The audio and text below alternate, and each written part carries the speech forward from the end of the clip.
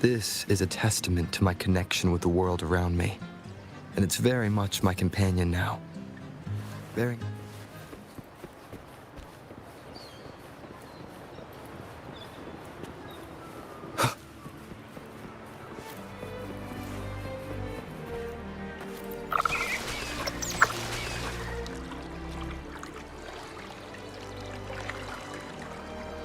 A gift from one of Renaceda's founding families.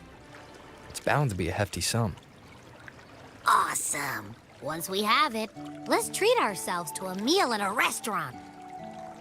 I'm actually starving now. Not even joking.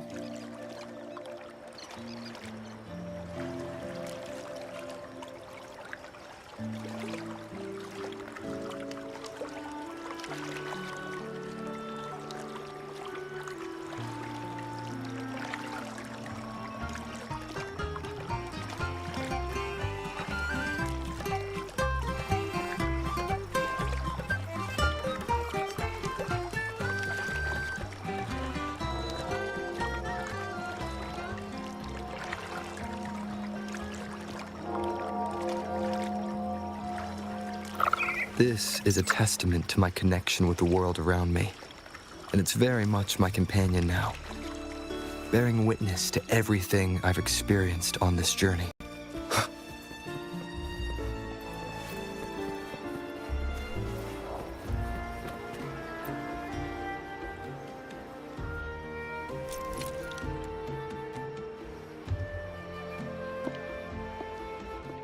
We've been expecting you.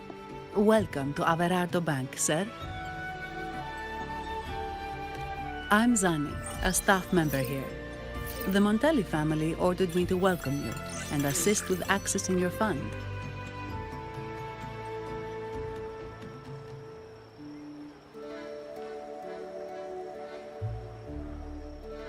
May I ask where your companion is?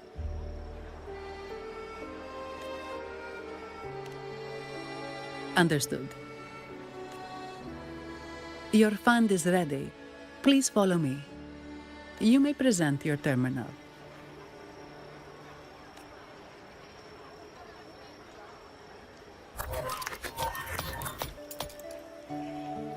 I believe this is your first time using our service. As the Montelli family's esteemed guest, we're upgrading your account to Gold membership. Mercurio here will sort out your subscription. He is about as lively as a cash machine, so give him a moment.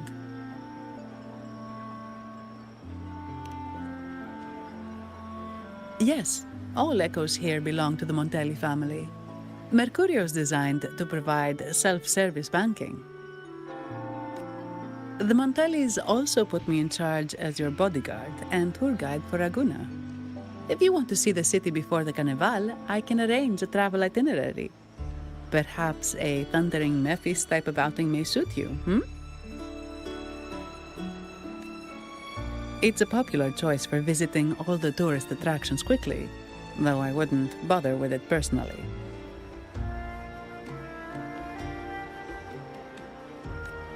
This assignment was very last minute. I apologize if I'm not familiar with your personal travel preferences. Please excuse any oversights on my part.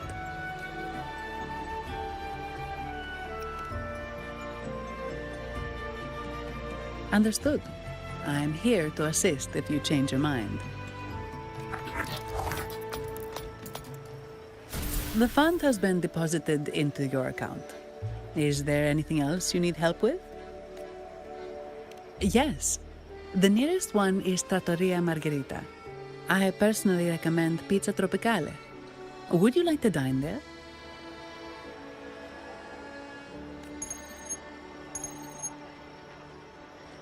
Sorry, I have some work to handle. Please. The last lots for the auction have arrived and will be escorted back by designated echoes. Make sure you get them on time. Keep an eye on number 23 and 56. They're foreign curiosities insured by Mr. Lombardi. Don't screw it up. All the details are in the memo. Okay, I'll leave it to you. Sorry to keep you waiting. I'll take you to the restaurant now. Yes, thank you for asking. The bank is short-staffed due to secondments, so I'm handling a few extra things. Normally, I wouldn't take on extra assignments, but my manager promised some paydays off, and the Montellis can be very generous.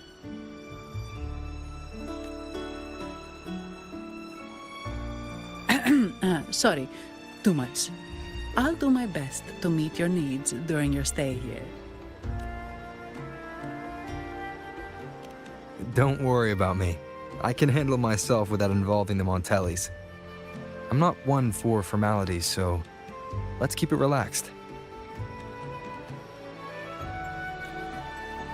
If that's what you want. Thank you.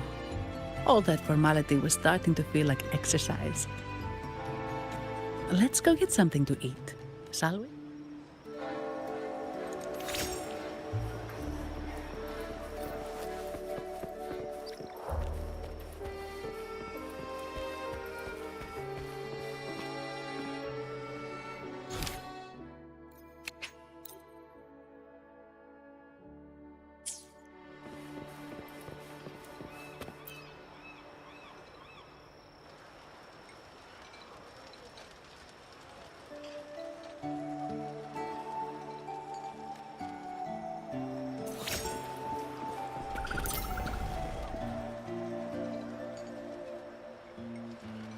Welcome to Trattoria Margherita.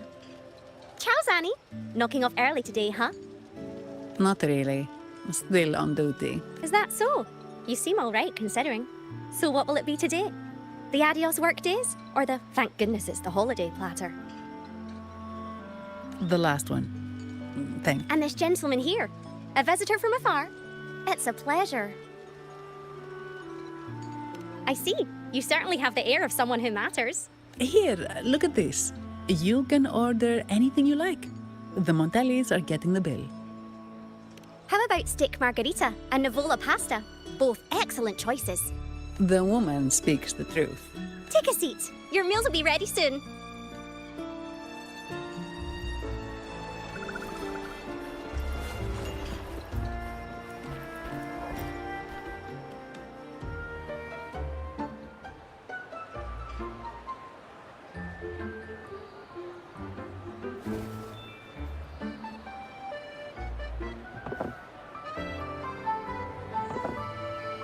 Here's your food. Enjoy.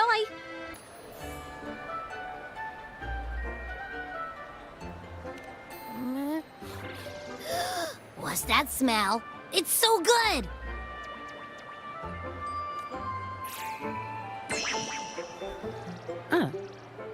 You're Abby, right? Right there. Gosh, this tastes amazing.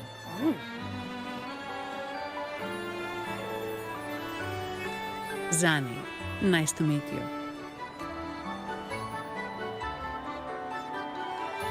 Did not expect to see an echo residing in a resonator's body.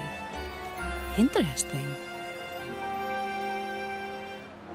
Well, foreign echoes aren't exactly a daily sight here. Told you. I'm always the most special one. This is so good! All right, let's dig in. You will enjoy the food, of course. We Ragunesi take pride in our food traditions. For instance, never overcook seafood, or you'll ruin its natural taste. Always serve freshwater fish before sea fish, or its tender flavor will be masked. I'd start with this appetizer. It complements the main course. Hearty, but not too heavy. Perfect for those burning the midnight oil.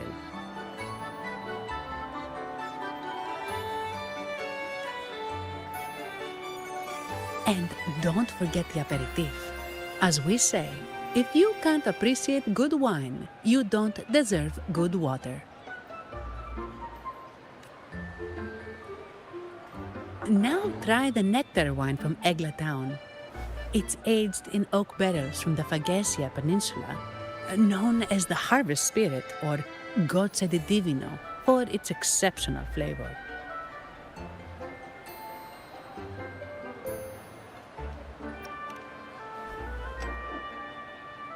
To you, guests from afar. And my vacation that never seems to come. Nothing beats a good meal. Wait, what's the buzz over there? Probably the Montelli's Echo Show.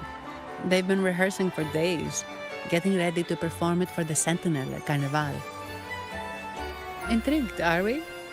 The formal event will be even more spectacular.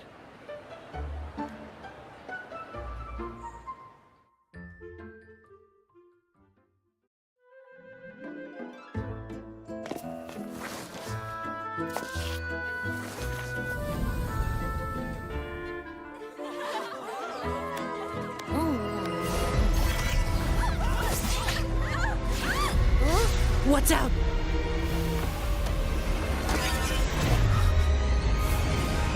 Command, unify, ascend, converge. Thou hast come at last. I am the Imperator. Aid me, O Arbiter, that we may return the lost unto the earthly realm.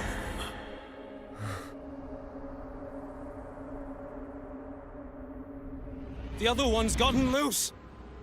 Hey! It's getting away! After it!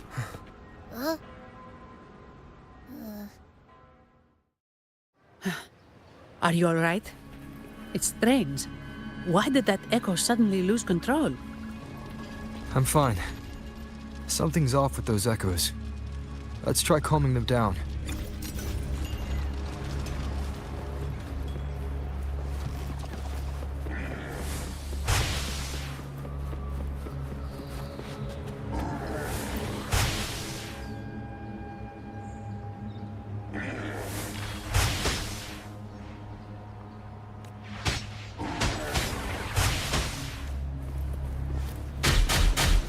Leave it to me.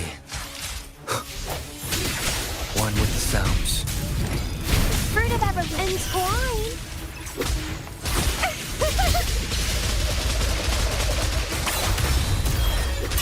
Clipping.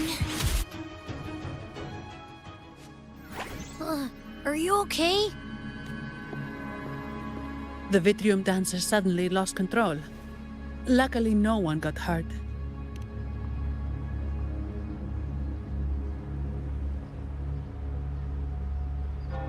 Now that I think about it, the frequency vibration I sensed felt a lot like empathy. Empathy? Well, maybe telepathy? Not sure. It's hard to explain. Telepathy? Yes. According to legend, the Sentinel speaks directly into the mind of the Laureate. Could that be what happened? So, the Imperator is the Sentinel. But who's the Lost? Plus, it said it needs your help, but a Sentinel shouldn't need to ask for help, wouldn't you say? Something's not adding up. What a headache.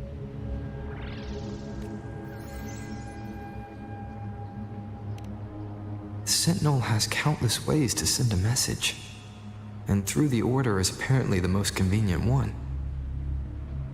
But why did they go through all the trouble? Maybe I'm wrong. Maybe calling for help was the only option. And with that message left on Tethys, could the Sentinel here be in a situation similar to Jue's? But it seems like the locals haven't laid eyes on their Sentinel. Everything feels off. That echo might be our only lead right now.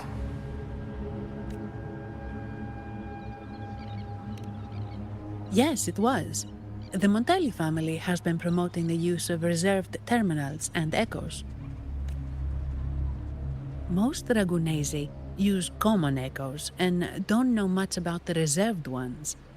The Montellis spotted at Sans and started researching reserved terminals. They push to bring back the Carnival so they can showcase their reserve terminals, prove the quality of their echoes, and attract both customers and investors.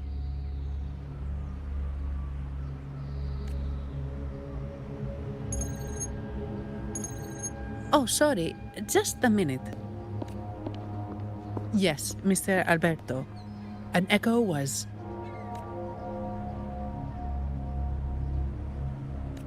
I see. Sorry to keep you waiting. That was Mr. Alberto from the Montelli family. Also my employer. He extends a sincere apology for what just happened. They too are at a loss to explain what caused the accident. He told me that the Montelli family would investigate further. Please rest assured.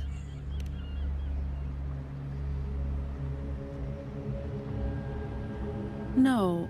After all, such an incident only hinders their promotion of reserve terminals. They have no reason to rejoice over it.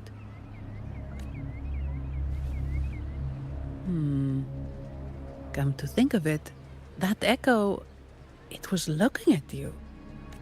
It seemed... I won't pry into my ward's privacy. I only remember what I need to get the job done. Anything else I accidentally overhear just slips my mind. My orders are to guard and to guide. I do my job, nothing more, nothing less. So if you want to investigate, I'll stick with you until you're done. Thank you for trusting in my abilities. So, what's our next move?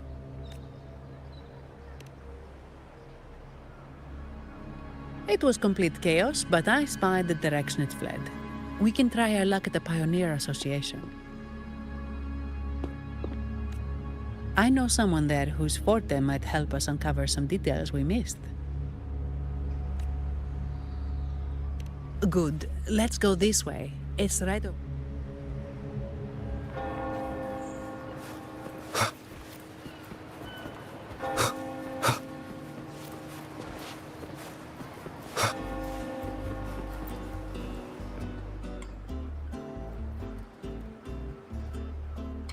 Dear Sentinel above.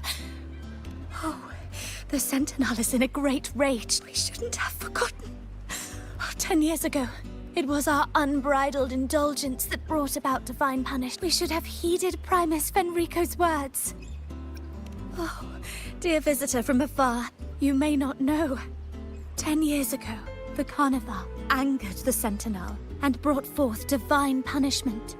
Primus Fenrico foresaw the shadow but Simply put, many terrible accidents happened during that Carnival, like Echo's losing control. Since then, the Primus ordered the Carnival to stop. Most Ragunesi don't like to talk about that tragedy, so it's understandable you haven't heard of it. Echoes are messengers of the Sentinel. They lost control and attacked people because they were corrupted, reflecting our transgressions against the Sentinel. This year, the Order has approved the Carnival. We will return to our traditions. Dear visitor, please join us in praising the Sentinel. Only then can our misguided souls be forgiven.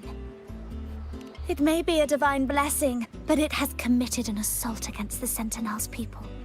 The corrupted will be purified under the holy light of the Genesis Nexus. As for the one that escaped, the Order will retrieve it as soon as possible to prevent further harm. In other words, the Echo will be reset in the databank. That's how we Ragunesi usually deal with malfunctioning Echoes. We deeply apologize for the disturbance caused by that undisciplined Echo. Now please excuse me. I have other matters to attend to.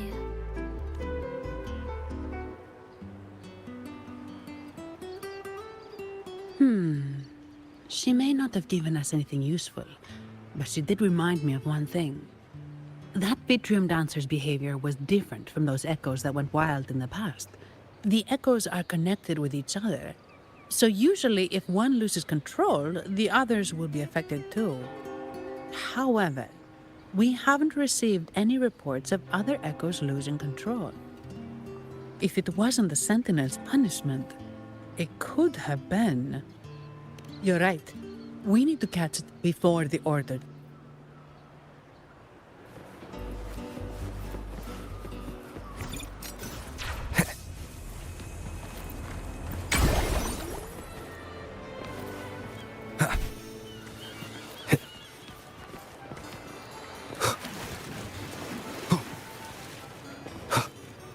Wind, guide me.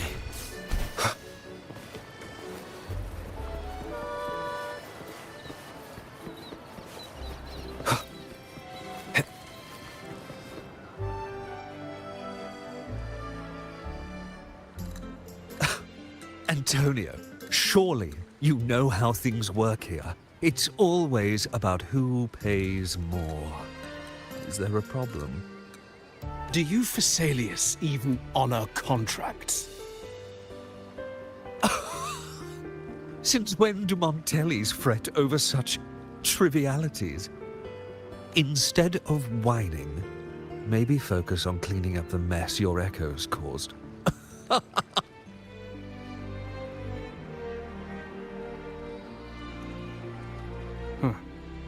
And you are?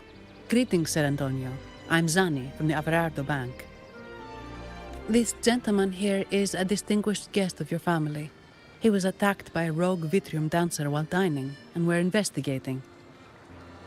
Ah, so you're... Please, accept my apologies.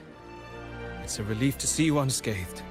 We are as puzzled as you are about the Echo's behavior. Miss Carlotta asked me to hold nothing back. So, ask away. Well, before I do, a little context first. In Raguna, the Order controls all terminals for Echo use. They store echoes in their databank and only grant access after thorough screening. Only a select few resonators are permitted to carry a reserved terminal. You see, most Reganesi rely on the Genesis Nexus and common echoes, with little need for the special access types. However, things have changed with Raguna opening up to the greater Solaris. People want to travel, making reserved terminals essential for safety outside the Order's reach.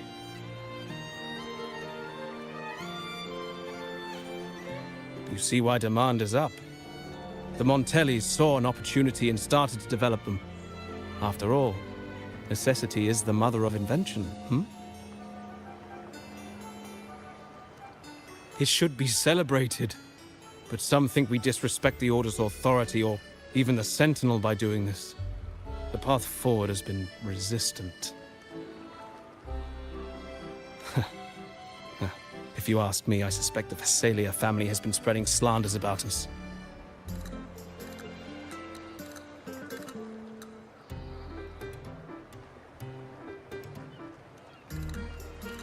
We back the Carnival to showcase our reserved terminals to the people. It's our chance to prove their worth and attract investors.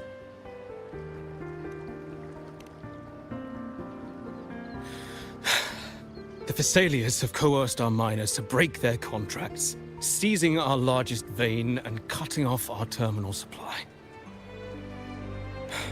They say the Phasalias have been seen frequenting the Cathedral of Mercury.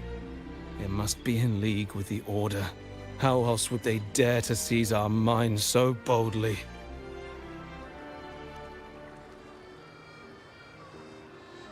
And it gets worse. With the Carnival nearing and our echoes malfunctioning, the family's executor might have to step in.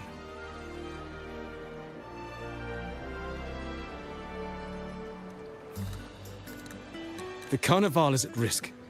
While we hope it brings fortune, the festival itself is what truly matters to us. Just like the rest of Raguna, we must uncover why the Echo lost control. We cannot let the Phasalias use this to tarnish our reputation any further. That would be good for us, but it hardly seems proper to involve our esteemed guest in our troubles. Ah, understood. Thank you. but I'm afraid we can't spare any of our own to assist you. Rest assured, the Montellis are always generous. Here's an advance. Once the matter is resolved, you'll be well rewarded. Take it. In Raguna, if you want help, you must offer a reward. And one only declines a reward when they refuse to help.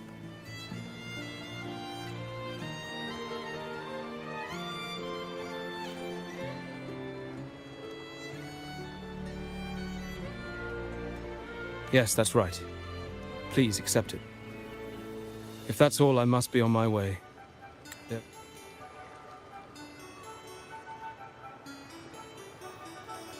There are many matters.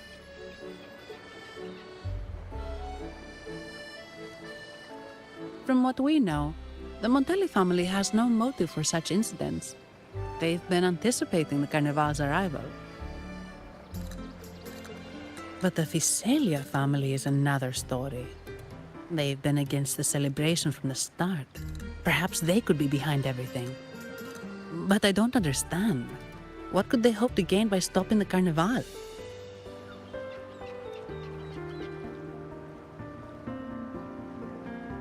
Why do I feel like I've gotten myself into something above my pay grade? You're right.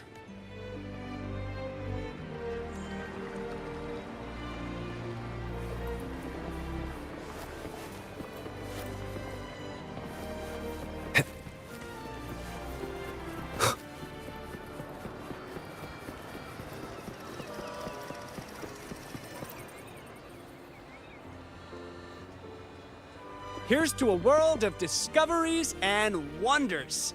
Welcome to the Pioneer Association. Miss Sandy, it's been some time. Have you finally decided to join us? No, I'm here for something else. This is Mr. Fulmin from the Pioneer Association. Oh, hello, you brought a new friend. Pleasure to meet you. I'm Fulmin, head of the Wuthering Film Studio under the Pioneer Association in Raguna. How should I address you? Your name rings a bell. Oh, you're the legendary Rover! Savior from a foreign land, the dark thunderbolt streaking across the world. I've longed to meet you. By the Sentinel, let me seize this extraordinary moment. We're here to ask a favor. We're investigating a Vitrium dancer who caused a scene around Trattoria Margherita. It fled in this direction, and we're wondering if you can recreate the scene for us. Ah, I know the one you mean. Saw it streaking out of the city with a few order fellows in tow. As for recreating the scene... Seamoss, my friend, it's time to get to work. All right, where is it? My memory of that Vitrium dancer. Mr. Fulmin's forte is celluloid chronicle. He can convert events into film, recording all that happens within a span of time. His partner, Seamoss, uses a memory projector forte to show these captured moments. There it is! Take a look! So it did leave the city. This complicates matters. The area beyond is too vast to search effectively. Plus, Tacet discords are hampering our investigation. We can't start searching just yet. What do you think I am? Not a chance. And I'm too sleepy to help. Just wake me if there's any progress. I'm sorry. I can only record what is plain to the eye. Don't be hard on yourself, Mr. Fulmin. You've been a tremendous help. At least we're not flying blind anymore. But Rover, we need a new plan.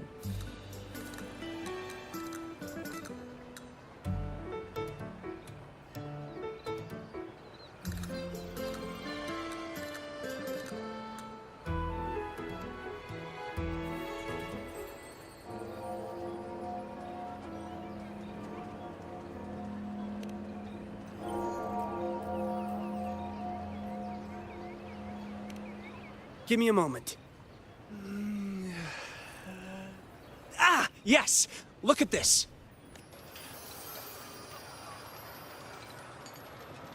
How could this be? His garb suggests he's from the Montelli family. Could they be involved in this turmoil? Indeed. But it's rare to wear a mask before the Carnival. He must have wanted to hide his face.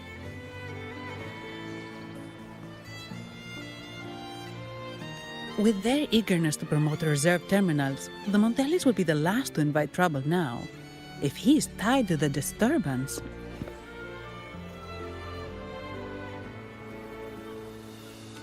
Then perhaps we should seek Miss Nyarla's expertise.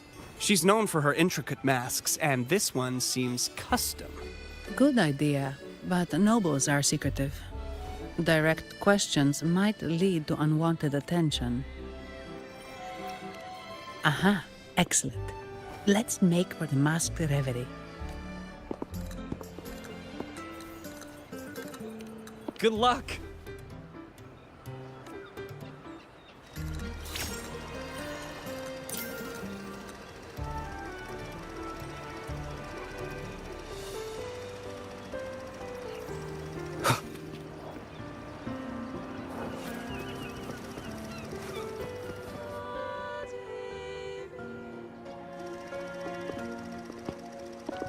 Has the perfume, compact, and jewelry set arrived? Yes, they have. Would you like them now, or shall we deliver them to your residence before tonight? Tonight? No, I'll take them now. Of course. I'll have someone fetch them immediately. It won't take long.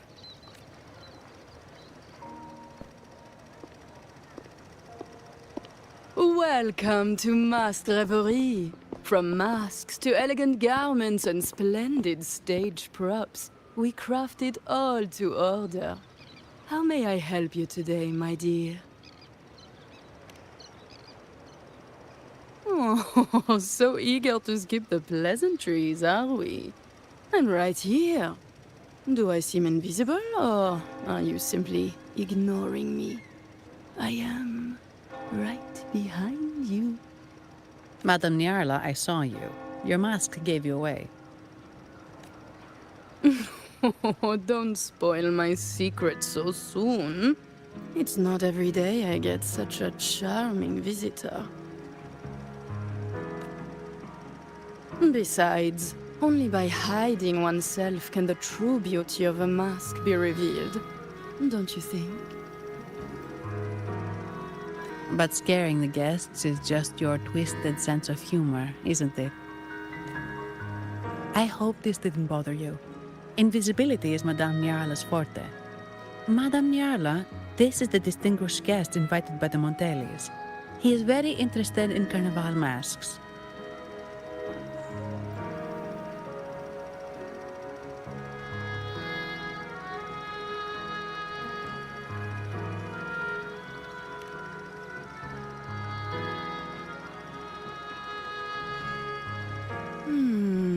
That's quite a detailed description, even covering the smallest intricacies.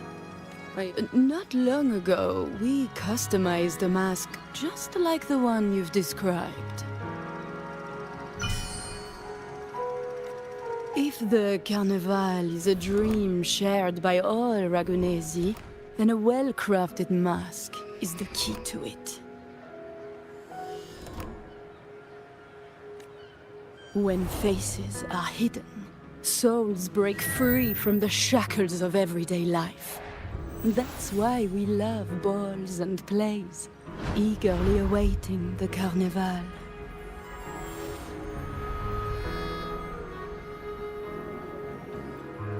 Masks liberate our spirits. We believe they reveal what lies within.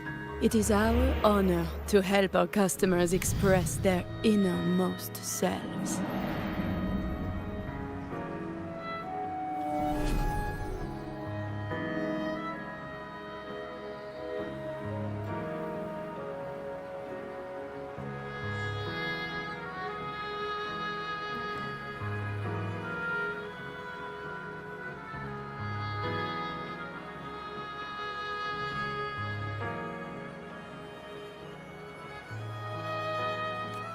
So, are you certain you want to custom order this particular mask?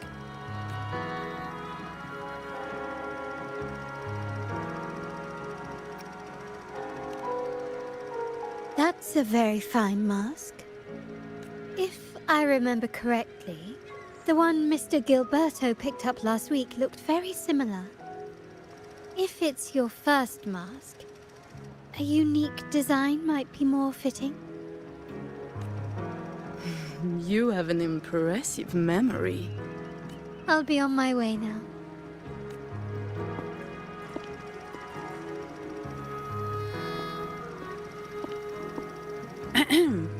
We spotted a fellow on the street with a mask that caught our eye. I didn't expect it to be Mr. Gilberto from the Visalia family. Yes, they're one of the oldest families in Renacita. Their ancestors once ignited a war here, but they were defeated and driven out of Raguna. The Visalias are a mixed lot. While some hold honor, others bring disgrace to the name. They show new ambitions. Lately, they've taken to more prominent roles in the city, flaunting their mining ventures and acting with increasing arrogance.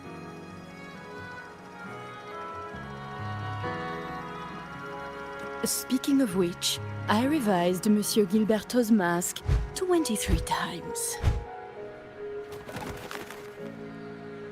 I see why it's left a deep impression. Anyway, given your standing with the Montellis, I'd advise against this design.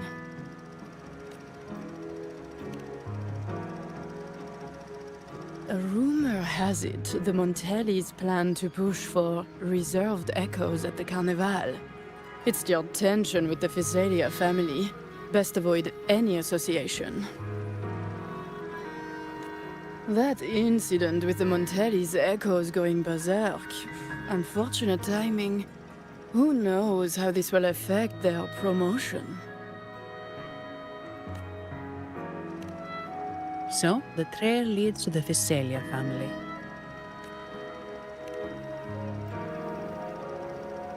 The Visalia's residences are near the Cathedral of Mercury.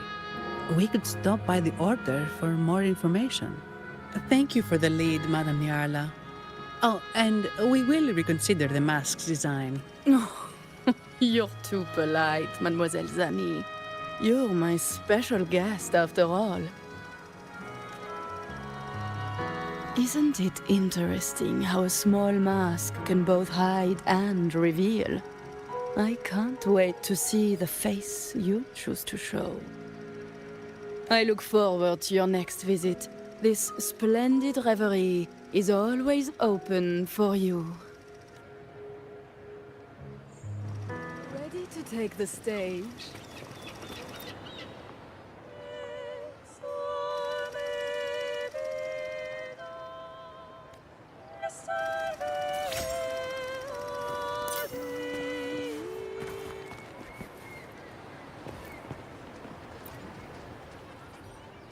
Ciao, we need to get to the Cathedral of Mercury. Got it! Please, come aboard.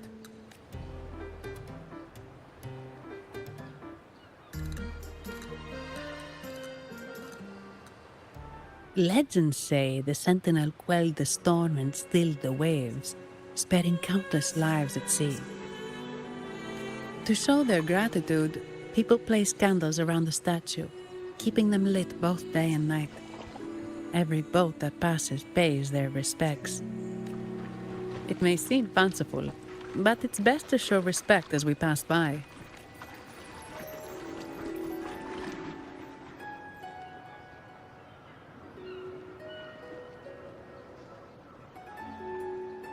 So, is this the statue of the Sentinel? Why does it feel weird?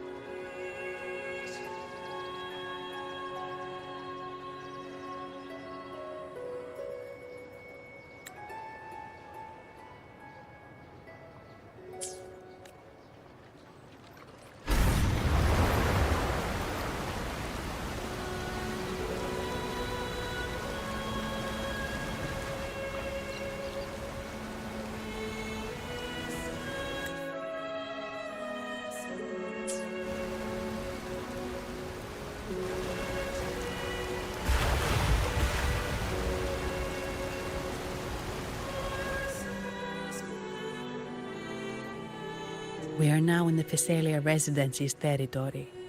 We should... Wait, look over there. He looks like the man we saw in Mr. Fulmin's memory. Isn't that Gilberto? Let's follow him.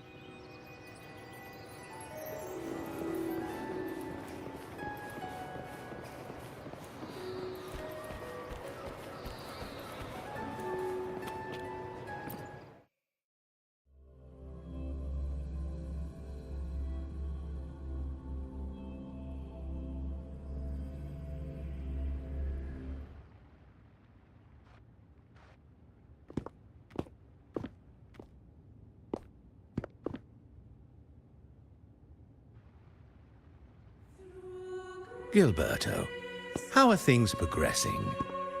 Your trust means a lot, Priest Alessio. The flower has been quite effective.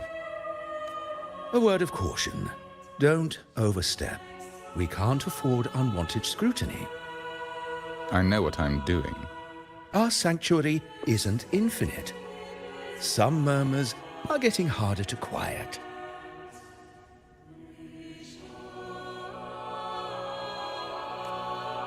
I understand. That's why we seek unity and integration. Our beliefs are already one.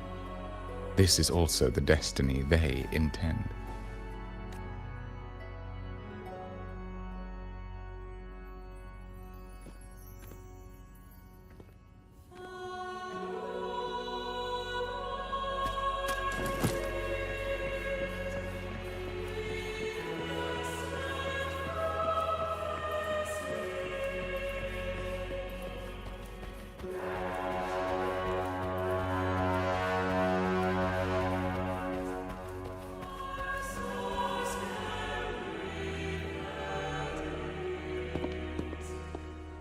Ah, more seekers.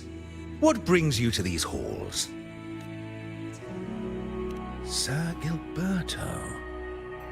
Oh, Gilberto from the Physalia family. A pious soul. Frequently here in prayer. But not today, it seems. I've heard whispers of you. An acolyte mentioned your desire to meet the Sentinel.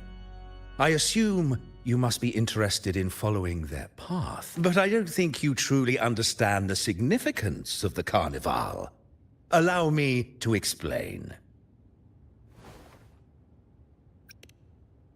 You've probably heard about the connection between the Carnival and the Sentinel. But do you know why the Carnival hasn't been held for years? In the last Carnival, a sea fog shrouded the entire city. Echoes paraded like lost souls. A dragon roared above, and a beast in the sea stirred up towering waves. It was sent as punishment, a warning against our indulgence and division.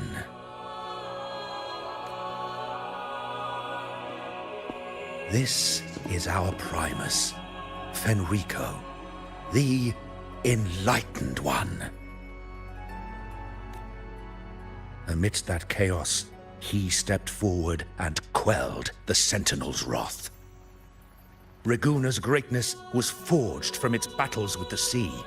It inspired a common goal in all our hearts. Without everyone working together, land cannot be cultivated, islands cannot unite, and dams cannot be built. A nation's strength lies in its unity. You see? This is why we preach restraint and control over our desires. Only through rituals can we strengthen our resolve, our unity.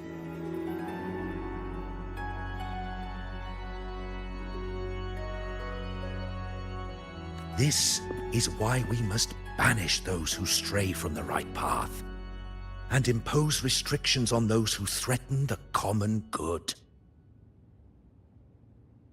We've dedicated ourselves to this cause.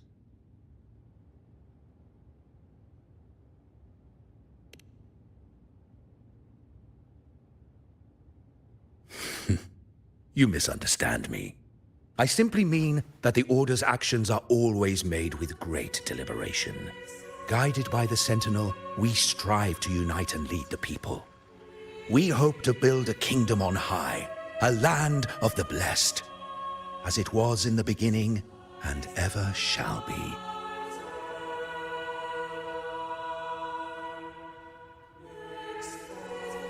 I trust you'll have faith in the Order's judgment.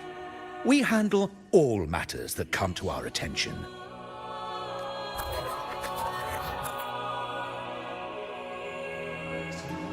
What did you say? How could the Montelli family? Forgive me. I must attend to pressing matters. If you have further questions, seek answers in the cathedral. We are always open to those in search of truth.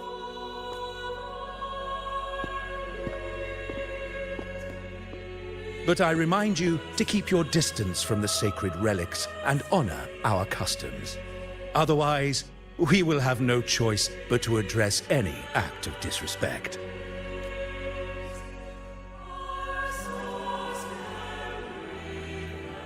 Huh. What's got him so rattled that he'd leave us like that? He's hiding something. We saw Gilberto enter the cathedral with our own eyes.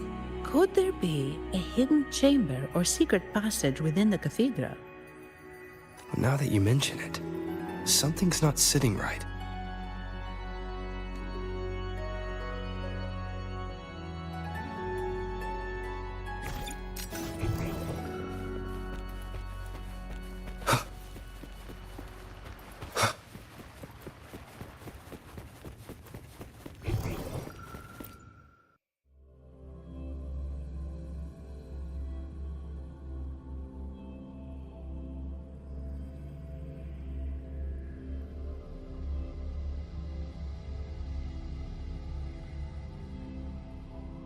I didn't expect the Order to have such a grand garden hidden here. But where could Gilberto have gone? Let's split up and see what we can find.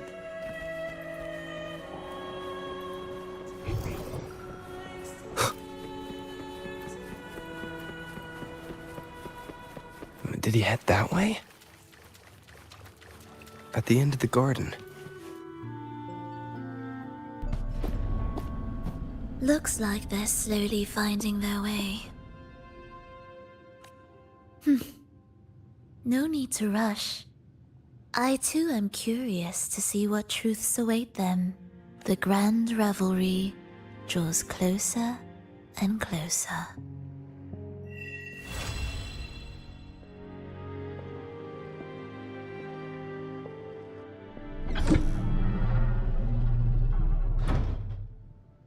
Step forward.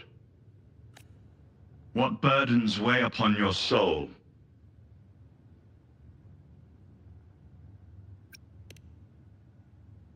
What do you wish to confess?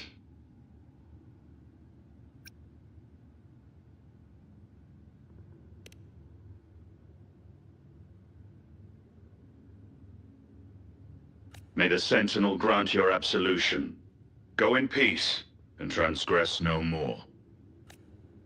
Now, I shall open the path to your ascension.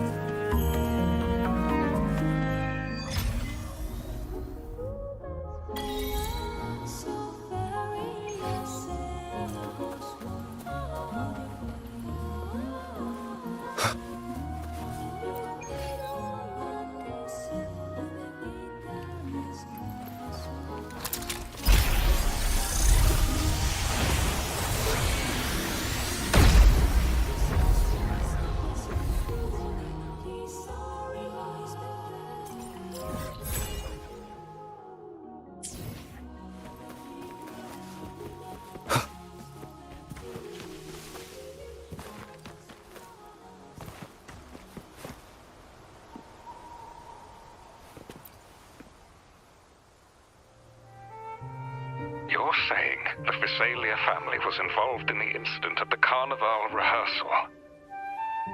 Not yet, Mr. Alberto. But the clues we found all lead to a Visalia family member, Gilberto. We will investigate further. The Visalia family. It seems they've run out of patience. This mess has got our honored guest into trouble and given these rats a chance to make their move. Please, pass on my thanks to our guest for the help. If you find yourself short of hands or funds, do let me know. I'll be discussing this matter with Director Pacino. I will, sir. There's also another sensitive matter. It appears a priest from the Cathedral of Mercury is involved, so it's highly possible that the Order is aware of this. The Order. Let me handle them. You just focus on Gilberto for now. Whatever the case, the Carnival must be secured. This goes beyond the Montelli family. It's also about the faith and hope of countless Ragonesi. Understood. It's from Mr. Alberto. He's the head of Averardo Bank, my superior. But this doesn't sound like him. He's usually cautious and rarely makes outright promises, unless one of the big shots in the family is twisting his arm. If the top brass are alarmed, it can only mean that the situation may be... Maybe I'm overthinking this. Either way, we've finally got a lead. We should search the area, see where Gilberto went.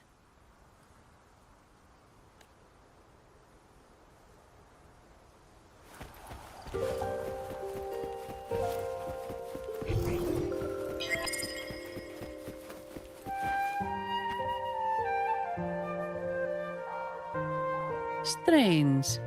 Did Gilberto just vanish into thin air? I see. A wing ray. That explains it. Wing ray? Yes. It's a type of echo that can fly. People in Raguna often use them to travel quickly between locations. If Gilberto set up this wing ray as an escape route, it should lead us straight to him. Let's use the grapple to hitch a ride on the wing ray.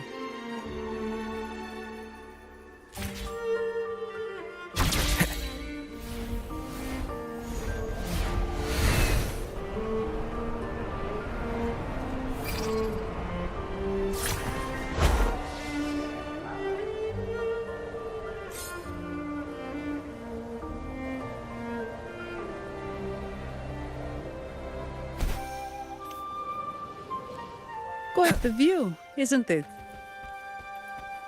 Welcome to Whisperwind Haven, known for its iconic windmills and flower fields. Legend has it, this was once the home of the Blessed Maiden. Some people are over there. Let's check if they know anything.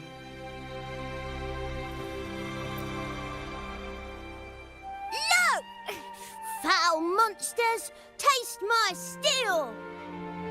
The Blessed Maiden smote the fiends who dare descend the hallowed stairs. Yet the dark tide surged on as more monsters poured forth from the mist. In this fateful moment, the Blessed Maiden beheld her destiny's end. Moved by the divinity, she chose to yield her life for the Sentinel's cause and Rinascita's people. Oh, Imperator, guide me! Wait. Your tone sounds a bit off. The Blessed Maiden should be more determined. Determined? How about this then? In Imperator's name, vile monsters, I swear your behind shall be met with the end of my boots! I meant determined, not angry. You've got it all wrong.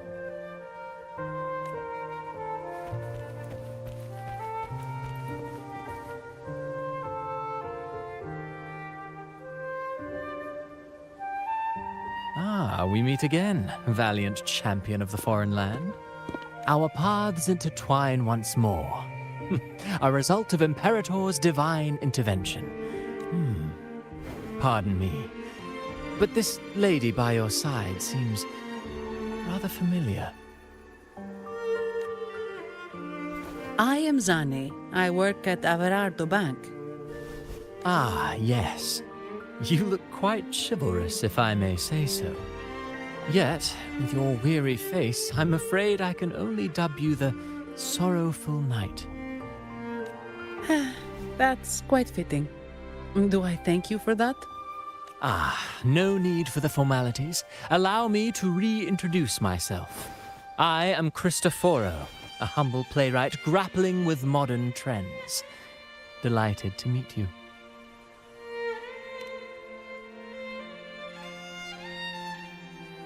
Actually, I've been working on a script about the Blessed Maiden lately.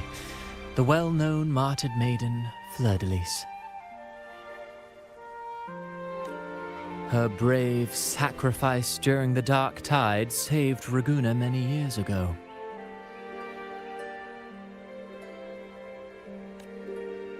That sacred maiden perished just as the curtain fell, lying in the center of the sanctuary where spotlights converged. I've longed to capture that tragic scene in a play.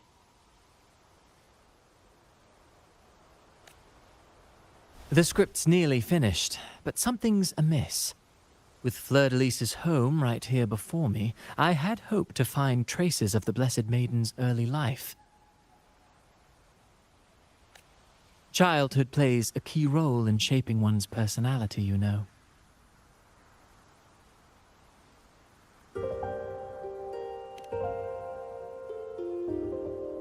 Sadly, no. I confess, I've made zero progress. Most legends of the Blessed Maiden are lost to time. I'm forced to rely on imagination.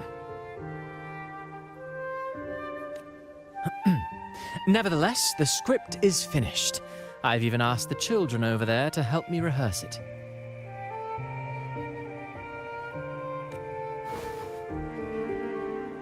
Here, have a copy. I'm eager for your thoughts. Ah, apologies. I started rambling about my play again. Well then, what brings you here? We're looking for someone. Did you come across anyone from the Physalia family? The Physalias. Come to think of it, I had noticed a nobly dressed gentleman around here recently. Yes, he bore their crest. In fact, I even stared a bit. Old habits die hard. The Physalias rarely venture beyond city walls, you see. So Gilberto did pass through here. Thank you for the information. Sad. Speaking of that man, word from the local villagers is that odd occurrences have plagued the area since his arrival. Odd occurrences? You've likely noticed the abundance of echoes here in Whisperwind Haven. One might say it's more their village than ours.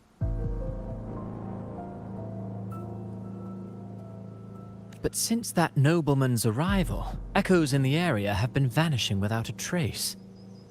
Like time lost forever. Books forgotten by people. And cherished memories faded away in time's current. Oh, pardon me. My playwright's pen is running away again. Echoes disappearing. Sounds familiar.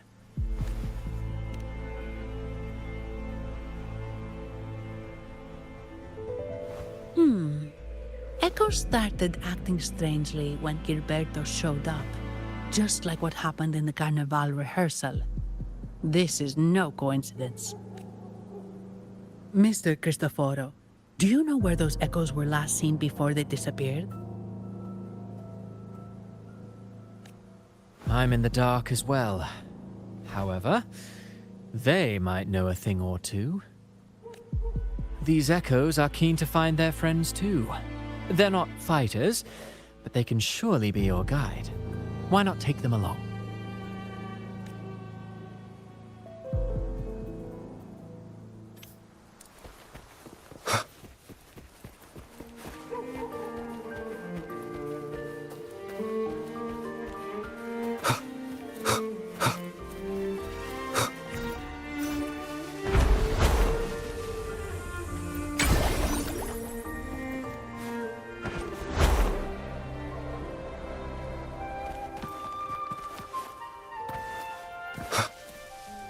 Everything seems normal here.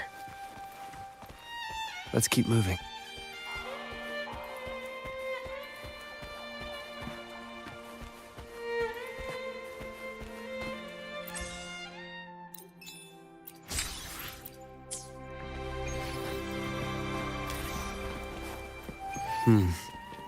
There's something on top of that ruin. Are those corroded frequencies? Need to find a way up there. There are Physalia markings on these crates.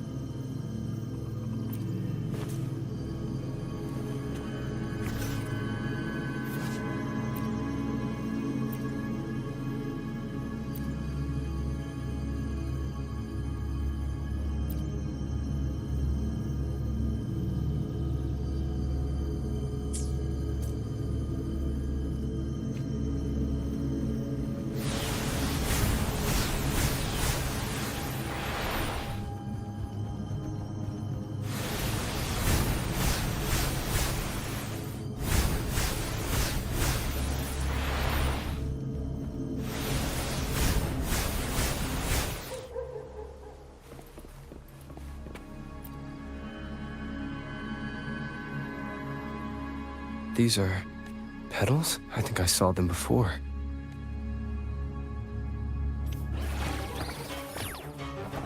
Sounds come forth. Something's wrong with these echoes. Looks like someone's pulling their strings, just like the rehearsal. Find a way to stop them first.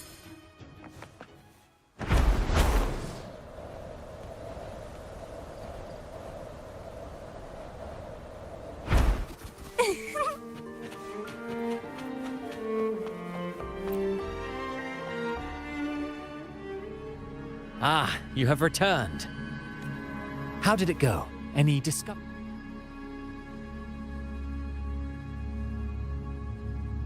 Intriguing. Frequency corrosion, you say? So these missing echoes appeared out of nowhere and turned hostile. This is unheard of. Echoes are the Sentinel's gift to Renacita. They're not supposed to turn on each other, much less humans. Actually, there was a similar incident with hostile echoes in Ragusa City recently. It was more serious, and the echoes involved almost hurt us. That's why we're investigating.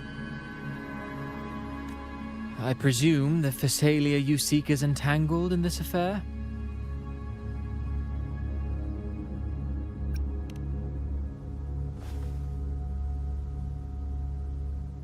I see. Very well. Allow me to offer you my thanks. The frequency corrosion driving the echoes mad has been resolved, but we must still caution villagers and their echoes. They should exercise vigilance and avoid perilous areas.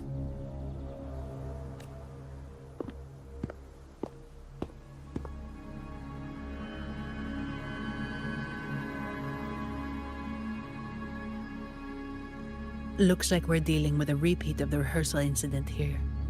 But if Gilberto was behind this, how did he pull it off? Petals? They give off a strange feeling.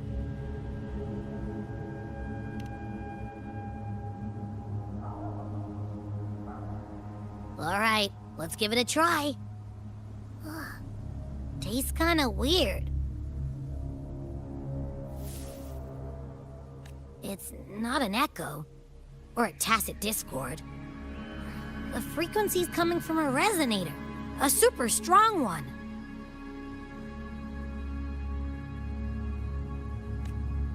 Strange. Gilberto's a resonator, but he doesn't seem particularly strong.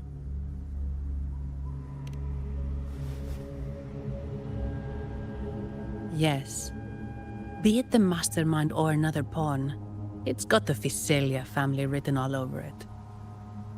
They staged the accident, endangering civilians, and then used it to frame the Montellis. What a story. This is definitely headline material.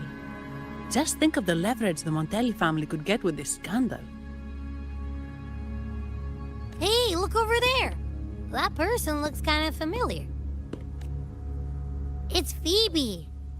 What's she doing here with all those echoes? Wait. I got an idea.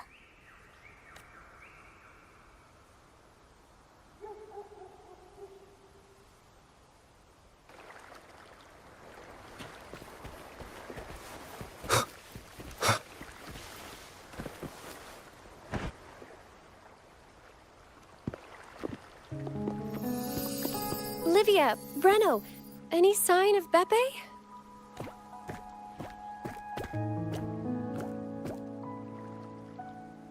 Strange. Where could Beppe be?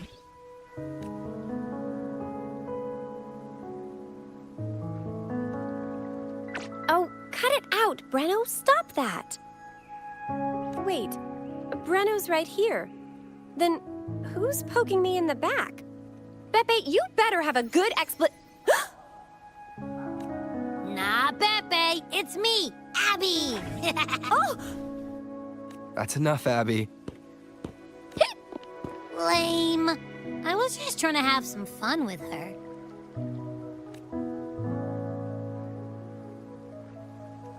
Oh, it's you. Pardon me. I thought you were at Raguna City. Didn't expect to meet you here. Oh, sorry, I don't think we've met. Greetings, madam. My name is Zani, Avarardo Bank. Oh, I don't think we've met before. Well, it's probably because I haven't been to church much.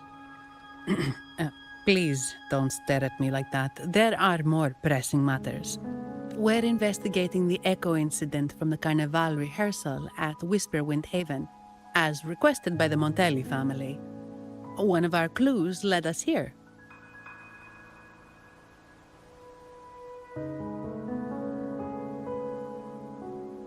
The echo incident.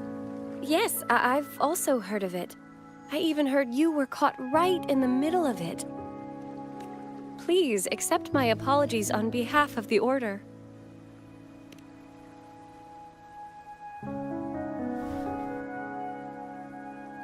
By the way, have any of you seen an echo named Beppe? They're about this tall and usually wander around here, but I can't seem to find them anywhere. May I? Sorry, we didn't see the echo you mentioned, but we found clues on their odd behavior. They all point to a member of the Visalia family, Gilberto. He's also caused similar incidents here recently. Echoes went out of control and attacked each other. The Order has also received reports of missing echoes in this area. Is it possible that the Visalia family is involved? I find it really hard to believe. From what I know, the Visalia family is deeply respectful of the divinity.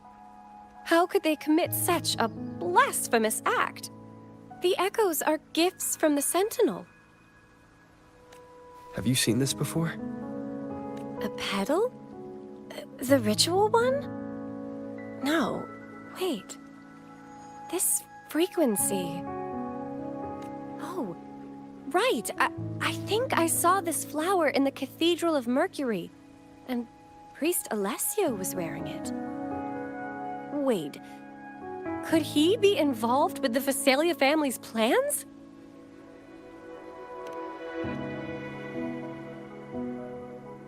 Imperator granted us echoes, the skies, lands, oceans, and sustenance, to which we should all be grateful and reverent. I request to join your investigation. As a servant of the Sentinel, I simply cannot turn a blind eye to their unholy acts. Fine by me. With someone from the Order as a neutral witness, the Physaelias won't be able to accuse us of fabricating evidence. As long as I'm not treated like a heretic and get kicked out of Rinascita later.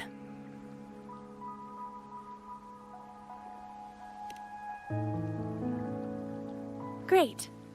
It seems we've reached an agreement. Pepe? Oh, thank the divinity you're safe. But what happened to you? Wait! Pepe! Oh. Sorry, I got a bit carried away. Echoes don't usually act like this. Something must have startled them. Something feels off.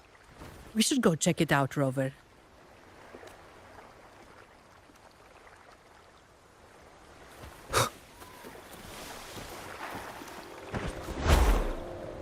Leave it to me.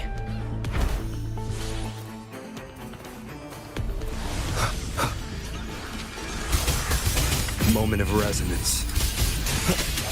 Growth fruit of evolution. Bloom from ashen shell.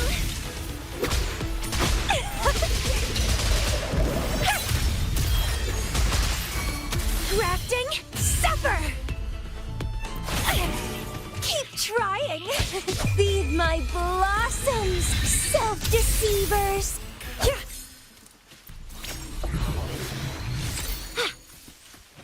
Wind against my vines.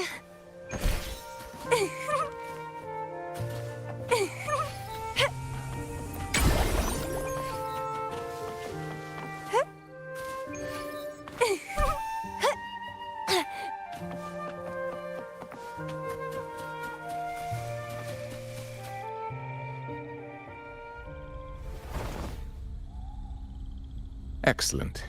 Everything is in place. Now, all we need is Her Majesty's approval.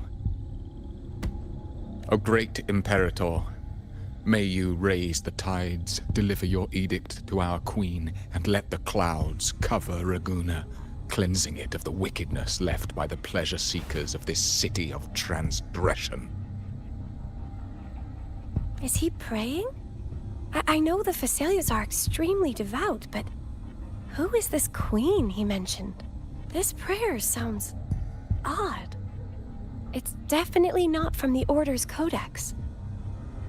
O divinity in the abyss, Lord of tides and riddles, may you soon be freed. Let all lies melt away under your power.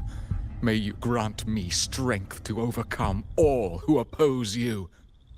Lord of tides and riddles? Huh? Who's there? Uh-oh. Things just went south. Looks like we've got a fight on our hands.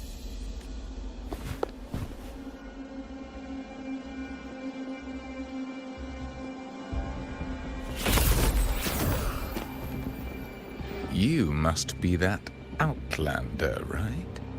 The news of your arrival is all over Raguna. Since you're here, I guess you've uncovered quite a bit. Though it's insignificant compared to the truth beneath the tides. As a gesture of goodwill, let me offer a word of advice. Curiosity won't lead you to the truth you seek, but rather closer to your impending doom. He just turned echoes into tacit discords. Is it the petals? You! What have you done to those echoes? Merely the necessary sacrifices for our one true divinity.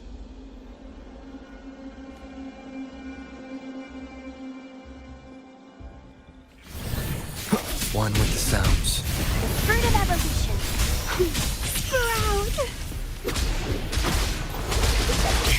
Grafting, suffer.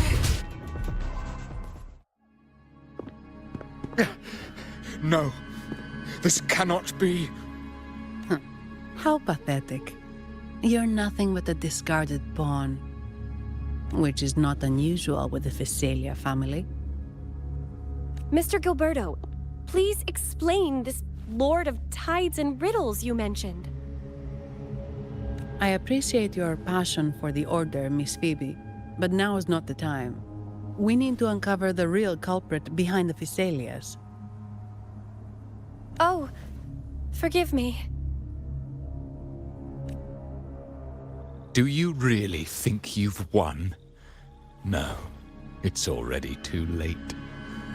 I might just be a pawn, insignificant and small, but while you're focusing on me, you've missed something far more important.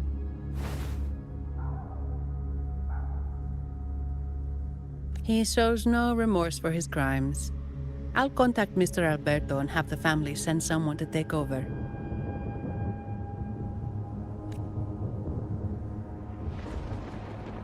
What? That's the Nimbus Sanctum.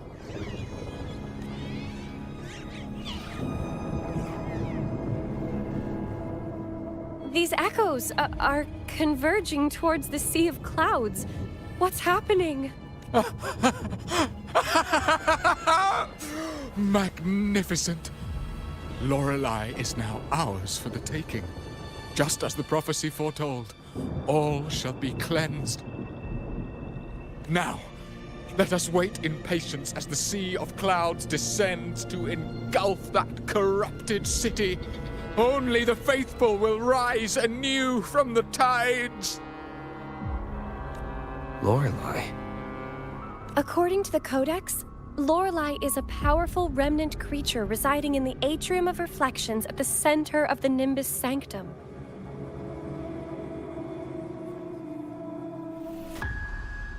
Legends say the Sea of Clouds once flooded the Seminary of the Forgotten, reducing it to ruins before spreading to Raguena.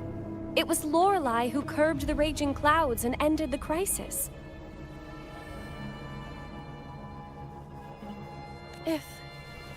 If they've really done something to Lorelei, then Mr. Gilberto wasn't just bluffing. The clouds might truly engulf Raguena, leading to a disaster beyond our imagination. They are all mad. So this is what they've been planning all along. We have to do something.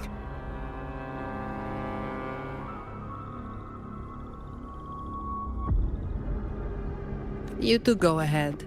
I'll stay here and watch him until the family arrives, just in case he gets any bright ideas. I'll stay with you. After all, this could provoke outcry from the Physaelia family. If I testify about Gilberto's misdeeds on behalf of the Order, they can't deny the facts or exploit the situation. I agree. But what about you, Rover?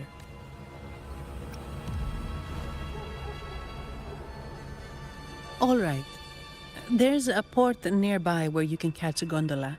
It can take you close to the Atrium of Reflections. After we hand Gilberto over to the family, we'll meet up with you as soon as possible. Please be extra careful, Rover. May the Sentinel protect you.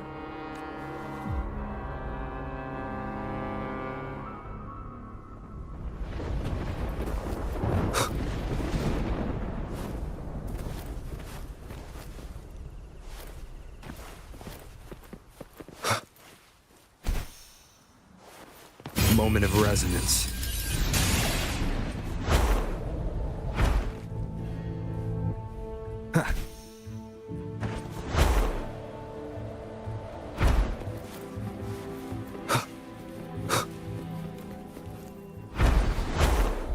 Leave it to me.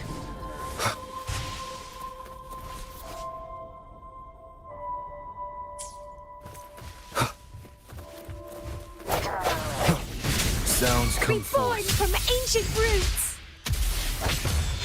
A fruit of evolution. Grafting, suffer!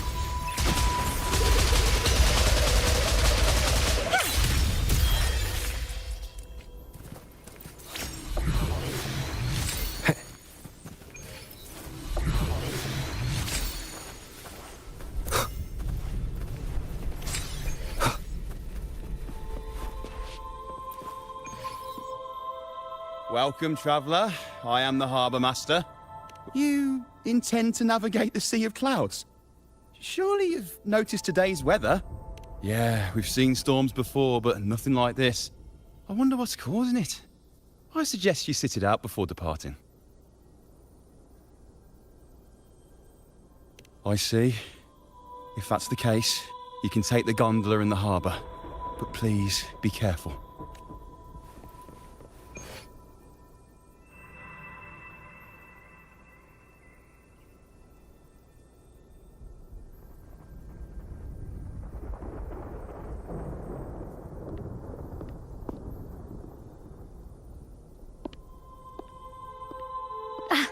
Perfect. There's still a gondola here. I believe your name is Noah, right? It seems fate has brought us together once more. Don't you agree, kind sir? You're... It seems you do remember me. That's right.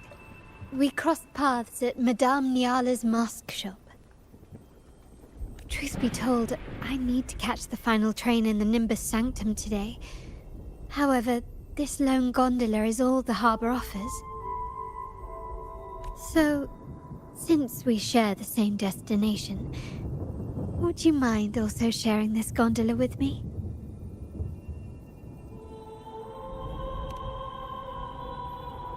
Much obliged. Well then, without further ado, let's be on our way.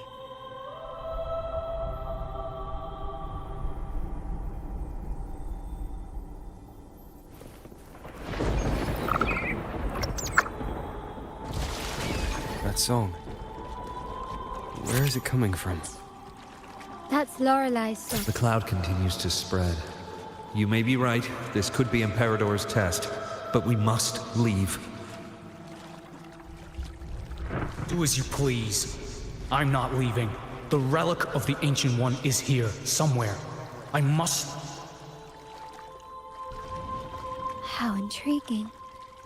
These seem to be reverberations hidden in the sea of clouds. Perhaps you've heard that this was once the Order's seminary. It appears that even after the clouds consumed...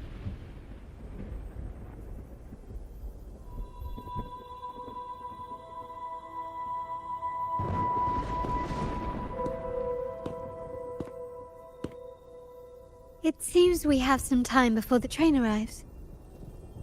How about a little chat to pass the time? Well then, where shall we begin? The city, an abomination of chaos, claims its first death at birth. Its mortality has become our sustenance, like a whale that slowly sinks into the abyss. This comment on Raguena comes from Rosselli, a painter from the past. Tragically, he died in poverty, his work overlooked. Now, ironically, even a mere sketch of his commands over 1 million credits. Now, what is your impression of Raguena so far?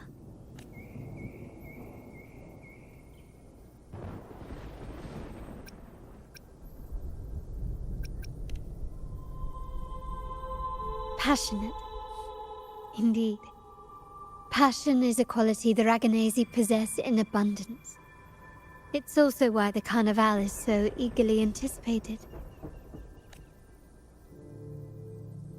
Raguena has many facets. Most people only see one side of it, but for me, it's like two sworn enemies are forcibly bound together. That's Raguena. A city where tradition and innovation, openness and isolation ceaselessly wrestle for dominance.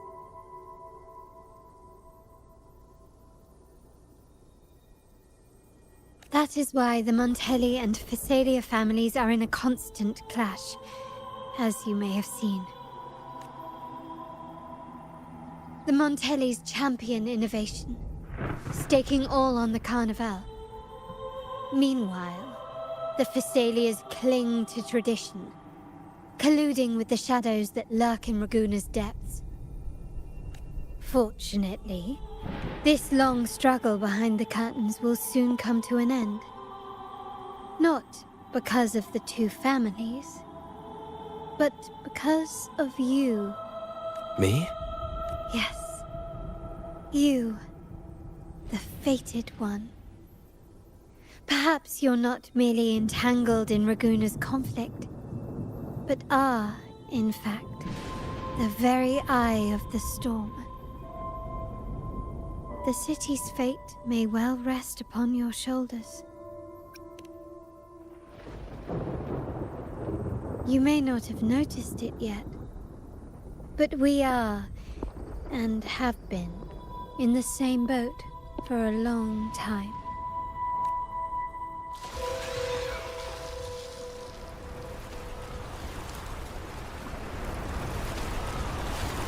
Ah, there's the train. It's time to say goodbye now. I didn't catch your name. I'll tell you next time. As for now, let's keep it a mystery. Until we meet again, fated one, may you find your own path in Raguna.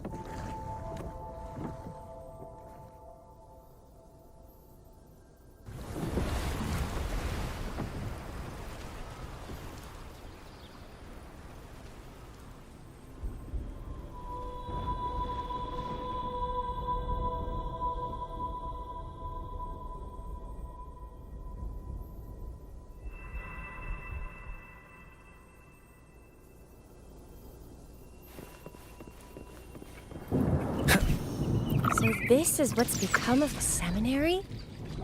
I never expected this. You've been here before? No, but I've seen paintings of the seminary in the cathedral. It had an enormous dome and spires that seemed to touch the heavens. Then the order was forced to abandon it.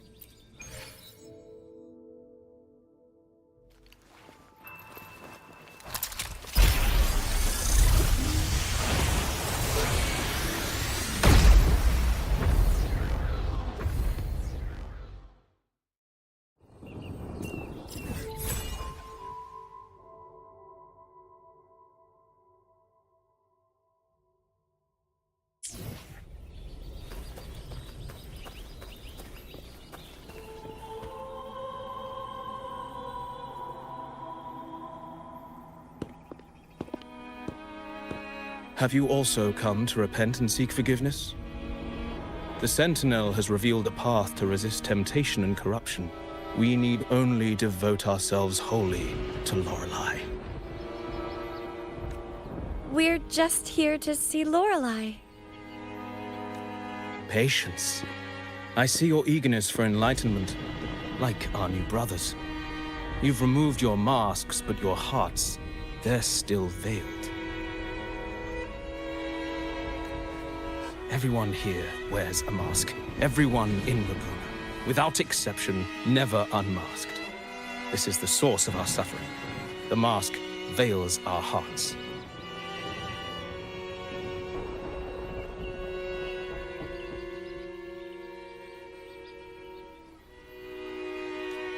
Like our new brothers, they wear peculiar masks of madness. Poor souls tormented by evil desires. May they find peace in Lorelei's embrace.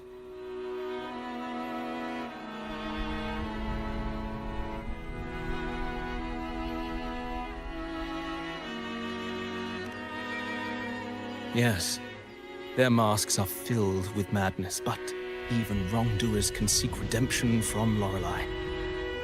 The Sentinel granted Lorelei this authority, and no one can take it away.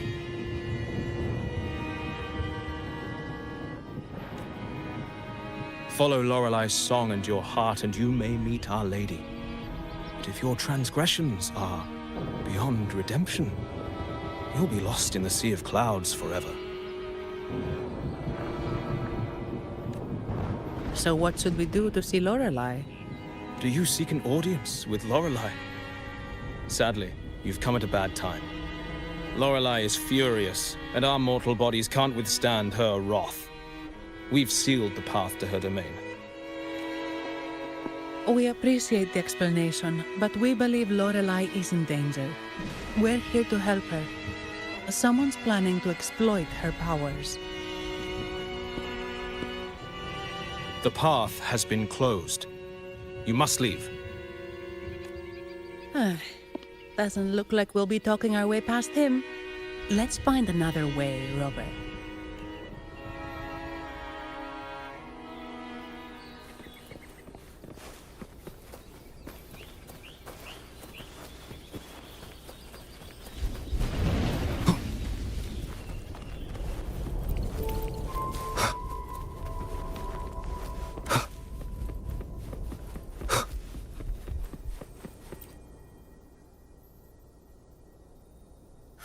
Mistletoe! You're here! This is Mistletoe, one of the missing echoes. They probably followed the singing. Mistletoe, do you know how to remove the barrier? Now, how would an echo know that, Phoebe? They say that we just need to sing a specific song. You can understand what it's saying? A specific song, huh? That's a direct lead. But which one?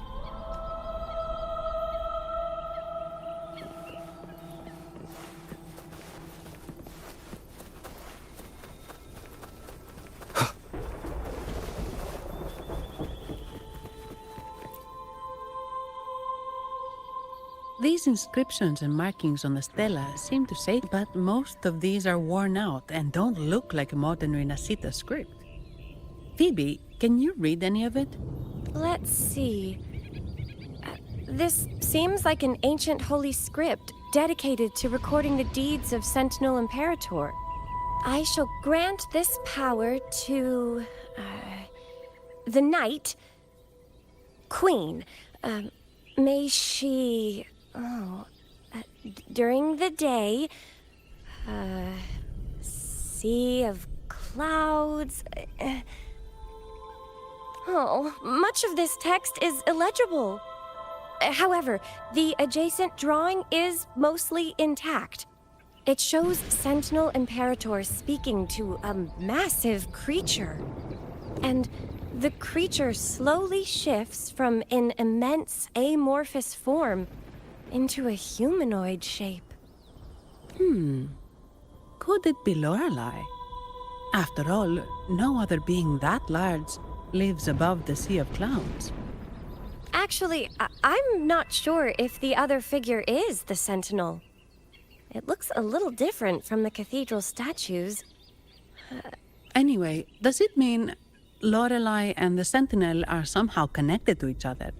Nothing about the barrier, though. Are there any other clues? We should investigate further.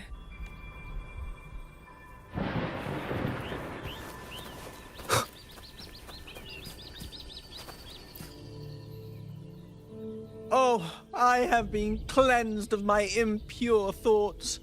I can finally escape from my wrongdoings. Sing, dance, for we have been granted peace and freedom. Yes, we only need to relish this moment. Oh, you've also come to rid yourself of your misdeeds. Then join us. Sing with us. The door has been shut. Simply sing along and it will open before you. Just sing. Well, it doesn't look like we'll get more out of them. Let's go.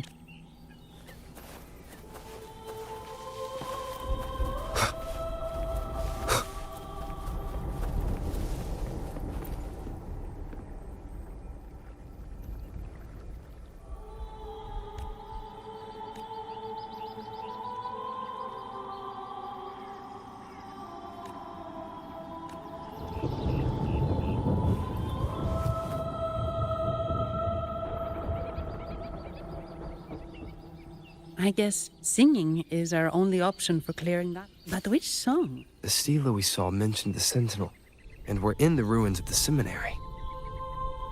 Meaning it should be a chorale. There is also the inscription in front of the barrier. We mourn the martyrdom of the Blessed Maiden.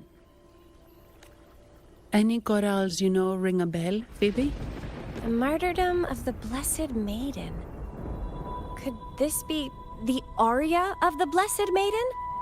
It's a chorale rarely used these days. I doubt most priests even know of it. The Blessed Maiden?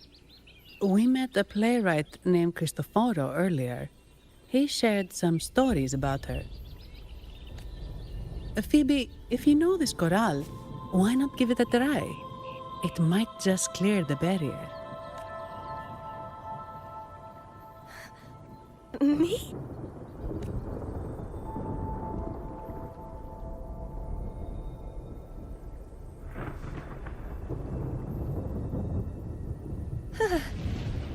Oh, okay then.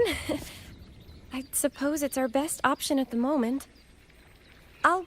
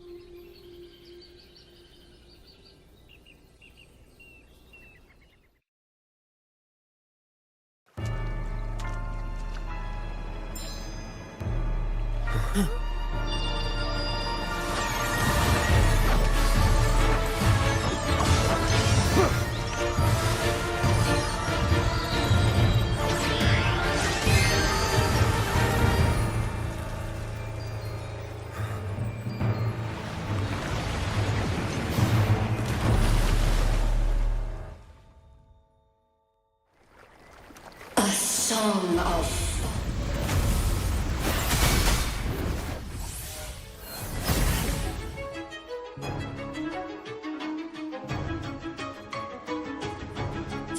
masking a twisted view.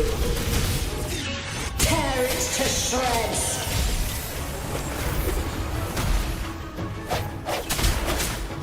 The hour is... Did you get the chorale wrong? I'm sure I sang the aria of the Blessed Maiden. Not good. She doesn't seem too pleased with that one.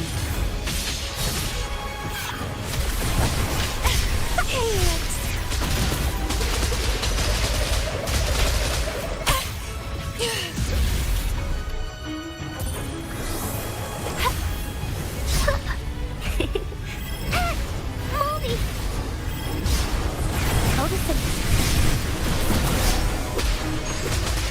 Feed my blossoms, self-deceivers! Swift and resolute. One with the sounds. Moment of resonance. Leave it to me.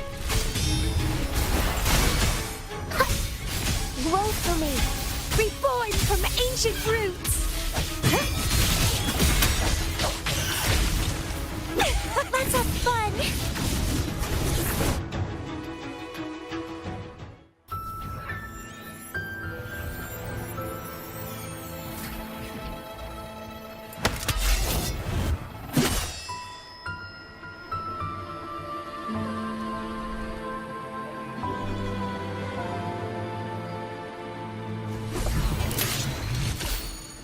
That flower looks like the petals we found in Whisperwind Haven. It's the Fraxidus. I've dealt with them before, and I've seen a flower just like this. How long have I been in slumber? This nightmare. How long was I trapped in it? Are you also part of the dream? No, we are not. Might you be Lorelei? I am. Travelers from afar, I sense the kindness pulsing in your hearts. You must be the ones who broke the chains of my nightmare. The Oathbreakers, hiding behind their masks of madness. They tainted the Nimbus Sanctum with corrupted blooms, drowning me in rage and sorrow. Endless nightmares became my prison. Masks of madness. I recalled those people at the entrance of the atrium mentioned it.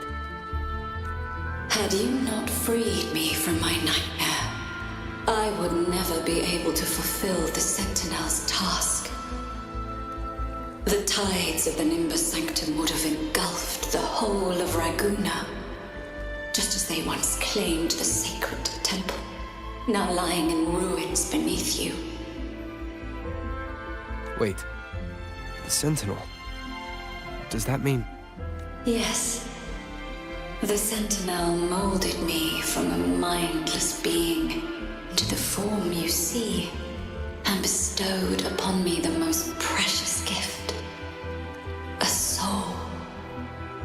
They commanded me to restrain the clouds and prevent the remnant energy within it from dissipating. Can you contact Imperator? I need to meet with the Sentinel. Unfortunately, it lies beyond my power. The Sentinel's link to the mortal realm is severed. Only through collective prayer and a rite at the height of the carnival, only then can mortals briefly commune with them. A rite? You mean the Carnival? No! That's impossible! The current Primus, Fenrico the Enlightened One, was given a direct oracle from the Sentinel. The Sentinel has always been with the people. I'm afraid the Sentinel's current state transcends mortal understanding. Your Primus is no exception. Should doubt linger in your mind, I implore you to await the rite's completion. The Sentinel will surely answer the people's call, not your so-called Enlightened One. One last thing. Those Oathbreakers wearing masks of madness you mentioned. Do you know who they are? All that I know is that they are not from Renacita. In the whispers between dreams, I heard them speak of their leader, a woman they called the Conductor. Conductor? It is time I return to my slumber. Their wicked acts have scarred the Sea of Clouds, and I must mend it within my dreams.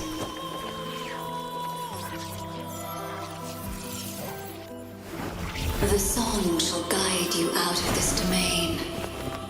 Farewell, visitors.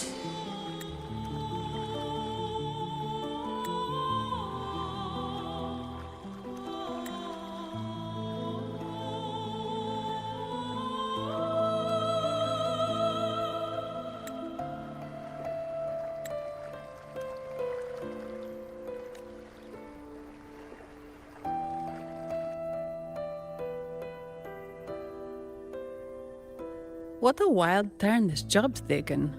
Seeing the legendary Lorelei up close almost makes it worth the trouble.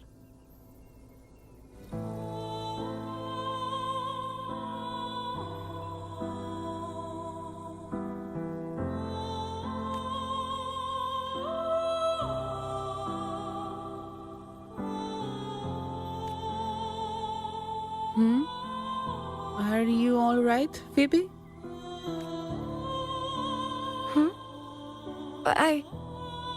I'm fine. I'm just processing Lorelei's words.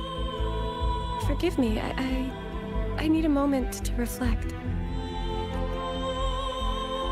In any case, we managed to stop their plot in time and found the missing Vitrium dancer.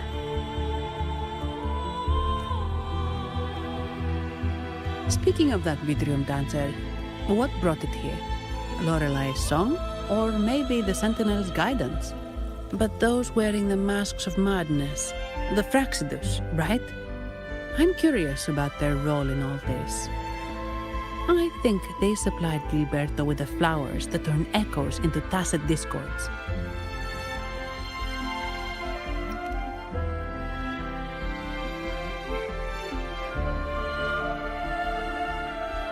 What's our next move, Rover?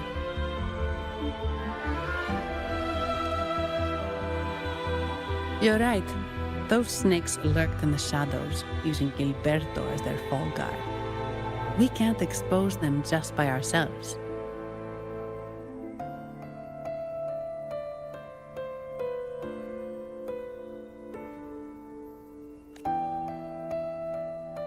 Oh, another thing. Since the Fraxidus is conspiring with the Thessalias, that makes them an enemy of the Montelli family. There happens to be an auction at Averardo Vault today. The top members of the family will be there. We should tip off the family about the Fraxidus scheme. The Montellis can't afford to ignore this threat.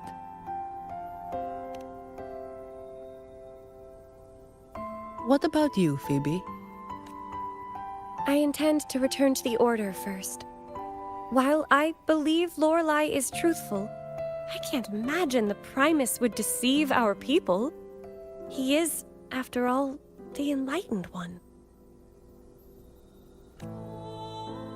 According to Lorelei, the Sentinel will deliver an oracle during the Carnival. That's when the truth will come to light.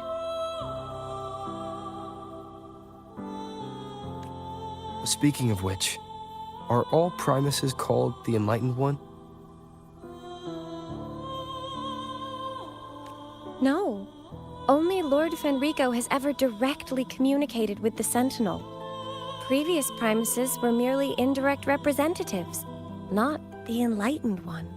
Silence and composure are gifts from the great Imperator. I'll keep today's events between us, locked away in my heart. Then I believe this is where we part ways. The Codex reminds us, it is not the lighthouse that guides us through the storm to safety, but our own eyes fixed on the shore. I'd like to offer these words to you. May your eyes always shine bright with clarity.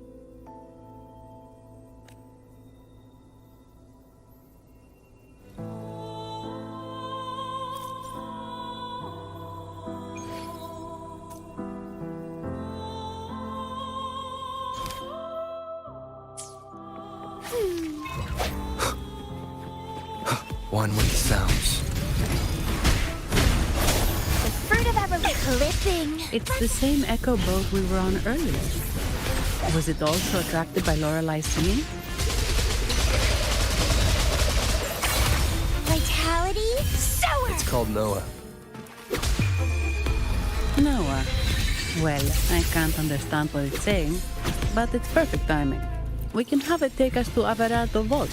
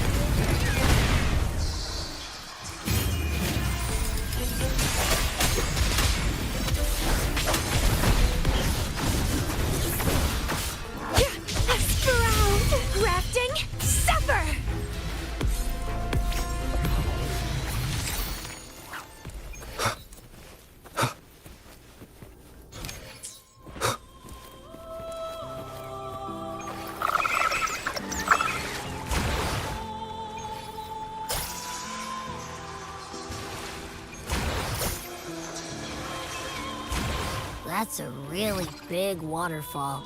Is there no way up?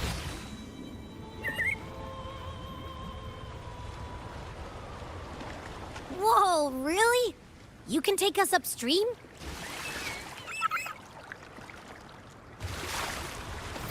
Another waterfall. You sure about this, Noah?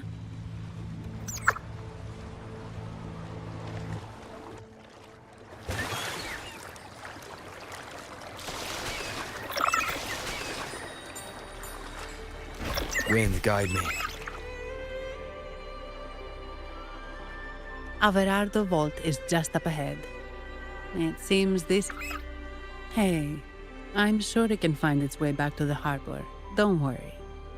Now, we just need to follow this path to reach the vault.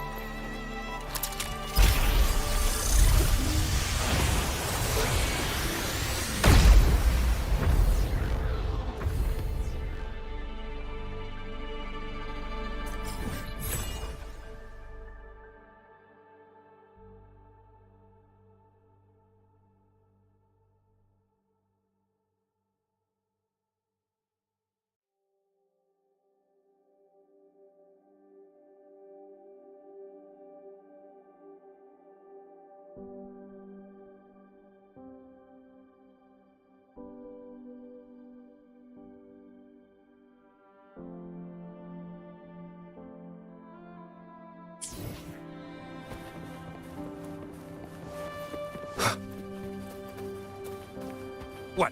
You're saying someone attacked our base? Woman, Jules, very strong. Great. How do I talk to overclock-fried morons like you? Well, are you the only one who made it out? Lord Overseer. Powerful, I believe. No idea what you're talking about. Whatever. I've linked you up. Now, let's bail. The Montellis don't welcome us here. Oh, wait. Who are you? So, Montelli's called in some muscle, huh? No, this is... Enough! Take them out!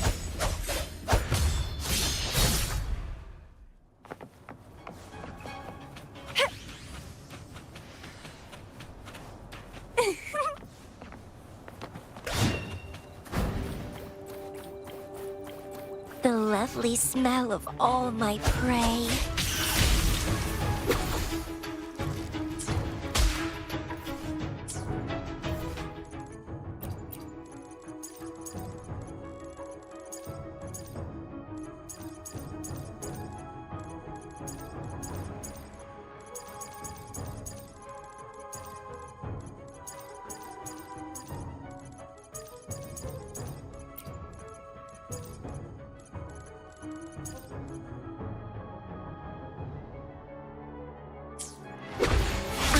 Vitality, keep dancing! One with the sounds. The fruit of evolution. Bask in the sunlight.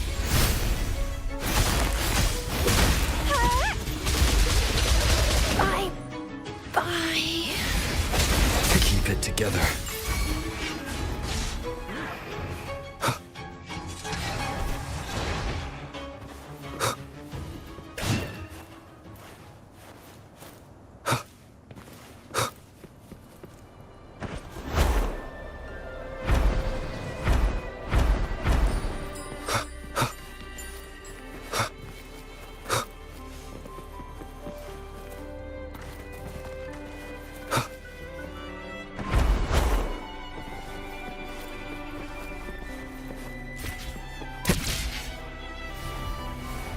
Leave it to me.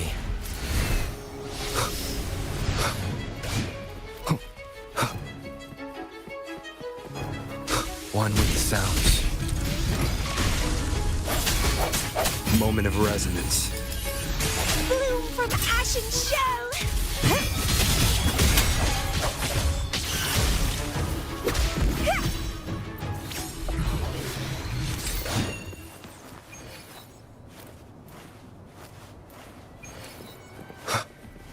One with the sounds.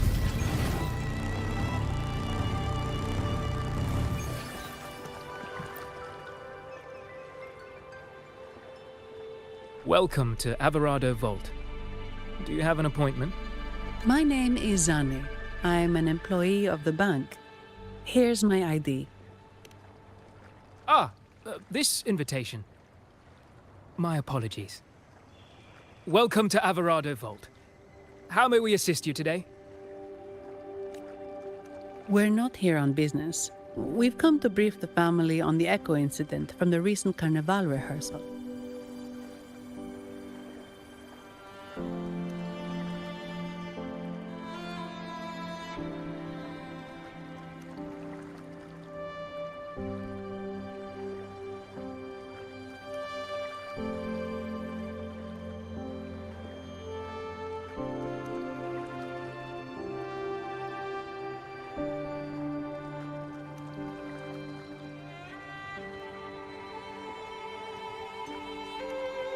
I'll arrange that immediately.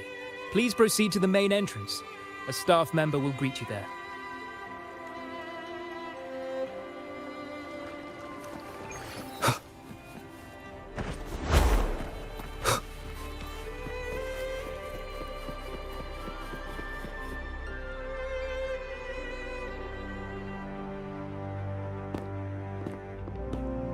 These echoes, are they guarding the vault?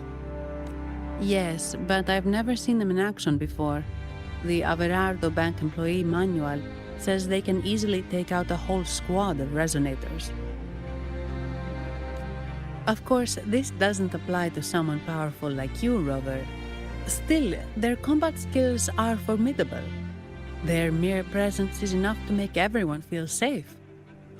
This facility houses nearly half of Rinascita's wealth. It serves all of Raguna's citizens, even including the Physaelias. Despite our feud, no one in Raguna can refuse the services of Averardo Vault.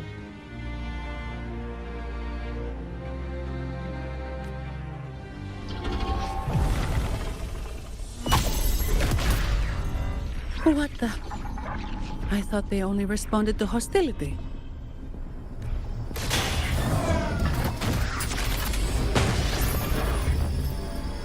Steady now. Don't move. It's on high alert, but won't attack unless provoked. At least that's what the employee manual says.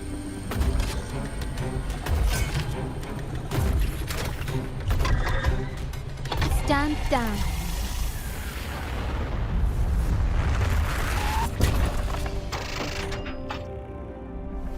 I apologize for the small mishap on behalf of the Montelli family. And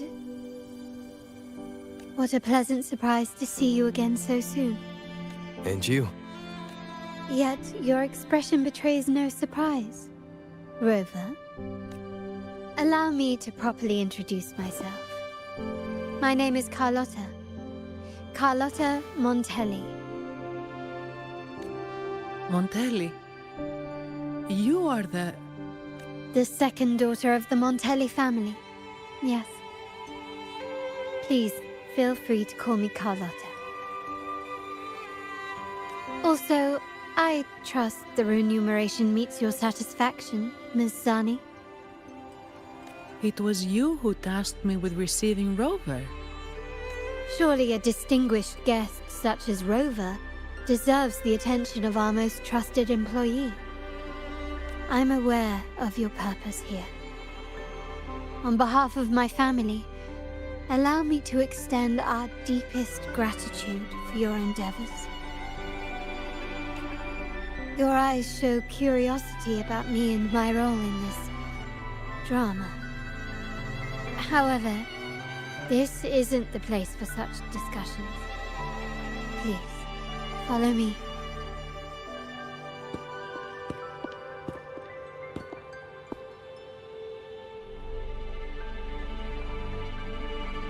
Please accept my apologies, Rover, for withholding my true identity before. Rinascita's affairs have grown intricate. The Physaelia family, the Order of the Deep. You've likely noticed that many desire the Carnival to fail. We Montellis, having tied our future to its success, became their target. Let's not dwell on that for now. Here we are. Welcome to Alvarado Vault, the Montelli's heart and glory.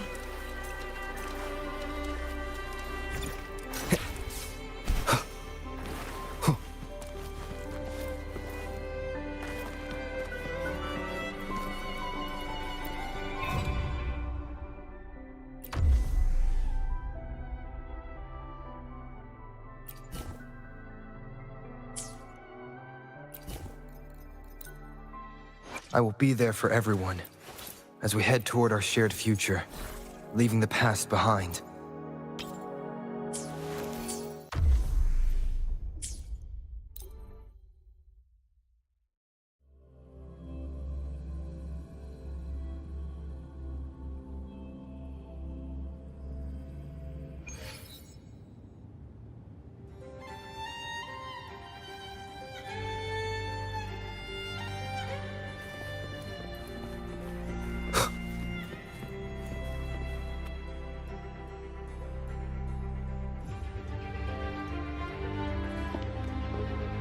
Could you do me a favor, Miss Zani?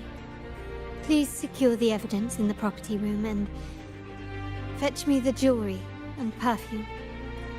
Jewelry and perfume? You mean... Yes.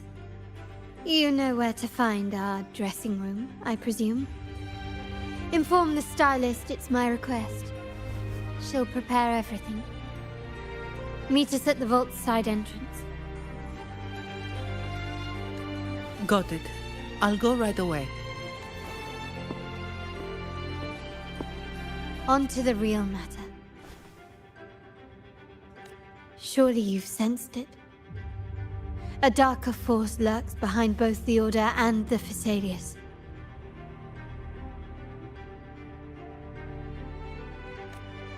The Fraxidus. Correct. We Montellis have had some unpleasant encounters with them. Their motives remain shrouded, yet the Order and the Phasaelius clearly benefit from them. The Montelli family's interest aligns with yours. An uninterrupted carnival for you, an unfettered Raguna for us.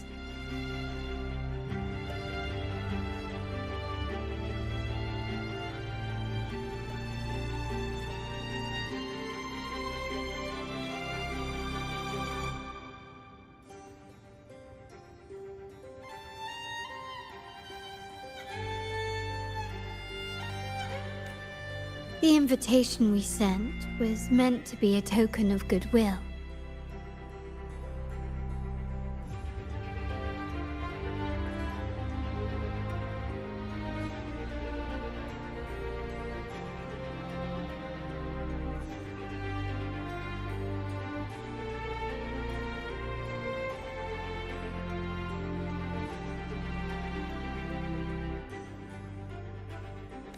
I'd appreciate it if you could return the favor. Splendid. So we are in the same boat again. I must first deliver the evidence you and Miss Zani collected to my uncle, Mr. Capello. He oversees Carnival affairs and liaises with the Phasaelius. I'm sure he'll find the Fraxidus information most intriguing. I'm afraid I must take my leave. Please, feel free to explore the vault at your leisure.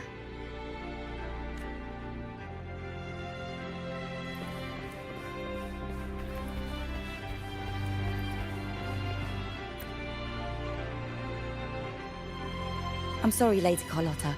I've just confirmed with the office that Mr. Capello is not in the vault. I see. That's quite all right. Please inform me the moment he returns. Understood. Oh, Rover. I'm afraid we've hit a slight snag. I just learned that Uncle Capello was called away on pressing matters, so we won't be able to see him at the moment. This does alter our plans, but worry not. I already have some other surprises up my sleeve. Please, come with me. We need more privacy. Rover, remember Gilberto? Yes. Thanks to you and Miss Zani, he could not escape and is now in our custody. The family gave him a rather spirited welcome. As it happens, his bravado crumbled quite quickly. Once he saw the Nimbus Sanctum restored, he sang like a canary. Your quick action has secured us vital intelligence. To put it simply, Gilberto revealed that we have traitors in our family.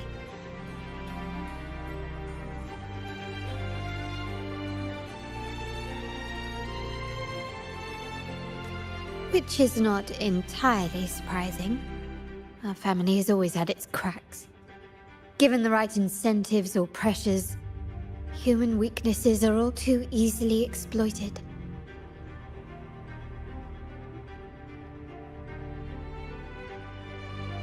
I'd actually begun to look into this matter before your arrival at the vault. And now it's confirmed that the traitors are in the vault's tuning room, doing what they believe to be secretive with the help of the Fraxters. Now they probably won't even notice us with their attention fixed on the property room. I guess that they're desperately destroying any evidence against the Phasalia family in the Order.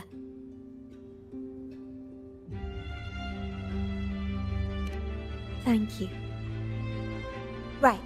As for the next move, there's an alternate passage into the vault leading straight to where they are. We can surprise them when they least expect it. But I can't manage this alone. I could really use your help. I'm glad I have you with me, Rover. Please, take a moment to prepare, and I'll see you at the entrance.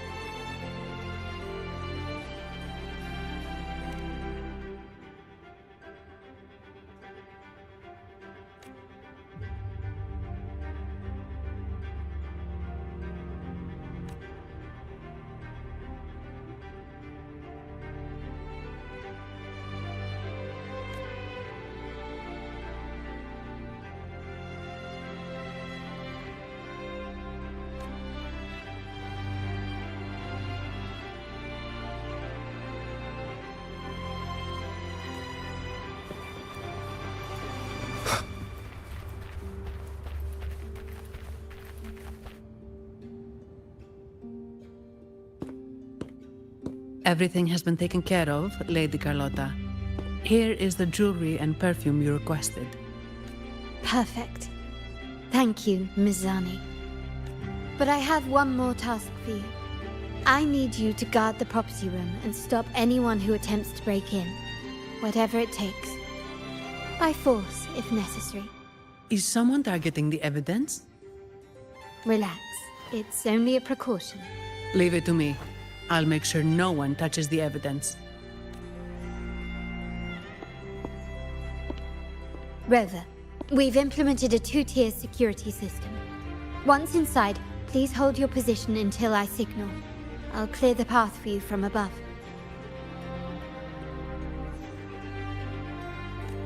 Then you may need to use the terminal to unlock the path on my side. Sadly, yes. Our family built this vault with the foresight of possible betrayal. Most family members only know how to pass one of the 2 layers. And alliances forged amid all these locks tend to breed treachery and mistrust. To enter the vault without being trapped to death, 2 people must have absolute trust in each other. So, do you trust me, Rover? Very good. I can work with that. Now, let's go.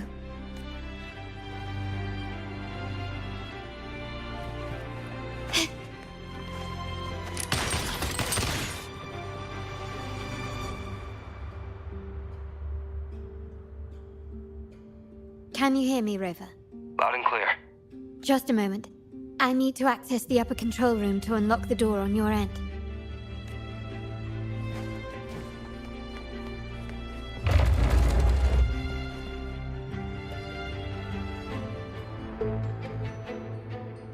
Cameras here.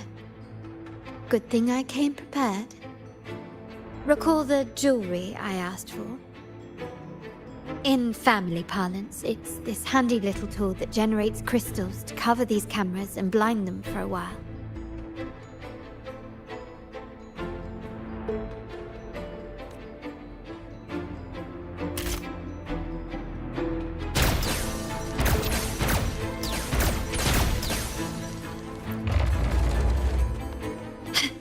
Done, but won't last long.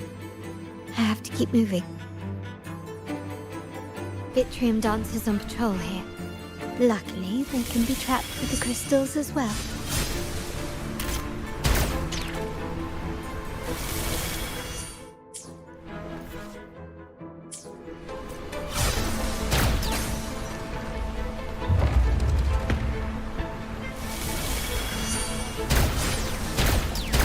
It worked.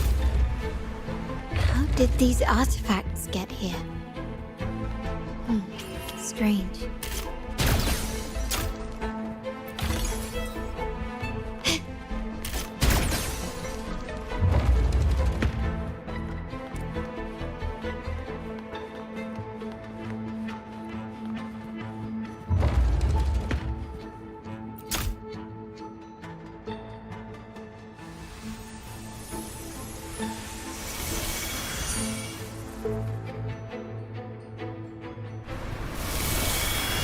I'm seeing some scatter prisms here. Ornaments. That's what they were designed to be. But they can also amplify my resonance power. Like...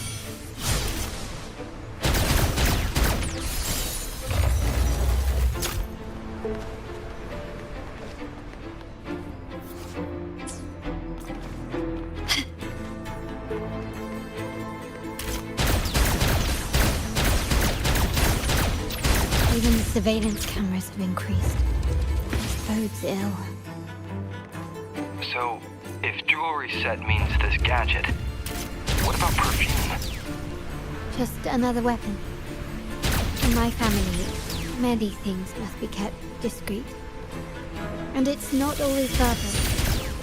Sometimes a glance or a gesture can speak volumes. Which, of course, demands a deep mutual understanding. Found some prisms here. I'll use them to pass through.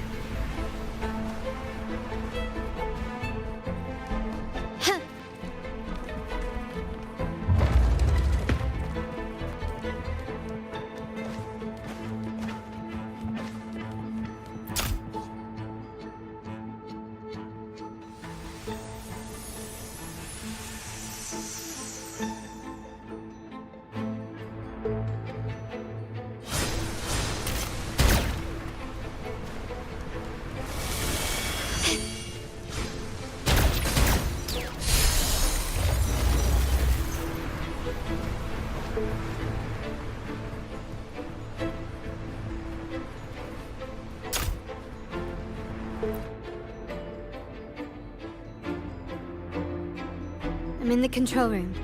Just a moment. Switching view to your side now.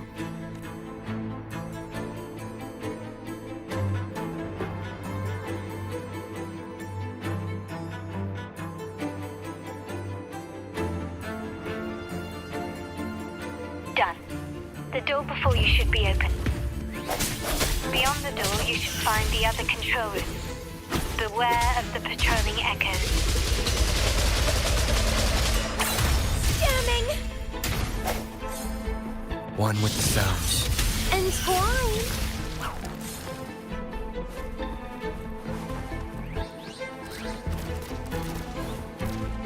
Sounds come forth. Living!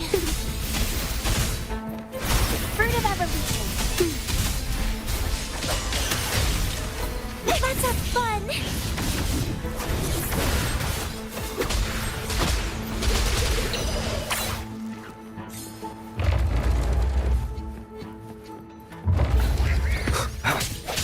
The end has come. Break.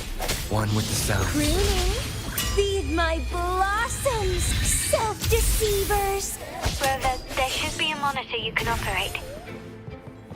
Let me know once you find it.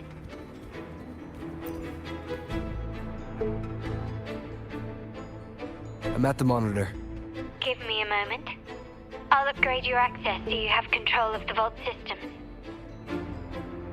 Looks like some echoes are approaching. Stay alert. The lovely smell of all my crafting, suffer! Sounds come one with the sounds. Let's have fun!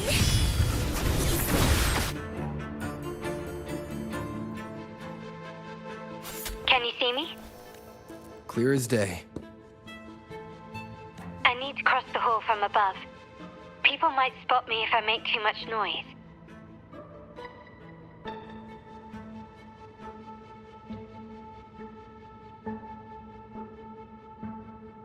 So, could you maneuver these chandeliers to form a pathway for me?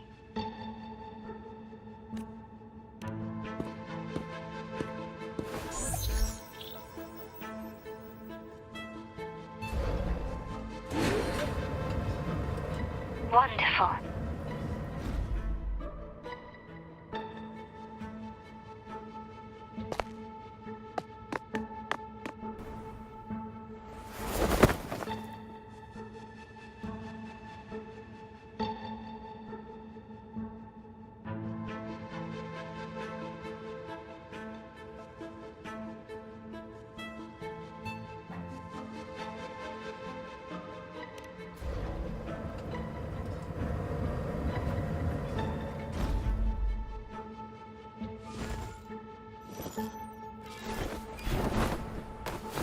Perfect.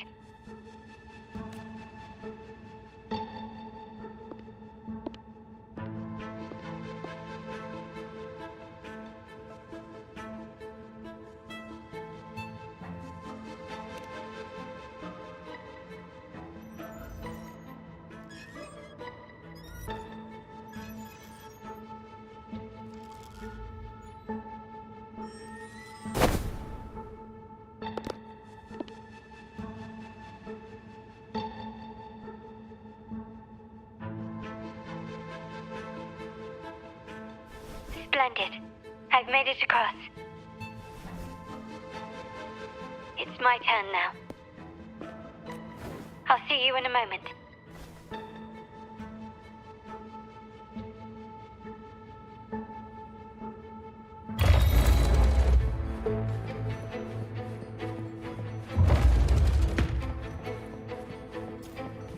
This craftsmanship.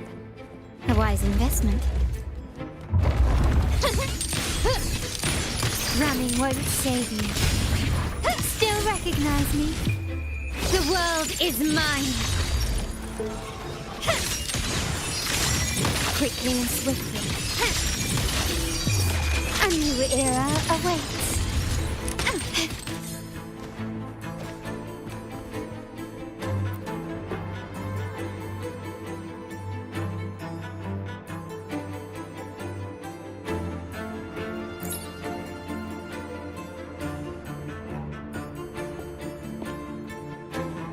The door should be open, Rover, and we'll soon meet.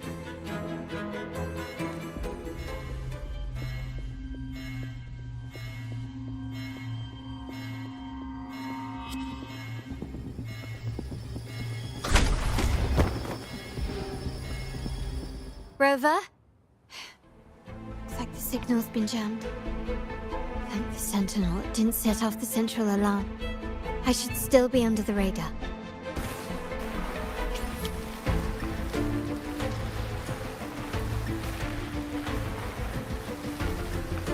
Phew, and it saved me some footwork. Path is blocked. Wall dashing seems to be the only option.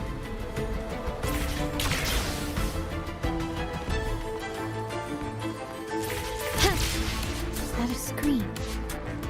Perhaps I can use grapple to pull it over. The future of Renacita rests with all of us.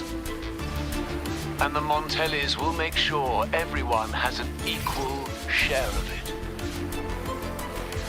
Raguna will enter a new era united.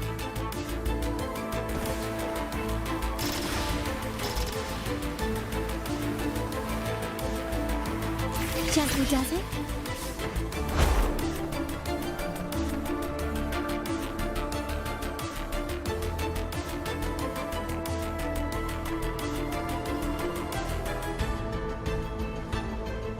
Huh.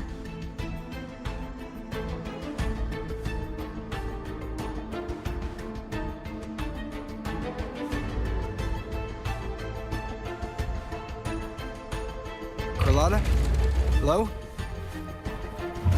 Comms are cut off. She must be in trouble.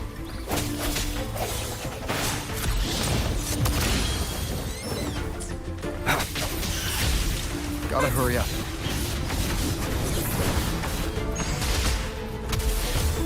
Fruit of evolution.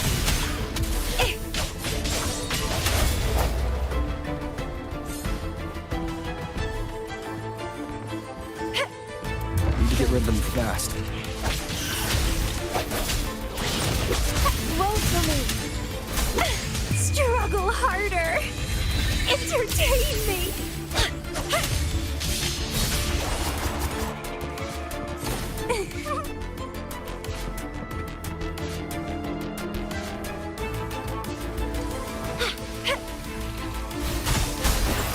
Fruit of evolution. Swift and resolute.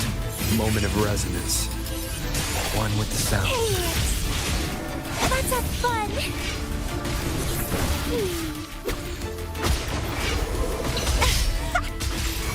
Crimson Blossom! Break. Bloom! Crooning!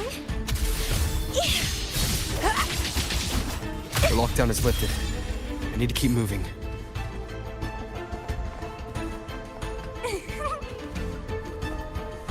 The lovely smell of all. Feed my blossoms, self-deceivers!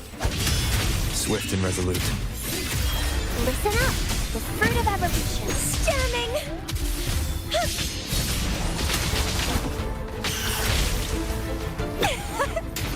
The end has come.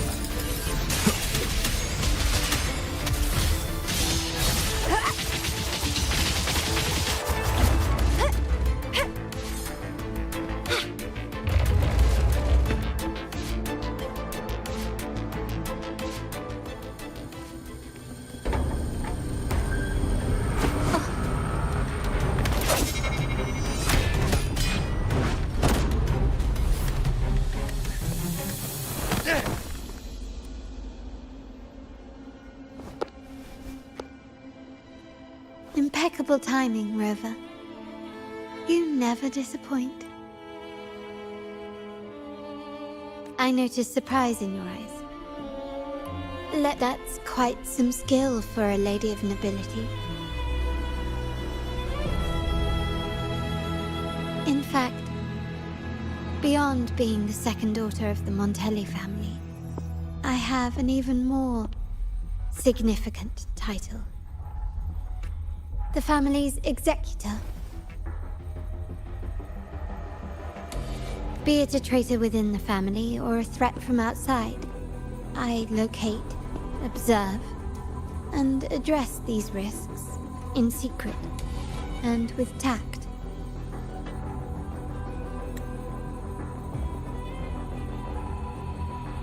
Say, the ones hiding in the tuning room. The room is that way. Time to see what kind of mischief they're up to.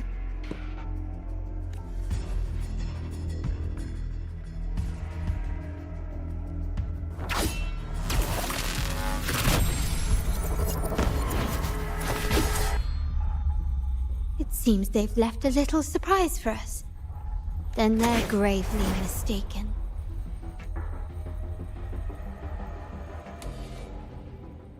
Leave it to me. One with the sounds. The end has come. The fruit of evolution. Bask in the sunlight. Reborn from ancient. Struggle harder. Entertain me. Crimson blossom. Surrender. Take this. Victory favors me.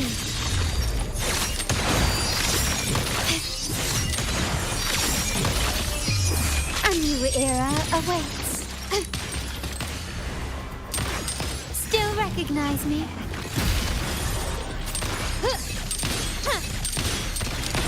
Found your weak spot.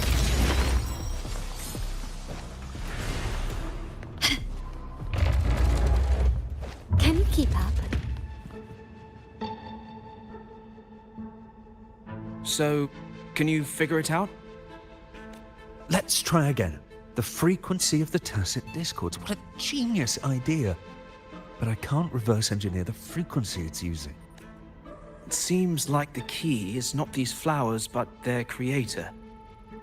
She must be an insanely powerful resonator to be able to shatter and reconstruct these frequencies. Then we better speed up. Once their plan succeeds, there won't be another chance like this. Who sounded the alarm? It's me. Most likely by mistake. I apologize for interrupting your work. Lady Carlotta, how... What brings you here? Oh, nothing. Just curious what you're working on. Locked away in this tuning room. The flowers. No doubt they're from the Fraxidus. Care to defend yourselves? While you still have the chance. Lady Carlotta, we're just following orders. Following orders, you say? Do you recall the very first oath we all took upon joining the family?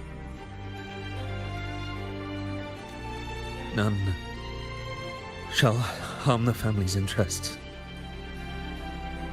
And? Any who defy Shall be brought to reckoning. You've appropriated family assets and turned these echoes into ticking time bombs. Once they detonate, the countless efforts and fortunes spent on the Carnival will all vanish instantly, taking the Montelli's name and future with them. Lady Carlotta, please, we can explain. What's going on here? Oh, Lady Carlotta. Just in time. I found some family traitors. But hold on. I have a few more questions for them. I will only ask once. Who are you taking orders from? I only know he's one of the top brass in the family. Always using encrypted channels and ordering us to pick up flowers from masked strangers. How many of these echoes have you made? A lot.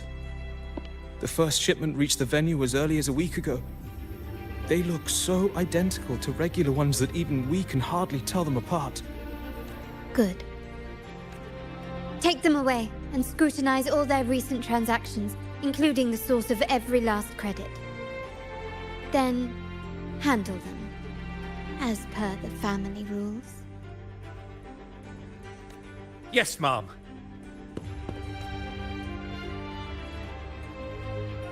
I appreciate your help, Rover.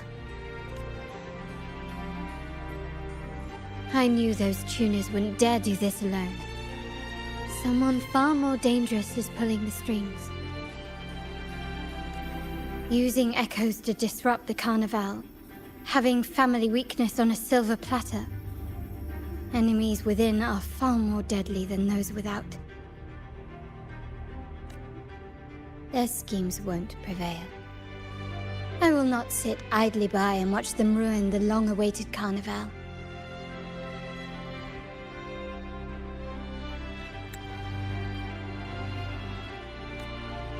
We're done here. Let the guards take care of the rest. So, Miss Zani mentioned you heard the Sentinel's oracle when you met the Vitrium dancer. Yes. Not directly, but close enough. The seasoned artisans in our family restored the Vitrium dancer you retrieved and discovered something fascinating in its records. Come with me. This might answer your questions.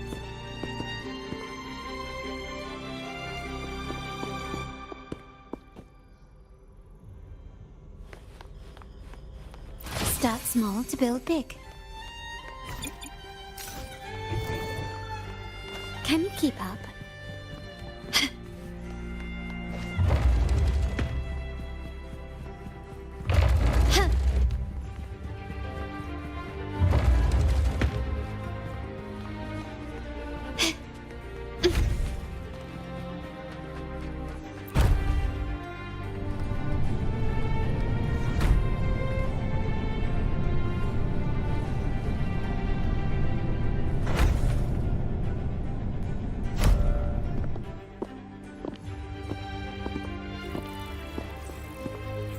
Here we are, the true splendors of Montelli's heritage.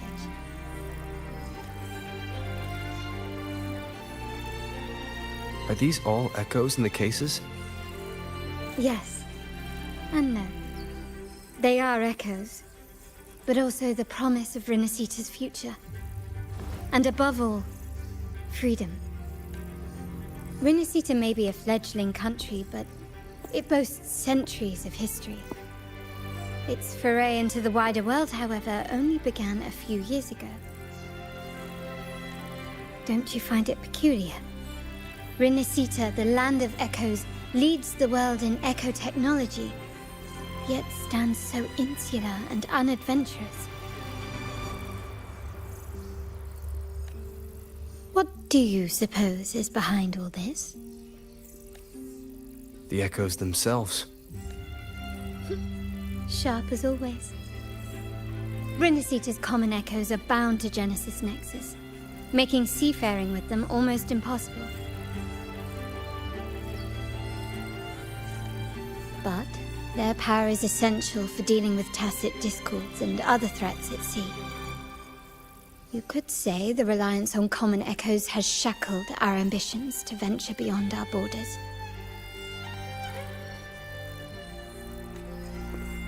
To break these shackles, the Montelli family has invested in reserved terminals. It's not about short-term benefits, but the future for the whole of Raguna.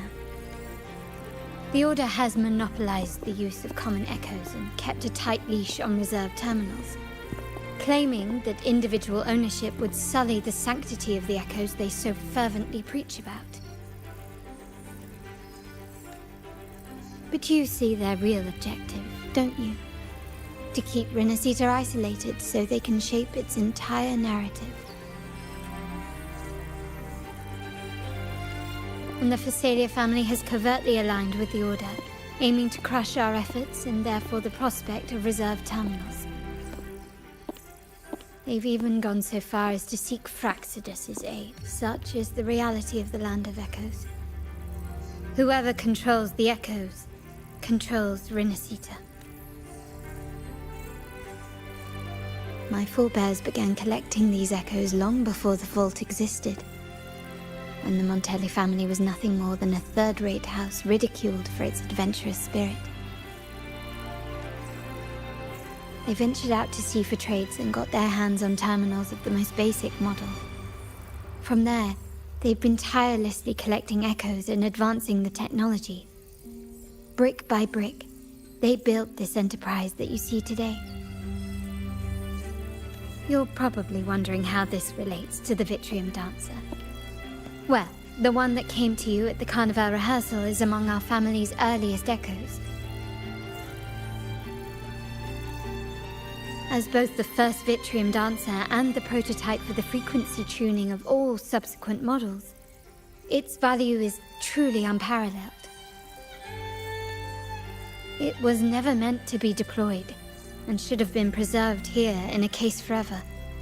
But somehow, it found its way to the Carnival, just to meet you. So, you're saying... This is no coincidence. I can only assume it was the design of Sentinel Imperator. Here are some files about the Vitrium Dancer. Perhaps they...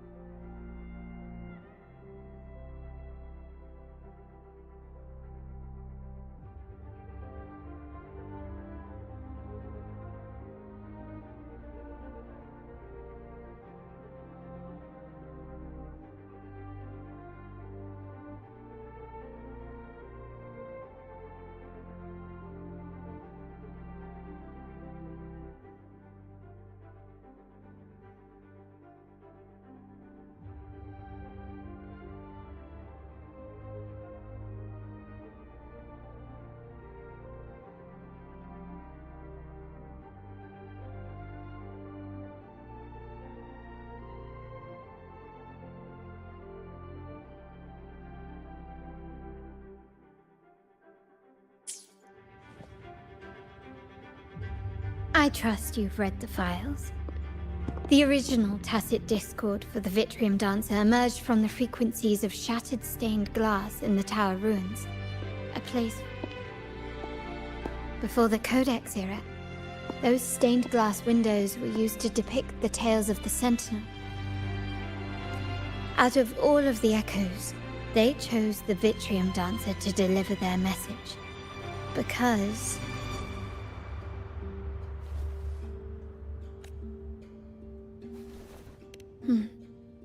My thoughts exactly.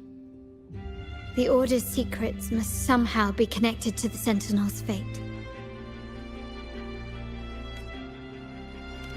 The Montellis have long pursued the buried secrets of Rinascita. The Order's tampering with the Codex, and the mysterious erasure of the Age of Ignorance and the Age of Conflict from our history.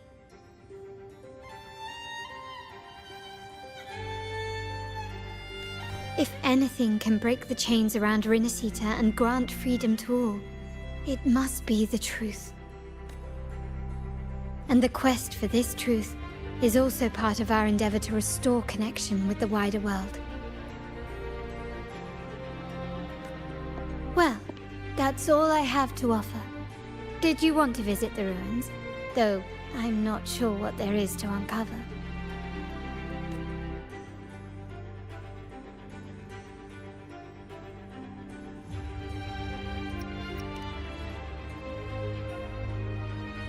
In that case, I'll accompany you.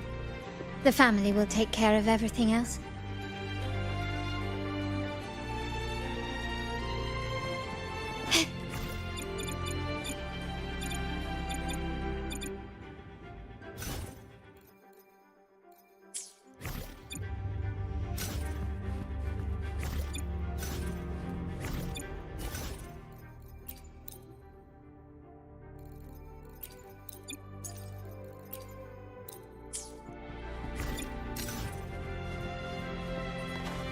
Can you keep up?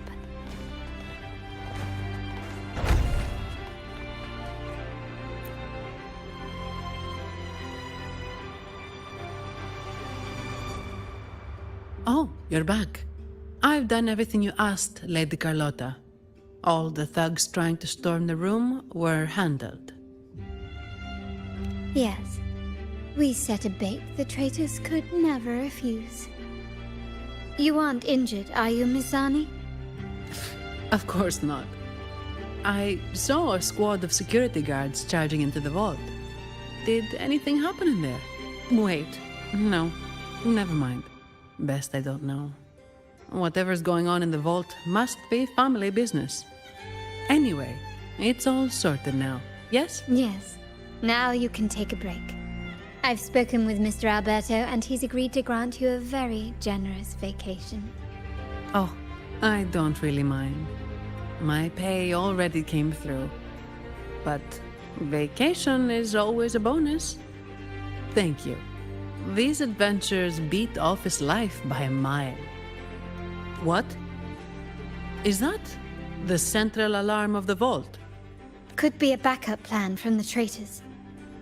Shall we see what delights they've cooked up for us?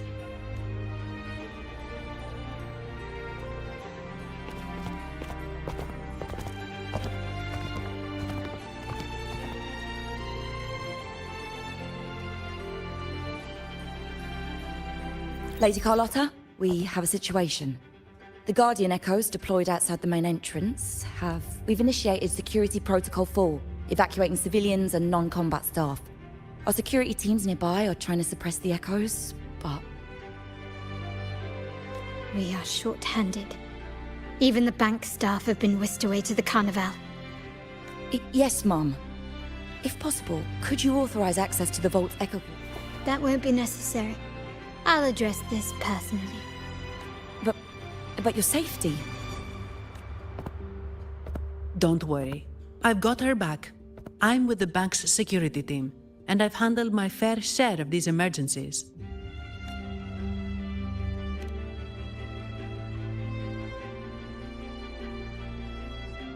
Thank you both.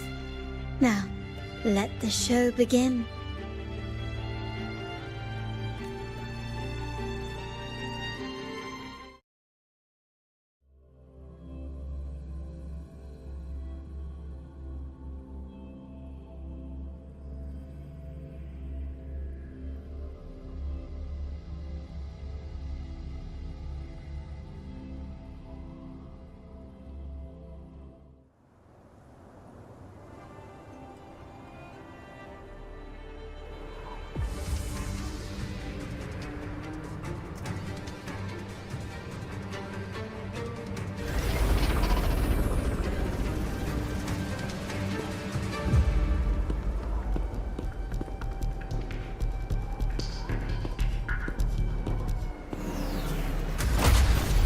Make it quick and clean.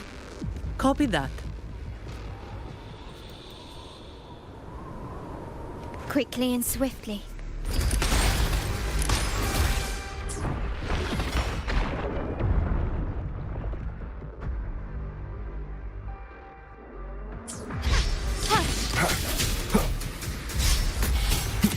One with the sounds.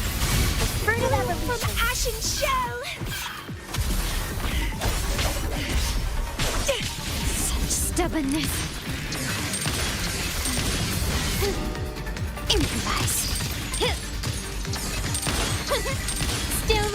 recognize me?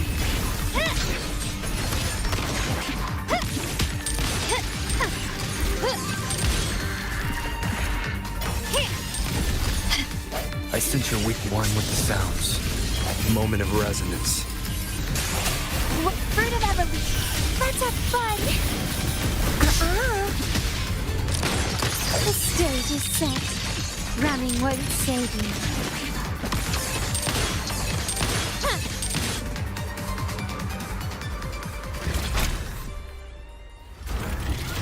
Mizani, do you mind handling the cleanup? I'm sorry, I just promised you a vacation. But looks like it will have to wait. Oh, it's fine. Just a bit of extra work.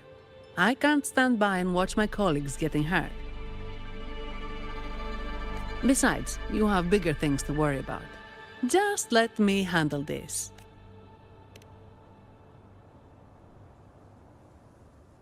Yeah. That's the burden of being good at my job. There's more to this attack than it seems. The Order must have been behind it, right? Yes. At this juncture, neither the Fraxidus nor the Physaelias have any reason to interfere. It's some hidden truth about the Order the Sentinel is leading us towards. The traitors must be watching us, knowing truth is on the verge of revelation. I have a feeling that whatever's coming next will not be easy.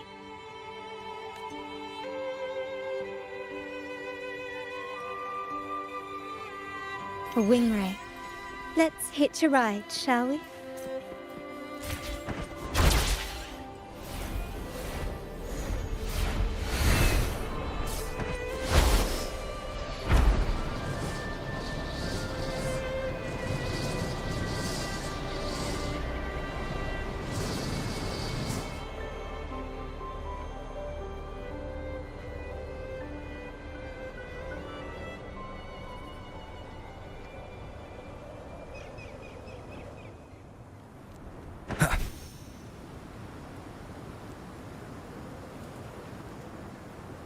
Wind, guide me.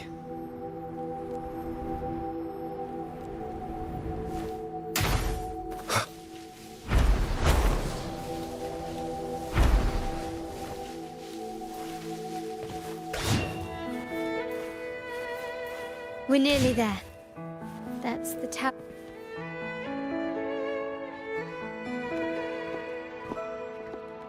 This is where my family first found the Vitrium Dancer.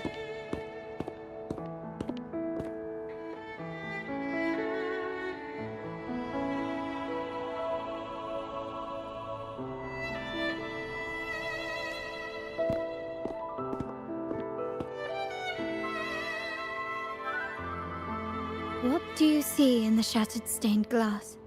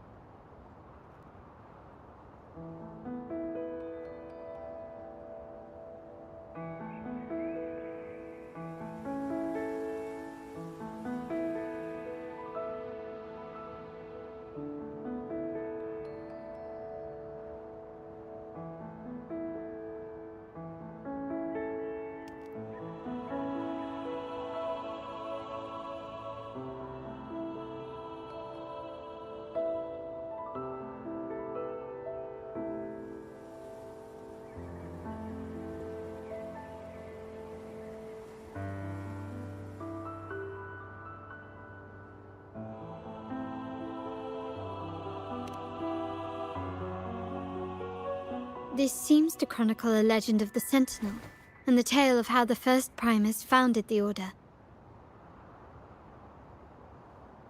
I've learned of this history before, but many details have faded over time.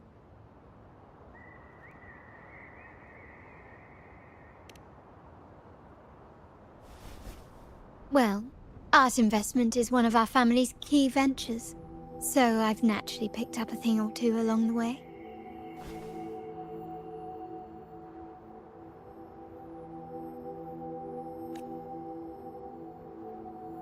There's a stone tablet over there.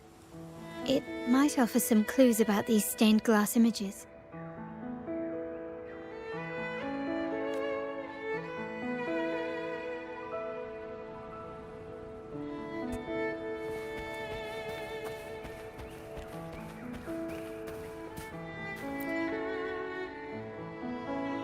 This ancient stone tablet bears inscriptions in which translate roughly to "once whole, the divinity was rent by warring creeds. From their holy wounds sprang the curse of dark tide. On this day shall I depart. Though the woes of Rinasita yet endure, the shattered divinity hath chosen their herald. On the grandest of days, the maiden, crowned with golden laurel, shall commune with the divinity.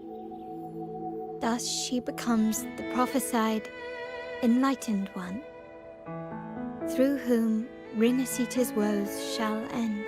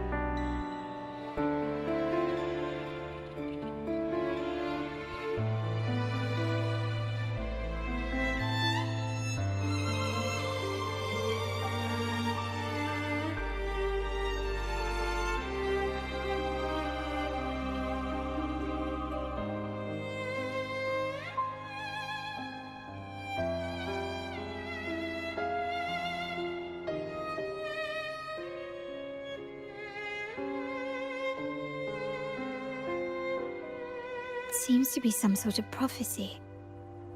We might have to piece together the clues from both the stone tablet and the stained glass to unravel the secrets. These ancient relics that spawn tacit discords often carry special frequencies.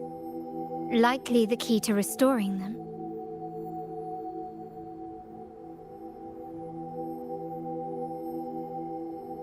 Let's use the terminal sensor to reconstruct their frequencies and align them with the tablet's inscriptions.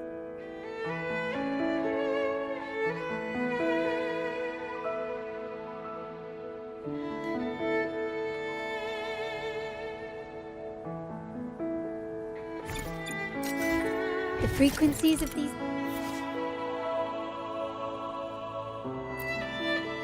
have been reconstructed.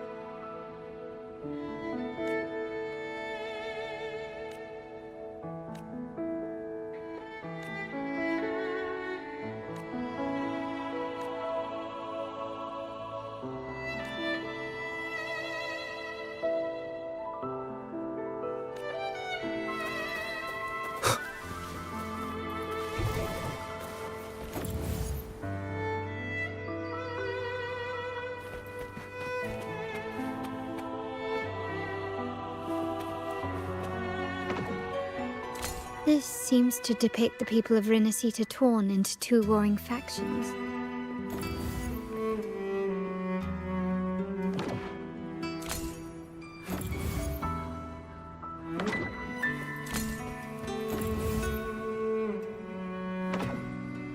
This one shows a man in Primus attire, wielding a lantern-shaped relic to dispel shadows and the monsters within.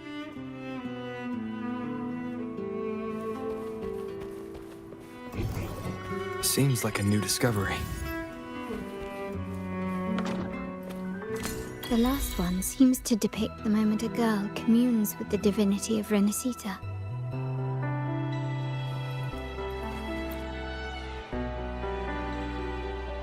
It's done. Now, let's see. Looks like these stained glass images recount a tale about the divinity. Wait. What is it?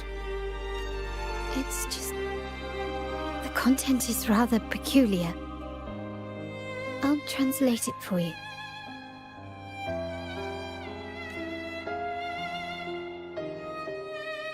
Together with the inscriptions on the tablet, it should be... In the earliest days of Rinasita, there were two divinities. One rules the sky and the other the seas, eternally at odds with each other. Amidst the turmoil they wrought, Rinasita evolved. In those times of legend, people waged war over their disparate fates. All this was ended by an unprecedented TD outbreak. The Dark Tide, so was it known. It ravaged a great part of Rinasita. After the Dark Tide, Napoli, the first Primus, restored civilization from the ashes. He founded the Order to guide the broken Laguna.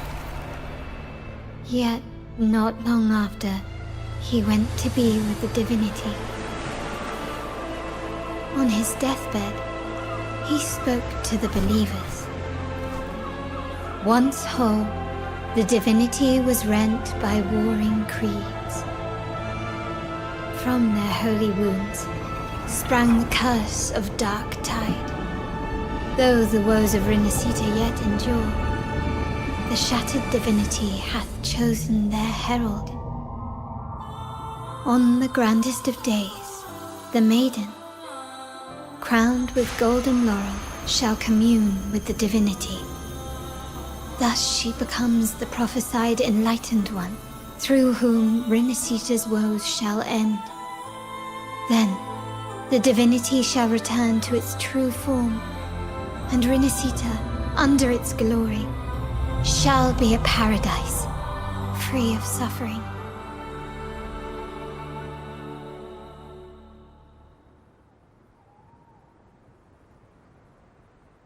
Renacita has two divinities. I've never heard of such a thing. The Montelli family archives hold many documents on Renacita's past, yet none mentioned two divinities. In Raguna, the common belief has always been that Sentinel Imperator is the only divinity of Renacita. But if the images on the stained glass window were fabricated, why would the Order deface them and declare this tower forbidden?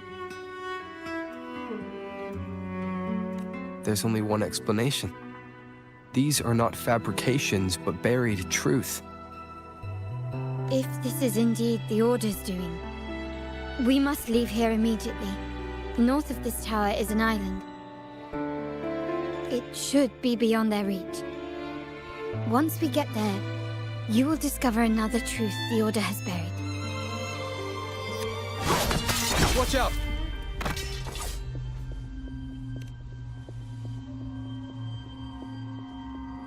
Interesting. They're here even faster than I anticipated.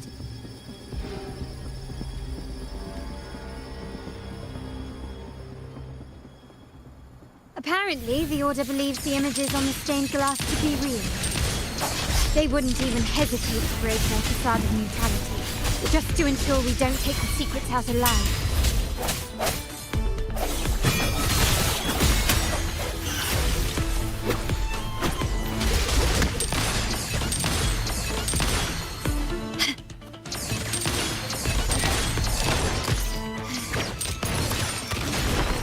Still recognize me?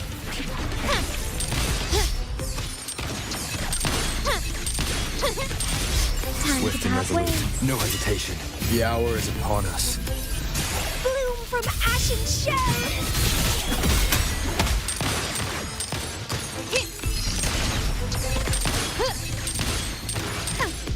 Brilliant!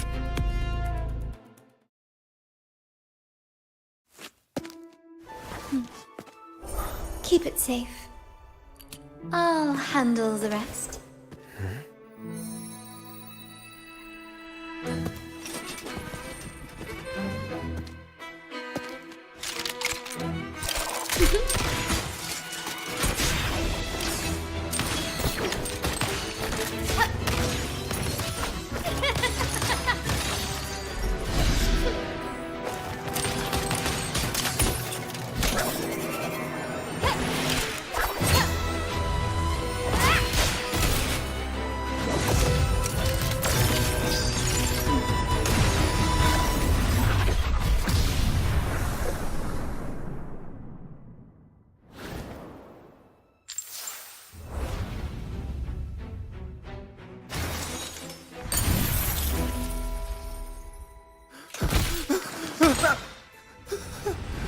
Speak.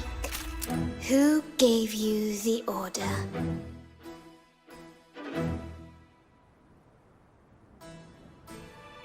Look at what you've done.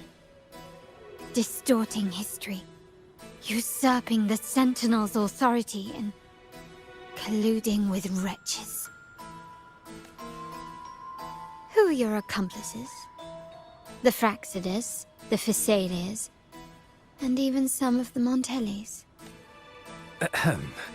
Well, I'm afraid I don't understand, Miss Carlotta. It seems you too are lost to madness and hallucination.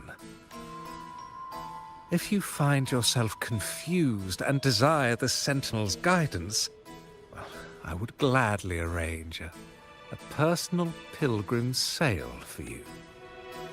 Ah. So this is how you treat those truth seekers? Banish them in the name of pilgrimage. Please, lower your weapon. There is still room for discussion, is there not, Miss Carlotta?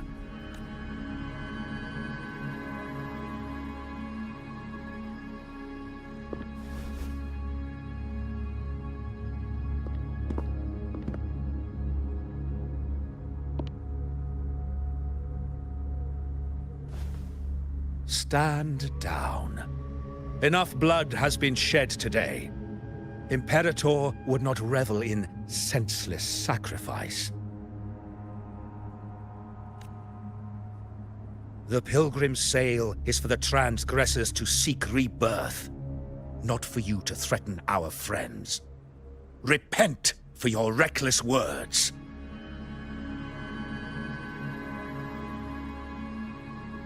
Forgive me, Brother Alessio.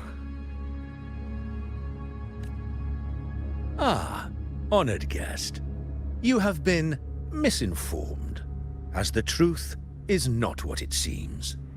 My Lord Fenrico has arranged your audience with the Sentinel. Why not hear the Sentinel's wisdom for yourself? Of course. If Lord Fenrico is the true Enlightened One. However, the prophecy speaks of a maiden as the Enlightened One. Is that why you destroyed the stained glass? To pass Fenrico off as the Enlightened One? So he can seize the Sentinel's power and rule Raguna?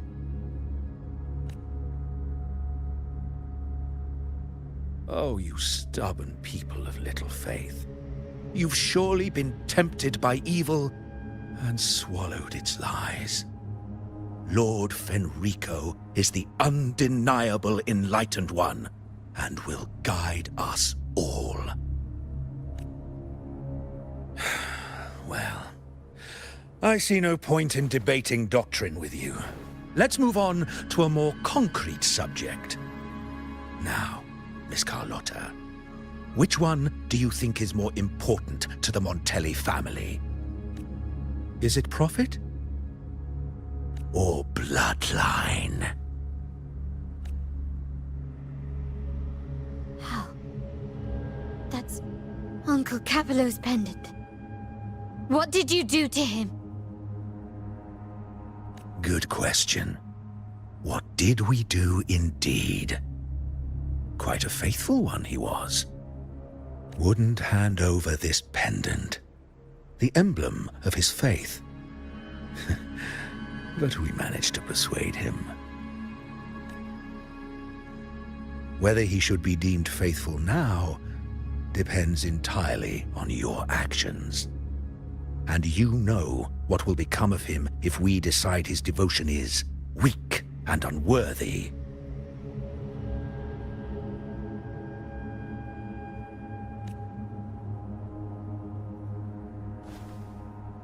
My actions.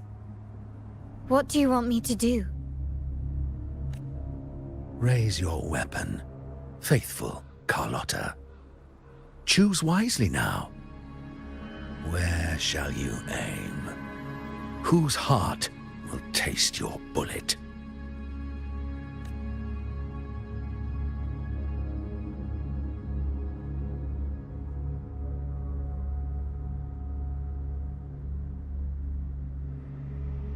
Good. You are a smart one, Miss Carlotta. Carlotta?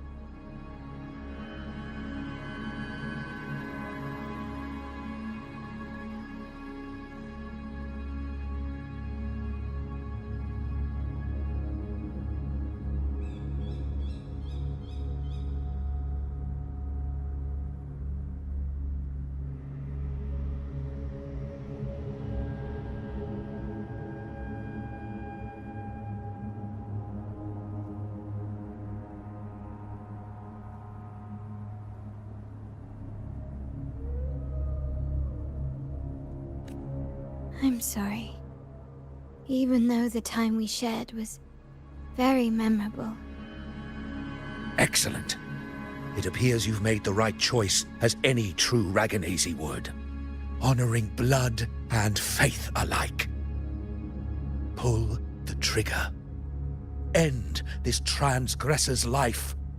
The Sentinel shall host a supreme banquet for you in the high heavens.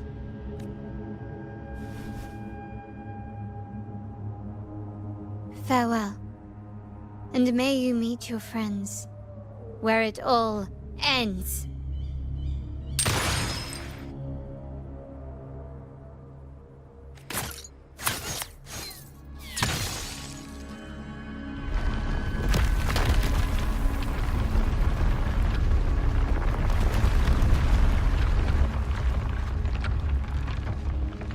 You've disappointed me, Miss Carlotta.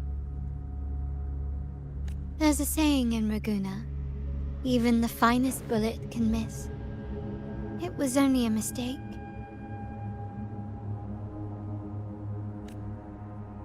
So be it. I shouldn't question your faith over such a mishap. It is, after all, insignificant in the grand scheme of the divinity. Let us bear witness to the moment divine wrath descends from the heavens.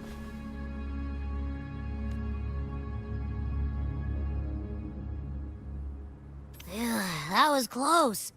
I really thought the bullet was coming for us. So, was it all part of your plan? We were improvising. Then you two sure have great chemistry. Anyway, those bad guys are still after us, so let's get out of here. Didn't Carlotta say something about an island up north? Let's go check it out.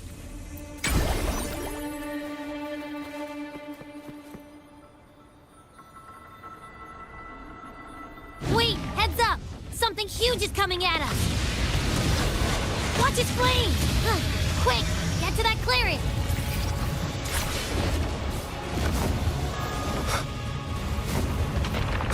Leave it to me.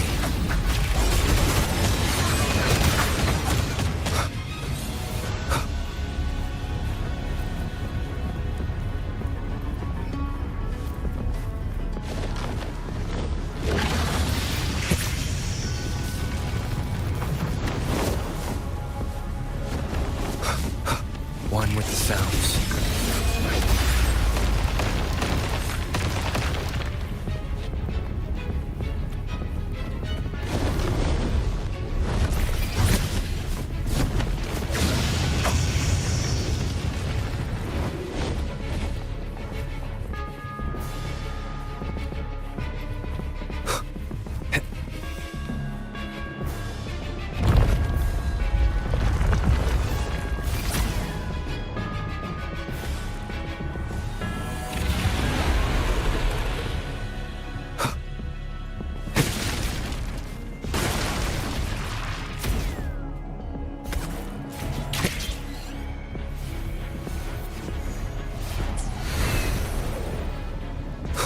One with the sounds.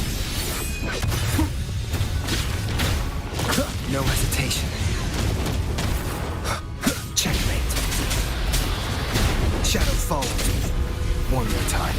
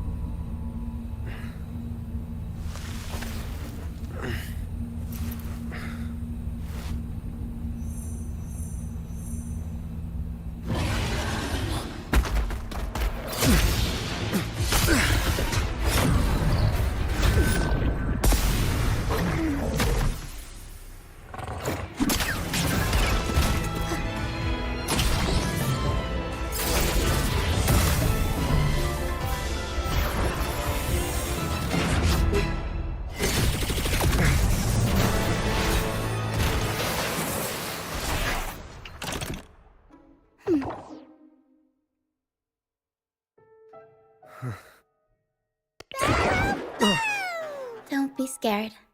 Paro is just saying hi. She seems to fancy you.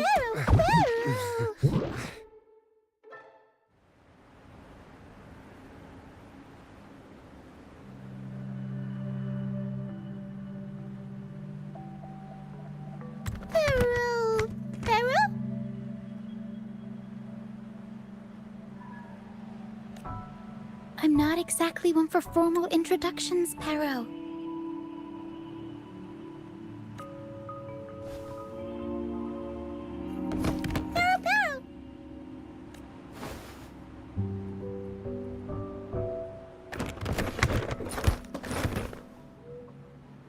I know this isn't the first time seeing them.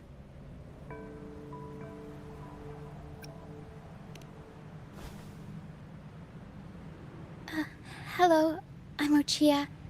We've met before on Brand's ship. I was in this box.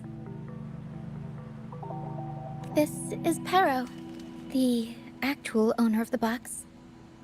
Paro takes good care of me and lets me hang out in it all the time.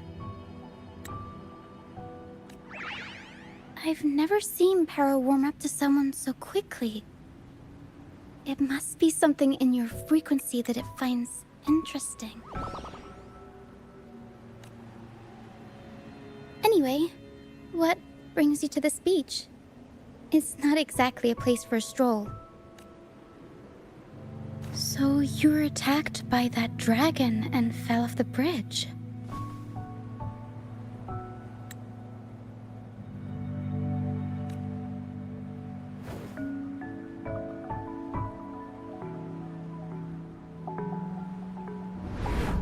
I'm guessing it was Abby who saved you. It probably exhausted itself and retreated back into your body to rest. I can still sense Abby's frequency, even if it's faint. What triggered Abby to come out? Something it could absorb? But then, why didn't it work? That dragon's behavior is odd. It never leaves its territory. Long ago, this place was a sacred spot for the Order's pilgrims. Then, the dark tide hit, and all those reverberations left behind twisted things up. The remnant clouds from the Sea of Clouds drew hordes of tacit discords here. Now, their whispers fill the air, turning this once holy place of pilgrimage into the penitent's end.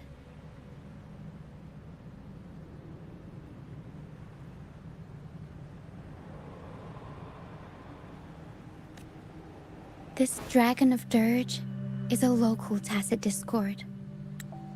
It grows by feeding on the others.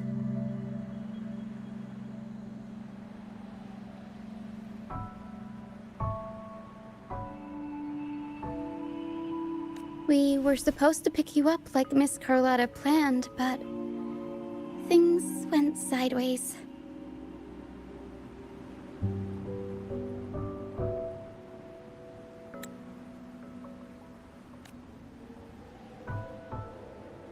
The truth Mr. Carlotta wants to show you lies somewhere on the Isle.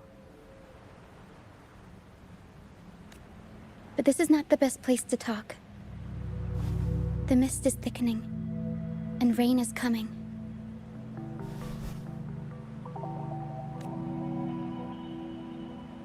The mist is dangerous here. It traps reverberations, and when it collects enough, they quickly form into tacit discord. The captain, Brant, he went into the mist to rescue people, but he hasn't returned. We think he might be in danger. I plan to go find him. Once I'm in the mist, my frequency will draw the creepies and crawlies away, so you'll be safer here. Just in case, take this to mask your frequency and defend yourself.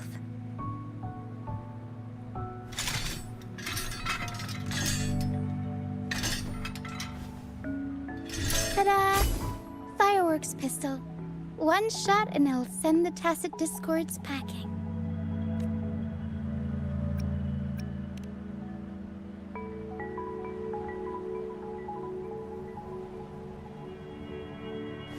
Alright, try this instead. Ta-da! Captain's Parlay Saber.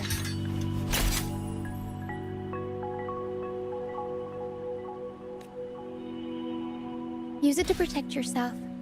Our troop will bring you to our base soon and tell you the truth we've uncovered.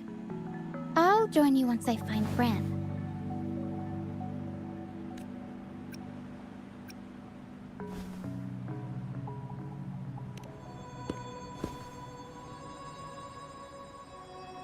Don't worry.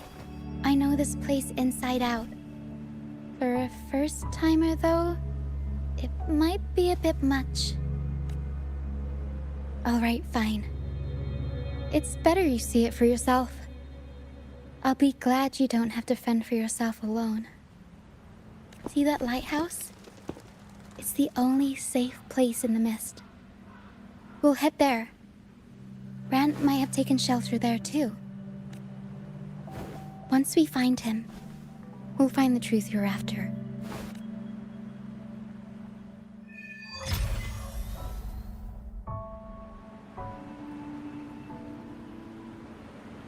The area up ahead is where the sea mist is thickest. Try to avoid the dark phantoms in the mist. They could turn into tacit discords at any moment.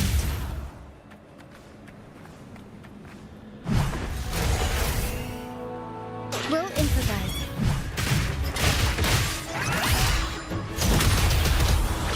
Mamma mia! Avanti!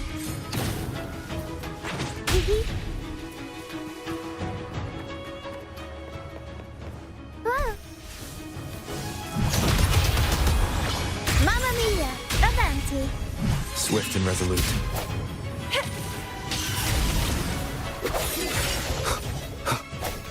Up we go, Caro!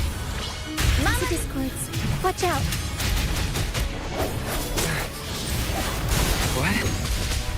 I can't control my forte.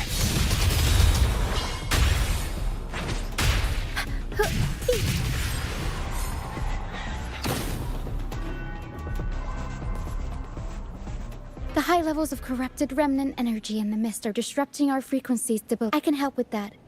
See, fighting here is a bad idea. Let's just try to avoid any threats for now.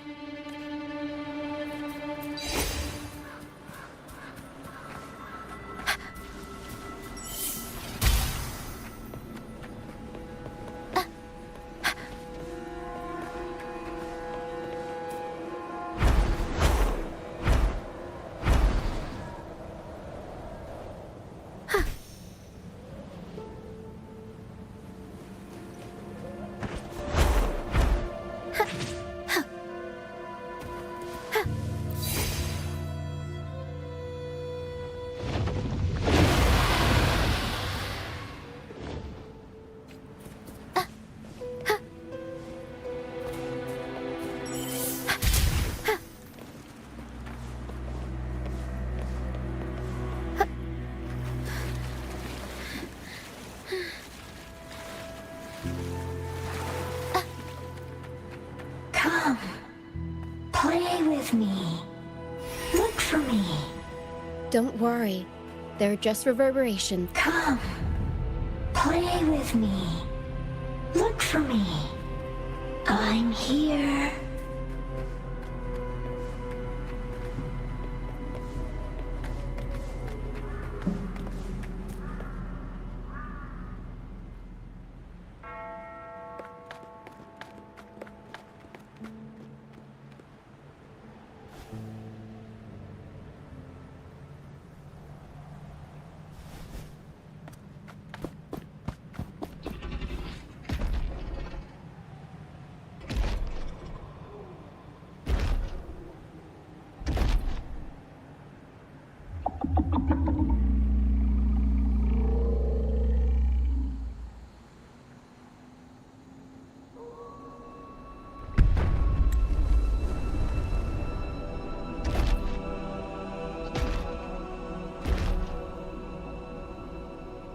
Did it lead us this way because it sensed the dragon?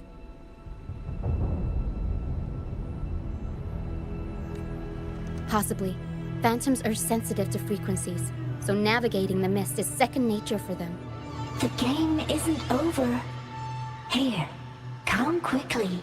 I think I figured out what they're doing. We'll be out of the mist soon.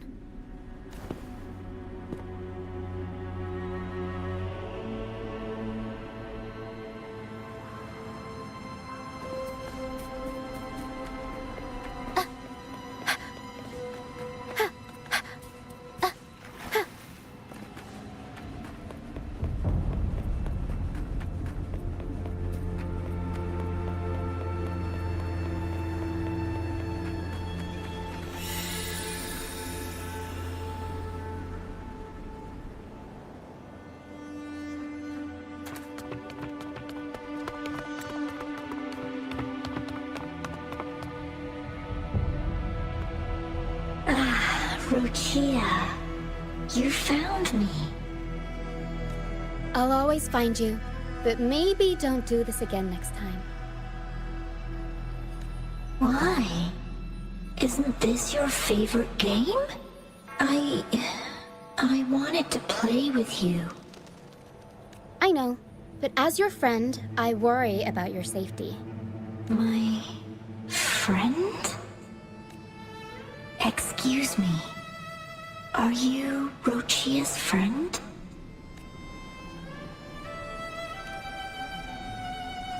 Ah, how wonderful. You're not alone anymore, Rochia. Yes, I have friends now.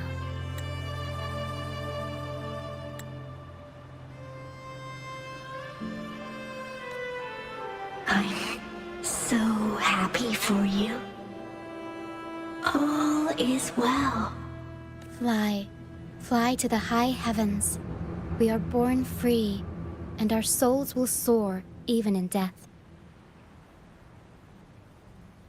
Golden phantoms are reverberations, mixed with the frequencies left behind by people who've passed away.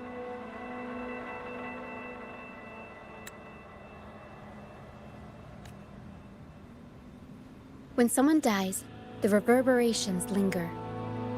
Usually, they merge into the same cacophony of frequencies that spawns tacit discords.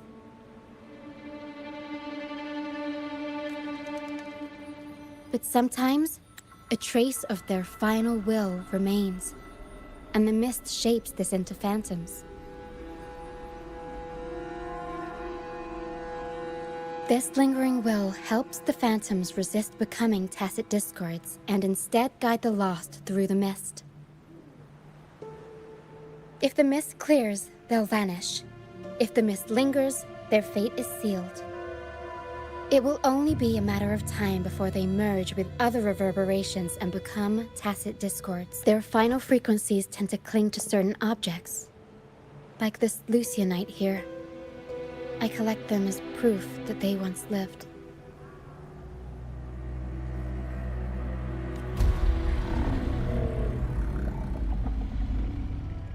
Otherwise, the dragon will devour every last trace of their frequency.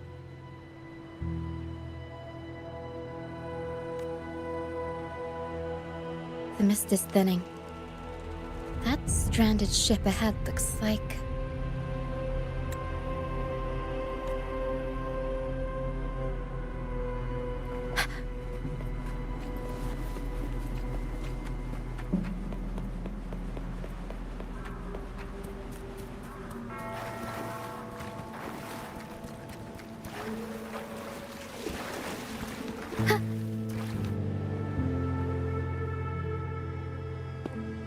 Pilgrim sail. Why is it here? In Ragunna, those who break the law are sent to the Order Tribunal for sentencing. Those who violate the sacred doctrines are branded as fools and sent away on the Pilgrim's sail.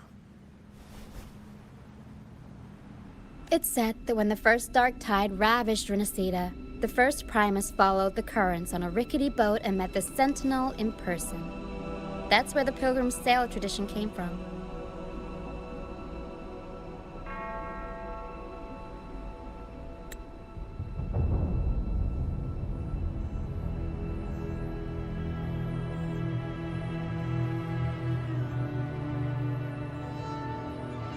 Now the fools retrace the Primus's journey, reflecting on their mistakes along the way.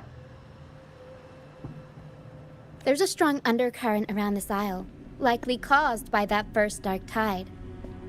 It drags all pilgrim sails here unless the ship's course is altered. No reverberations on the ship, nor in the mist. The people must have escaped. But with the mist this thick, we need to stay on guard. This way. Head to the lighthouse. I hear the sounds of fighting. Watch out. Tacit discords are gathering.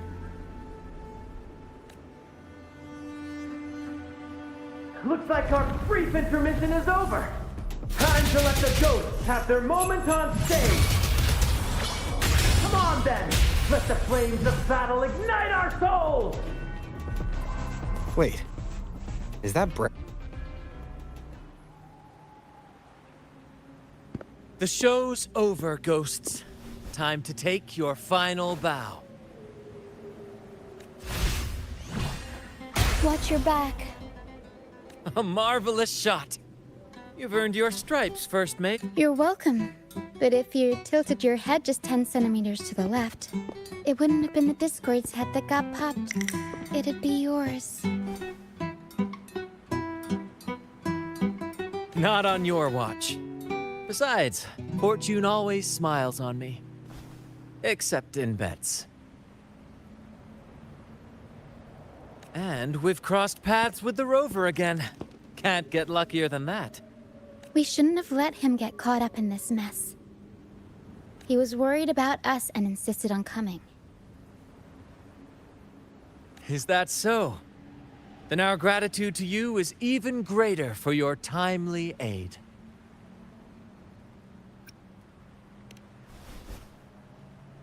To find the brightest truth, one must delve into the deepest shadows.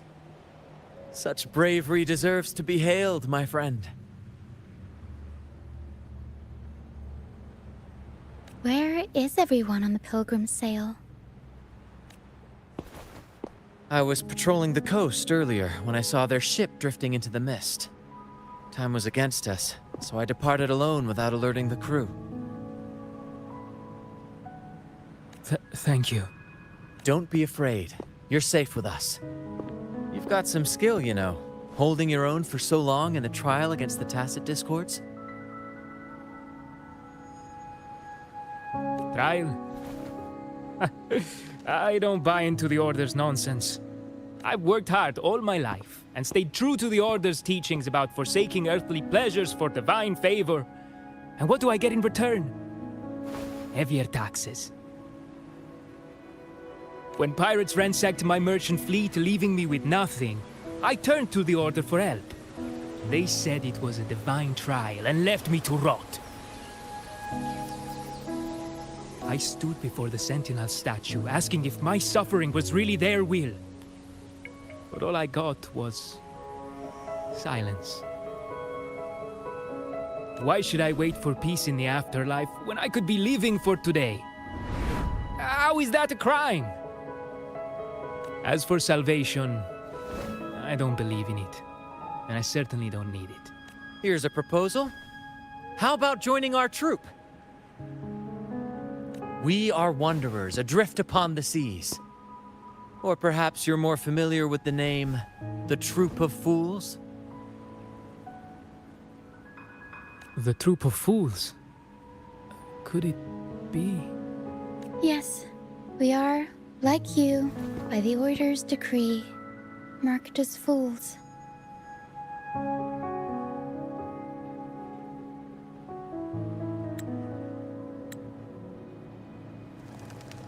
Fools on the pilgrim sail often meet their demise in a storm, or they're swallowed by the waves. Even if they do survive, they still face hunger, thirst, and the unforgiving wrath of nature. Maybe it's luck that brought you here so swiftly. And unharmed at that. Look around. This is all that remains of the pilgrim sail. This is always their final destination. Where the fools meet their end. Yes, the pilgrimage is nothing but a banishment in disguise. The path to salvation they speak of doesn't exist. Otherwise, how could this once sacred place now look like such a hellish wasteland? Wait. Sacred place? No wonder the others were talking about it on the ship. They believed the Order's promise that prayers at the sacrificial arena would grant them forgiveness. They must be heading up the mountain now. I didn't expect their faith to lead them that far. If only they knew it was just one of the Order's lies. Captain! First mate! We're here to help! More hands make light work. I called in some help to escort him back to the base once the mist cleared.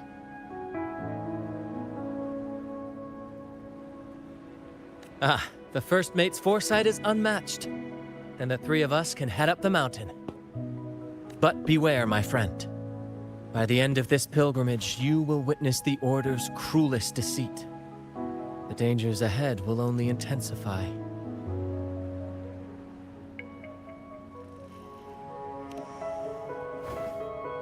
Please, save them. I hope it's not too late. Don't worry. There's more to our troop than you think. This wing ray can fly us up the mountain. You two go first. You'll find I'm very convenient to bring along. All right then. All hands, prepare to ascend!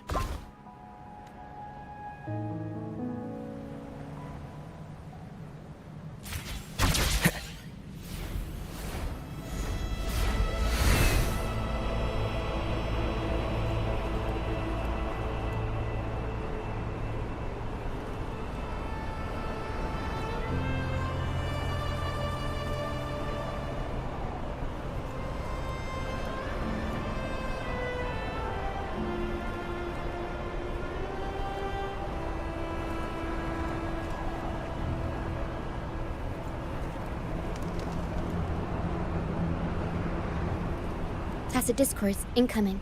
Stay alert, everyone.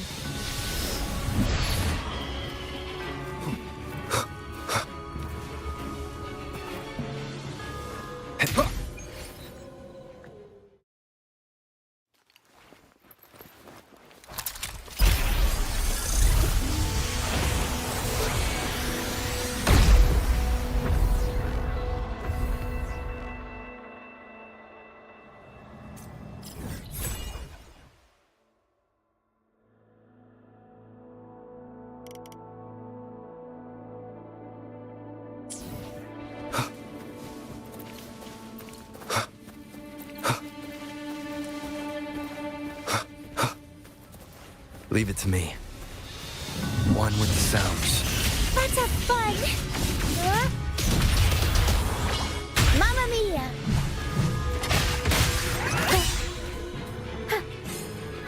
These are human footprints. Looks like they're heading to the arena. Begone, you vexing wretches! The sacrificial arena's right there. Let's take them down in one blow!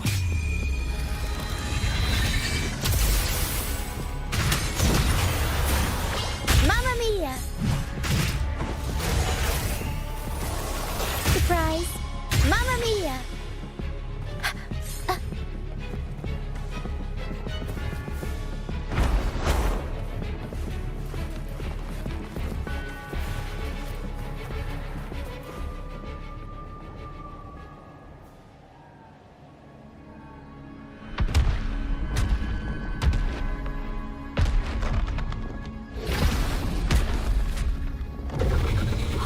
Divinity above, please have mercy on me. Is this some kind of test for me? I see. No matter how harsh the punishment.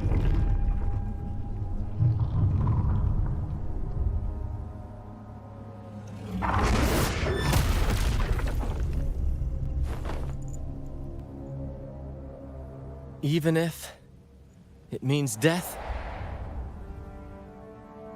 We've never done anything that warrants paying with our lives.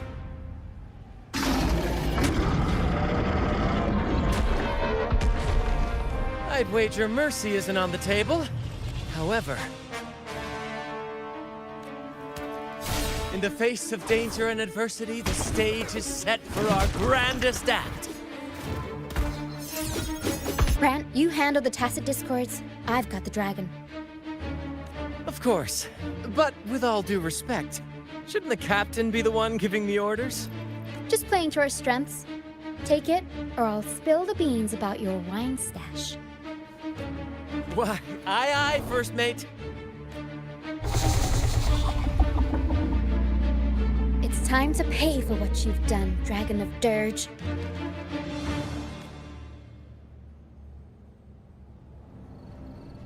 The fruit of our luminous energy. Swift and resolute. One with the sounds. Sprout of budding seeds. Crimson blossom. Mamma mia! Avanti! Figure out. Time for some crowd work. I'll warm up the Swift and resolute. The hour is upon us. No hesitation.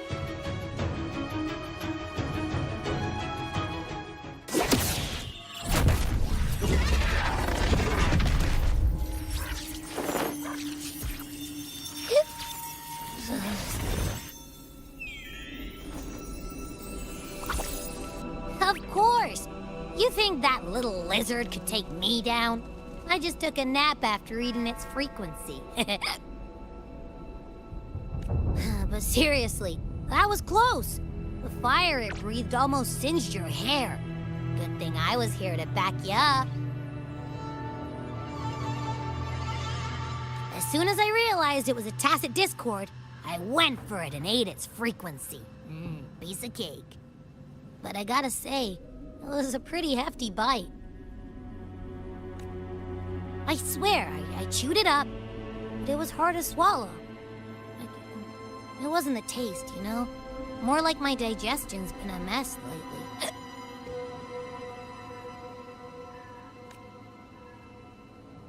That's not the point. The real deal is, I found something crazy in its frequency. You said you somehow experienced empathy with a tacit discord back in Jinzhou, right?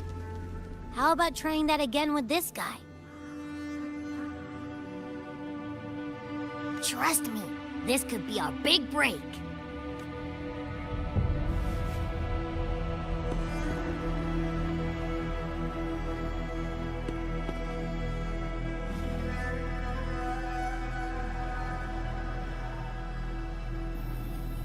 Gehenna, a wretched soul mourned by none.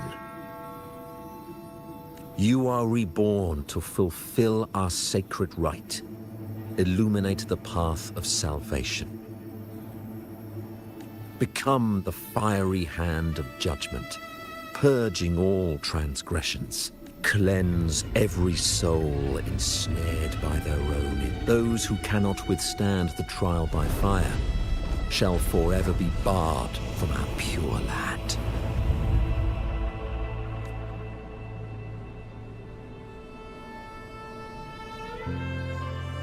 See, I wasn't lying.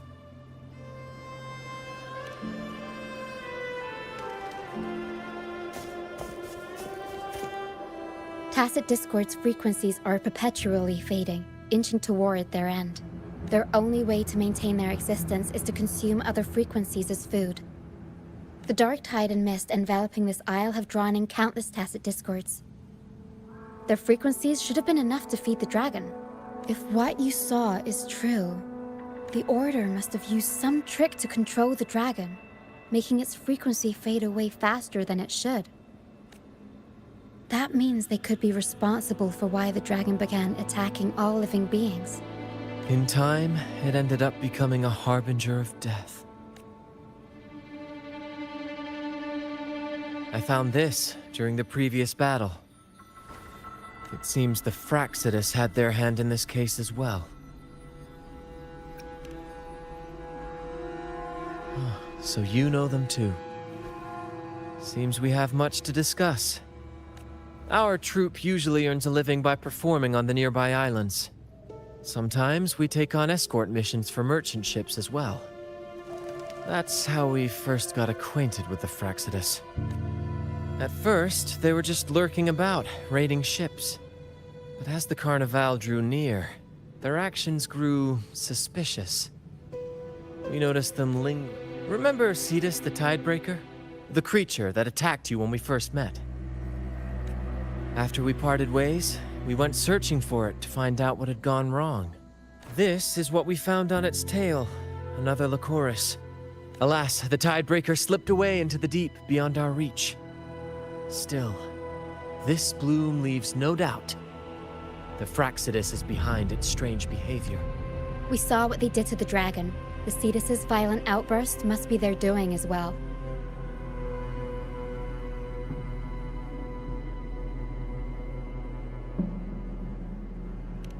They say the Carnival is a ceremony to resonate with the Sentinel.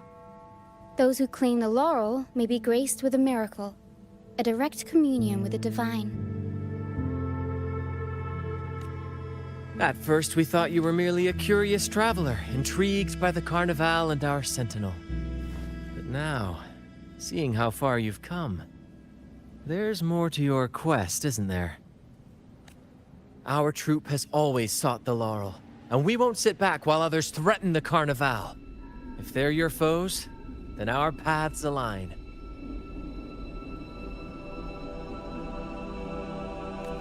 Remember I mentioned one of ours who once claimed the laurel?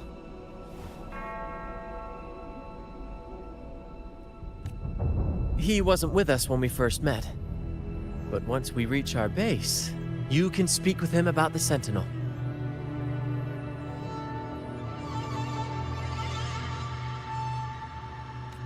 It won't be long now. After such an adventure, a well-earned rest awaits.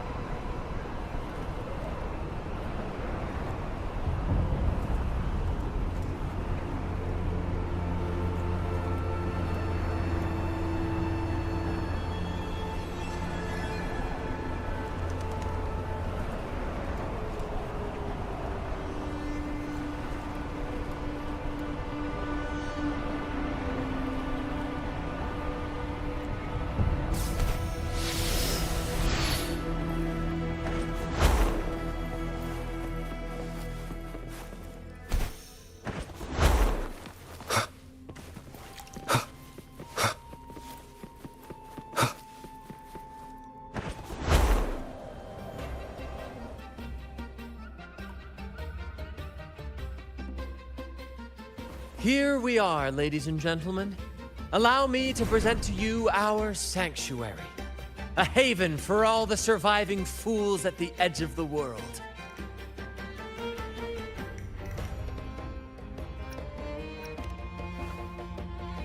It is, my friend.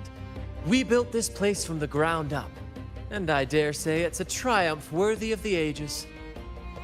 The mist does shield us from the Order, but it brings its own set of problems. Precisely why we must tackle its effects without delay. By the way, if you'd like to speak with Mr. Bardolino, our laureate, you'll find his tent deep within the base. Feel free to talk to the others while we handle our tasks. We'll catch up once we're done.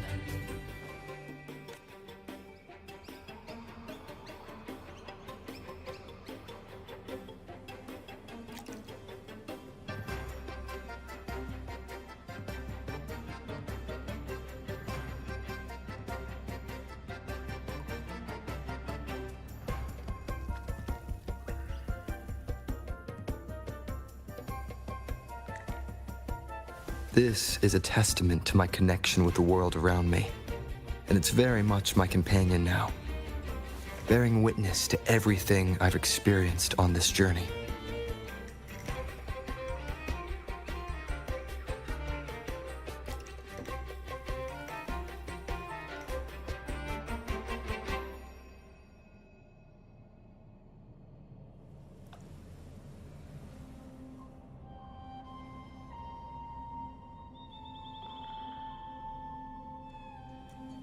This is a testament to my connection with the world around me, and it's very much my companion now, bearing witness to everything I've experienced on this journey.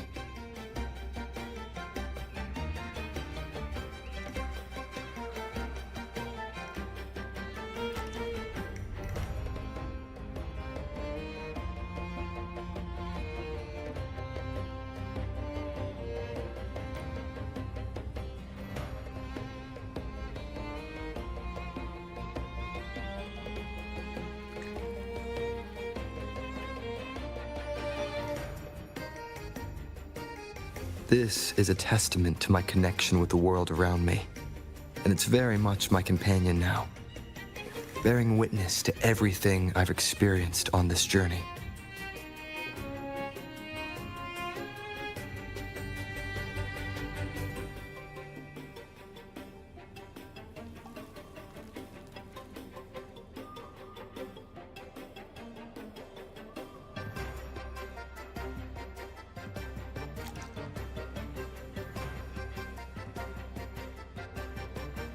This is a testament to my connection with the world around me, and it's very much my companion now, bearing witness to everything I've experienced on this journey.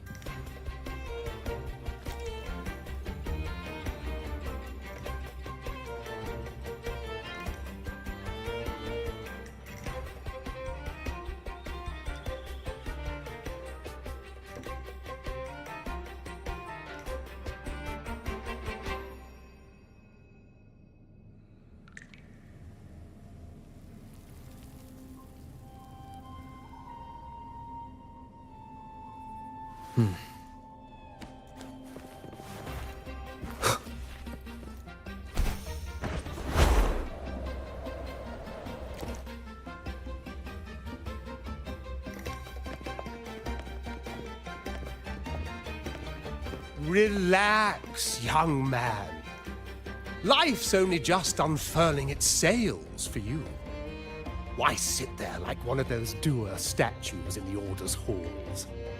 Don't be afraid to show a little spark. I was just thinking about my future. Some have found their way back, but under the Order's watchful eye. Listen, you don't need a grand stage to leave your mark. A true Raganazi can turn even a ragged tent into the finest theater. That's what I'm preparing to do. I might be an old man now, but don't let that fool you. I was once crowned with the laurel, you know. You? Are you Mr. Bardolino? In the flesh. Ha ha ha ha!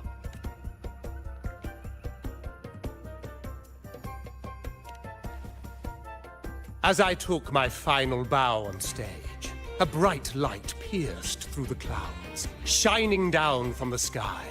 And then, a radiant laurel descended upon me, and I heard a voice. It was the Sentinel's voice, ringing in my head. I asked them a question that had puzzled me since childhood. The ultimate philosophical riddle. What should I eat tonight? And they answered. The body is the temple of the mind. To keep your mind sharp, do consume healthy food, such as the Loris salad. But why Loris salad? I was baffled, and the meaning still eludes me to this very day. I've never been quick-witted, though, and the Order's doctrines never quite took hold. Acting, however, that is where my true passion lies.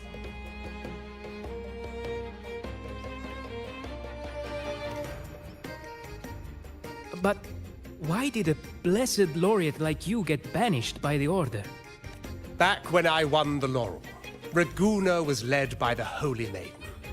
She promoted all sorts of grand celebrations during the Carnival, an unceasing tide of revelry. Stages sprang up on every corner of the city. Performances dancing through the streets, and shops adorned in vibrant hues. Even on rainy nights, you could still hear music playing in the square.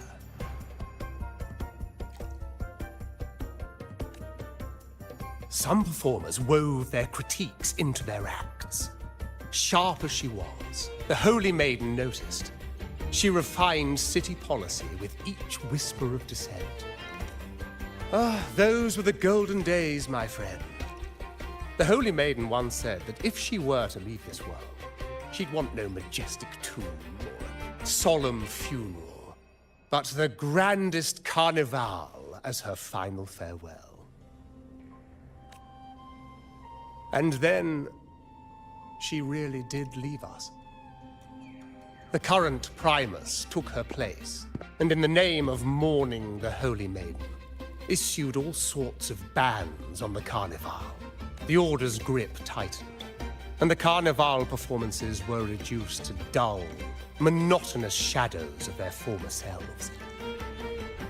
One year, I strung a wire from a gondola to the top of the clock tower in Liberty Square, and another from the tower to the Thessalia's mansion. Then, I disguised myself as one of the LaGuardia to fool the acolytes, and climbed to the roof along the wire. Midway through the Order's performance, I hopped on a wing ray with a cloudcaster, showering the entire city with flowers.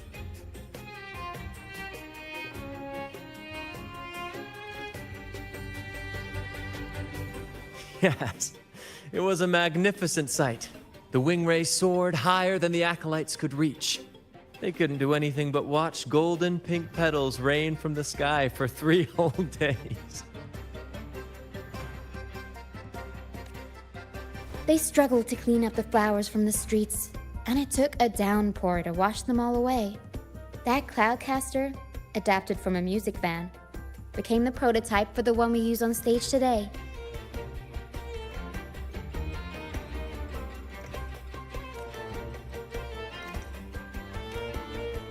Ah, but that's all in the past. To this day, I'm still not sure what crime they pinned on me. Maybe walking the wire without protection? Anyway, I'm just an old relic now. But you lot, you're the main characters of this era. Facing down every obstacle with fire in your bellies. But isn't our fate already sealed? Without the so-called salvation the Order preaches, we're doomed to our banishment. Life is short, and we weren't born just to atone. The Order may banish us, but they can't take away our right to sing.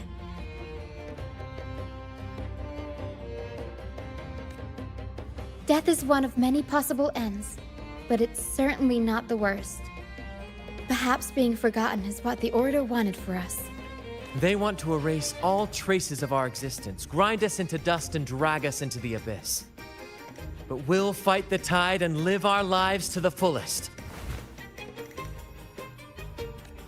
Members of the troupe may come and go, but they never truly left us. Their deeds and songs are passed down through the ages.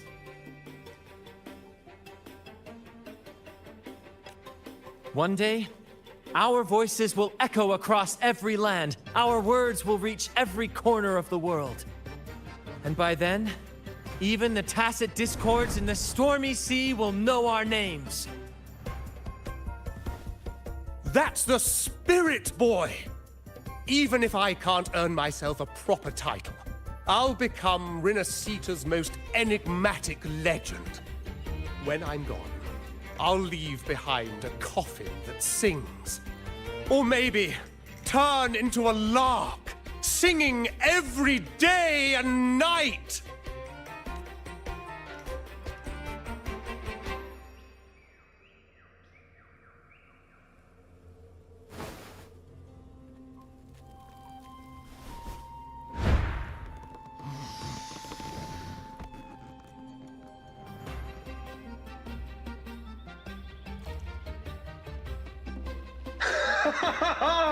What say you, Brad? Do you like this stage design? It could be used for this year's carnival.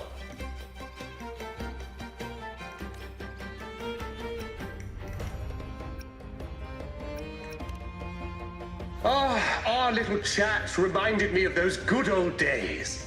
So why not relive that scene I just mentioned? I still remember that famous line.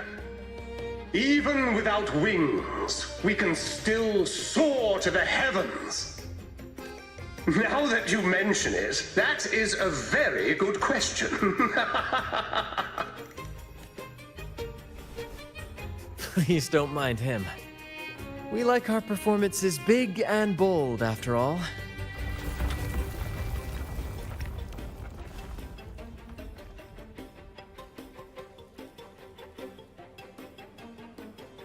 That fight with the dragon probably messed with the mountain's stability. If Bartolino keeps moving around up there, it could get dangerous. We need to find a way to get him down, and fast. We might need your help with this. Taro should have some useful items in her box.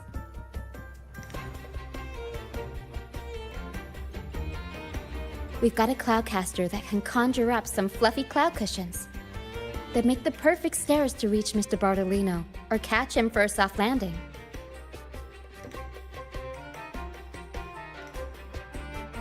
But some of its parts have been borrowed by other troop members.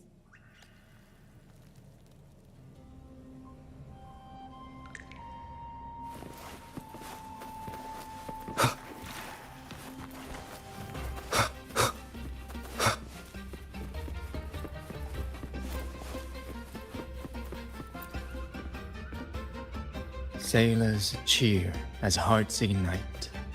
Soon we'll break these chains so tight. Set the course, embrace the storm. Oh, hello. Did you know Laguna Gondolier songs are usually in 3/4 time? Matches the flow of water perfectly. When they row, their strokes go slow dip, quick lift, which fits that rhythm. But for our troop, we use a 4/4 signature with strong and weak beats. It's catchy and perfect for sailors to sing along to as we work together to tackle the waves.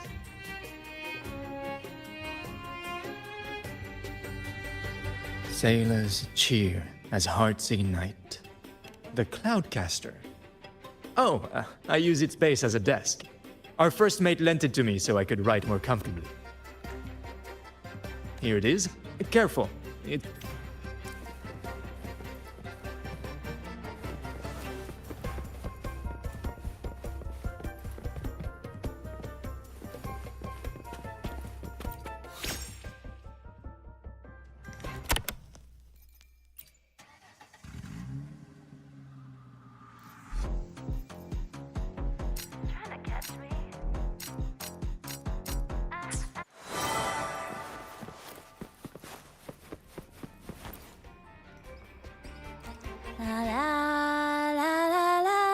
I'd rather be a wild flower, ignored by all in my own power, than a... Isn't it obvious? I'm practicing for the carnival. I'm the troupe's soprano and helmswoman. Steering Rena Sita's echo ship isn't just about strength. It's about resonating with the echoes. After years at sea, I've learned that some echoes are sensitive to our songs and will react to them in different ways. The Order warns of sirens lurking in the stormy sea's mists, but they don't scare me. I'll show them who the real siren of these waters really is. I'd rather be a wild flower, ignored by all in my own power, than a rose that bends and sways, bathed in grace, but lost in dismay. Cloudcaster. It does ring a bell. Here, the resonance unit. It helps me find the right pitch and rhythm. Works like a charm. You should give it a try too.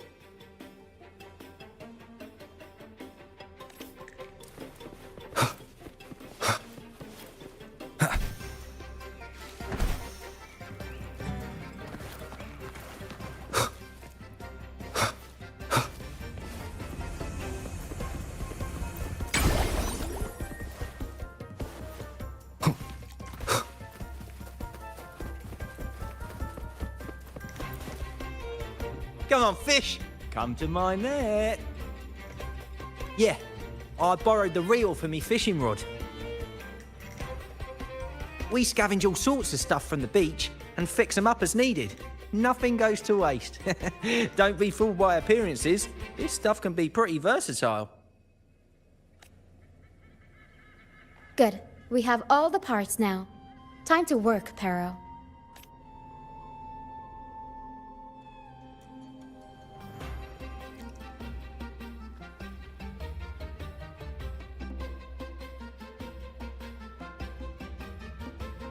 Everything's set for takeoff. Let's position a cloud cushion beneath Mr. Bardolino. Then we'll pop the balloons and bring him down safely. Although we might need a bigger cushion. The Cloudcaster's resonance unit responds to song. The louder our singing, the more powerful the effect. In that case... All right, friends, old and new, come!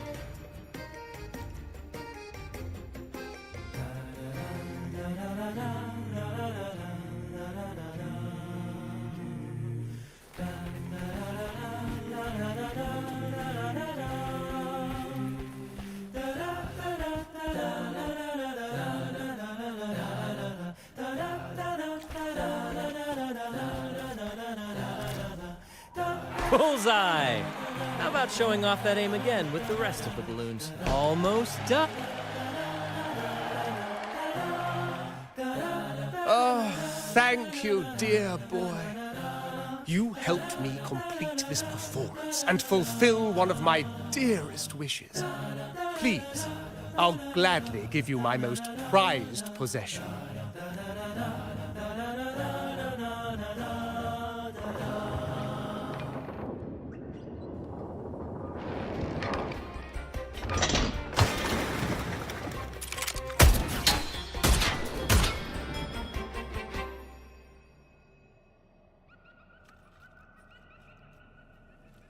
Apologies for my late arrival to such a magnificent performance. Did I miss anything? Oh my. What an honor to witness the beauty of our generous benefactor. Thank you, my lady, for rescue. You flatter me. The family's protection extends to all who stand by us.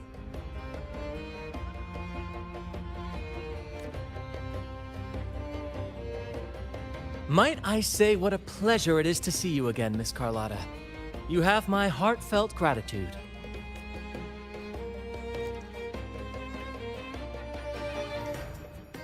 Is everything going smoothly with your family, Miss Carlotta? Yes, thank you. The Order's scheme was uncovered as planned. Uncle Capilet was rescued, and Grandfather has handled the rest. I still owe you thanks for improvising with me in front of that priest. You've got a sharp mind. No pain, no gain, as Grandfather used to say. I'm pleased we're on the same page.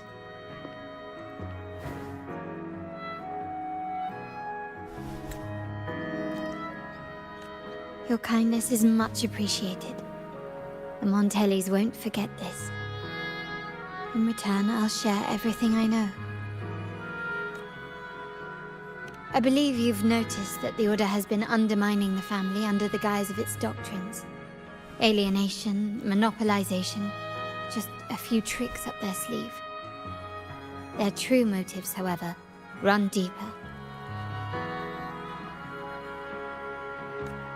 Their alliance with the Fraxides speaks volumes. While we don't know the full extent of their conspiracy, one thing is clear. Their sights are set on this year's carnival. The carnival is likely where you'll find clues about the Sentinel. Legend has it that the Sentinel, Imperator, has been secluded in the heavens, cut off from the mortal realm. The last record of the Sentinel is from the carnival a decade ago. At that time, the entire city was shrouded in mist. Ghosts roamed the streets. A dragon roared from the sky, and a sea behemoth raged. summoning towering waves. Do any clues come to mind?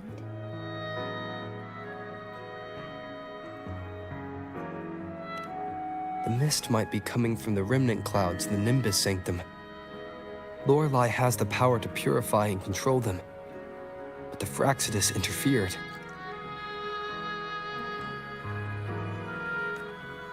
Remnant clouds corrupted by evil will disrupt Echo's frequencies. If the mist had spread to the city, it would have stirred the Echoes into chaos.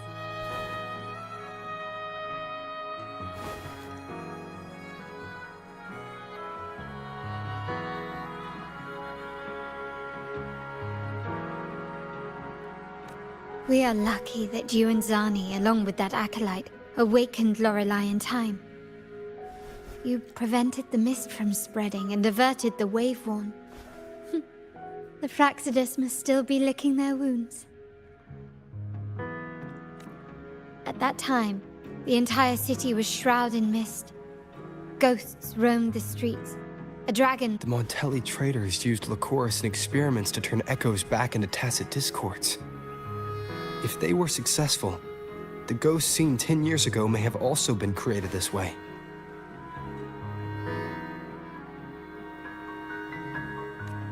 Ghost is just a dramatic name given by the Ragganese for tacit discords. They look nearly identical to echoes, especially in the mist. With your help, Grandfather has thwarted their plan. No corrupted echoes will appear at this year's carnival.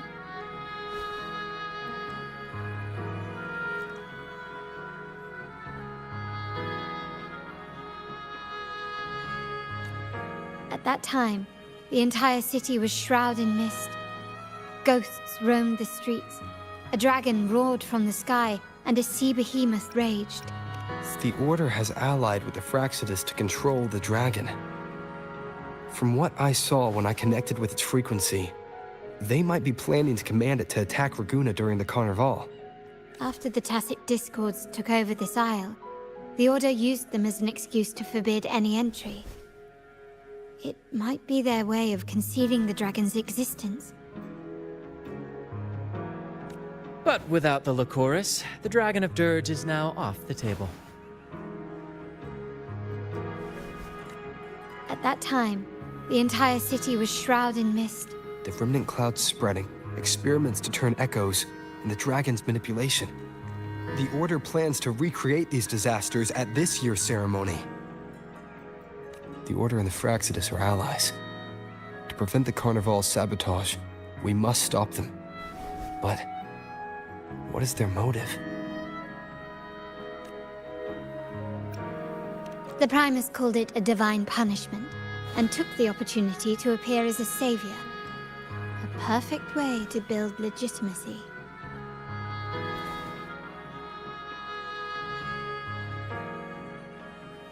The Order relies on the people's faith in the Sentinel. With the Sentinel's 10-year absence, faith in the Order has waned. They must be desperate to restore that trust.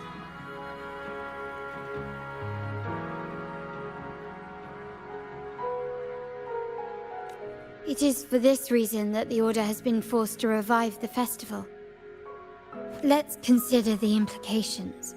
If the Carnival proceeds unhindered, how would it affect the Order?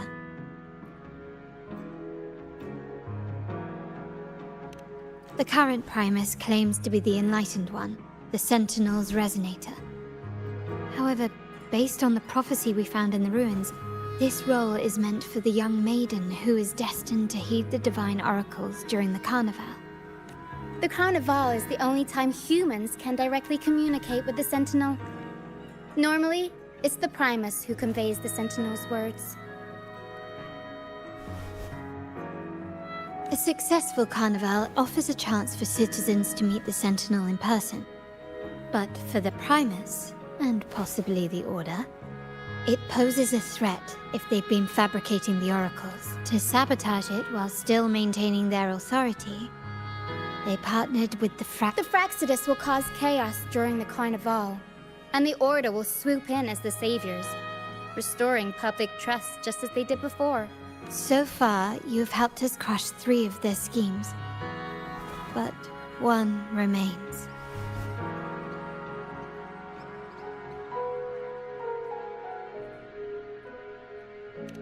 We have evidence that the Cetus is being manipulated, and the Fractsidus are setting up their final plan. With their whereabouts unknown, we'll need to adapt our strategy as the Carnival unfolds. From what I've noticed, you're not one to act passively or pin your hopes on others. You prefer to strike first and steer events in your favor.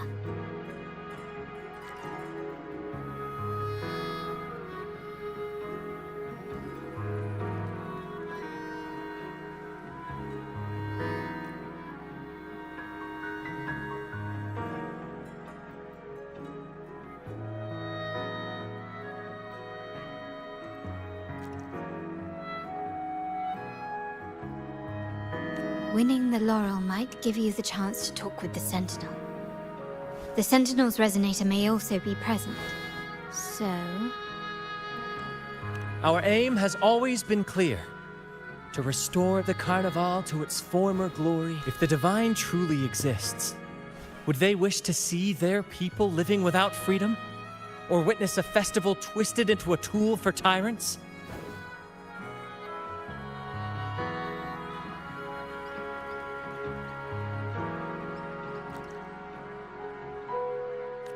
If we win the laurel, we'll show that such punishment is absurd.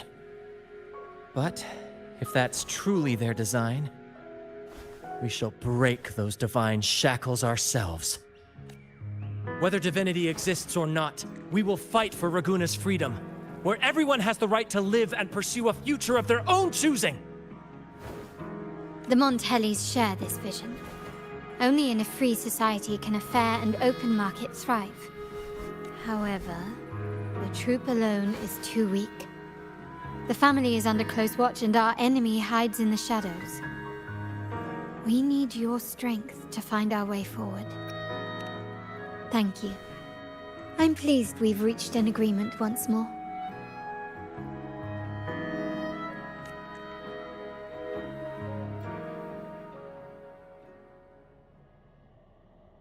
All right. What should we do now? Any plans?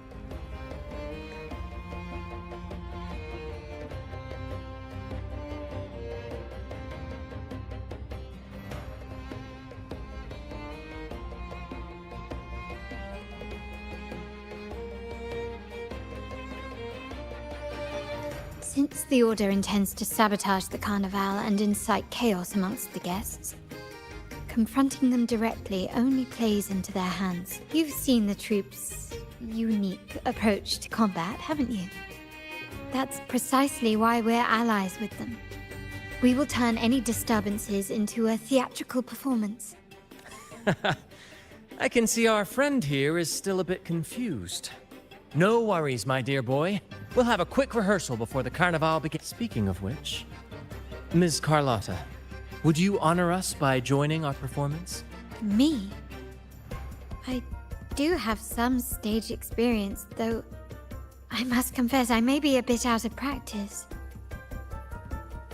We don't know what challenges we'll face, so your help will be needed, Miss Carlotta. Plus, it's a chance for you to get to know our methods. If you insist. Wonderful! As the festivities continue, if you're both ready, please join us on the stage of the troop liner.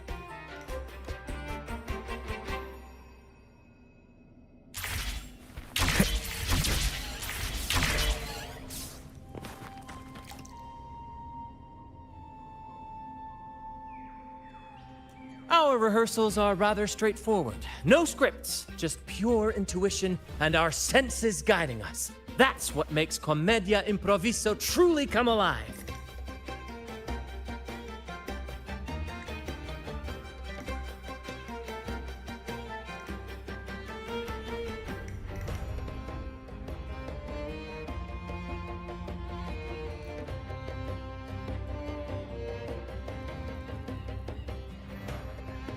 For our improvised comedy, we start with a theme. From there, we build our lines and act on the fly, responding to the unfolding show and audience reactions. But with the limitless capacity for human creativity at play, the plot can sometimes veer into the, well, unconventional. To prevent things from spiraling too far, we set an anchor for the performance. Pardon my interruption, but I'm quite curious. What sort of bizarre plots have you encountered? Well, something like a humble craftsman from a small town sets sail on a rainy night, stumbles upon ancient ruins, is reincarnated with superpowers, and then decides to conquer the galaxy, becoming the Emperor of the Stars. So, we draft a basic outline that assigns roles and guides the plot's direction. And this time, our outline is: a kingdom is attacked, monsters run rampant, and the Demon King has kidnapped the Holy Maiden. A few brave heroes accept the minister's quest to defeat the Demon King and rescue her.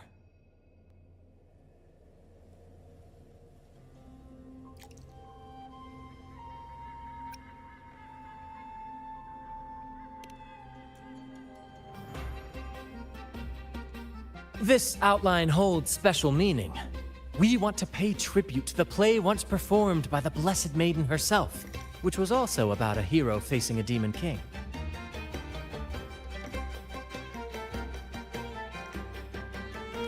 Good people have their wishes fulfilled, heroes appear in a time of crisis, justice triumphs over evil, and united friends are undefeatable. This is the tale the Blessed Maiden once told, and it's a universal story we want to portray.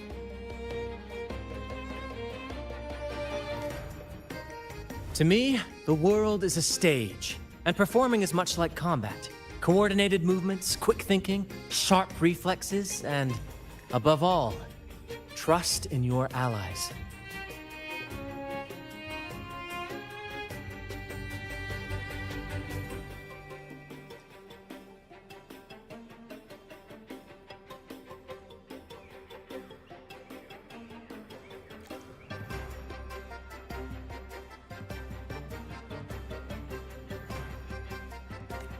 What I'm getting at is that you both are very skilled and capable. We don't have many do's and don'ts.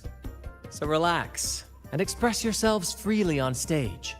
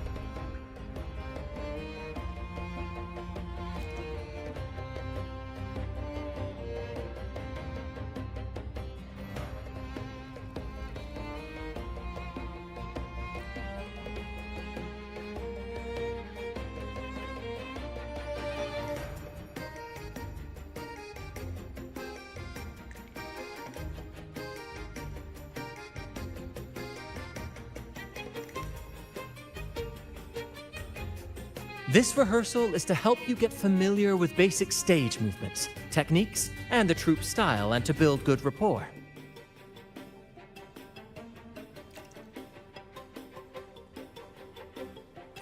Exactly. I'll handle the stage lighting, Brant will narrate, and the rest will take on the role of the audience. If you're ready, let's begin. Everyone, a big round of applause to welcome the Rover and Miss Carlotta on stage!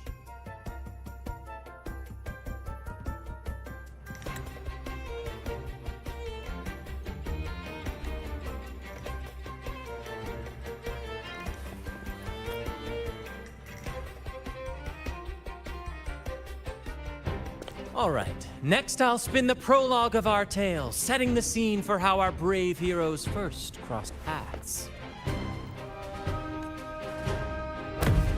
Once upon a time, a hero roamed the world.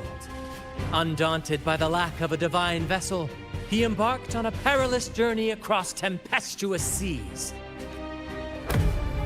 Alone in the dark, a young girl of untethered spirit soared against towering barriers with wings of defiance. The winds of fate brought them together.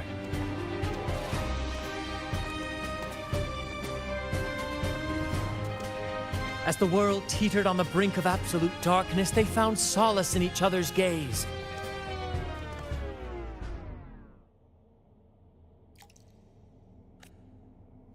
Together they became unshakable allies, standing strong against the tides of fate.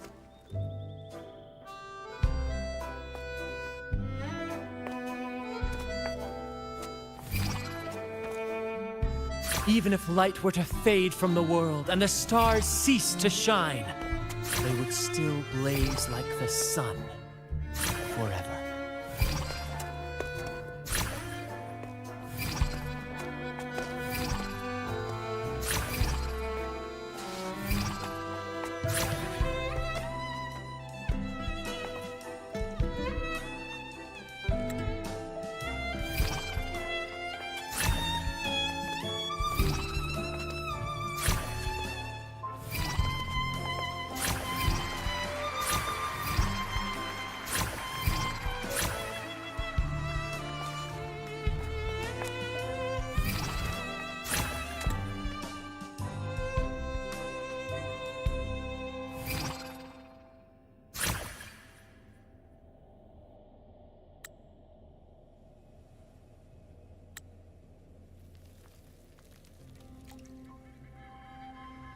Bravo! Bravo!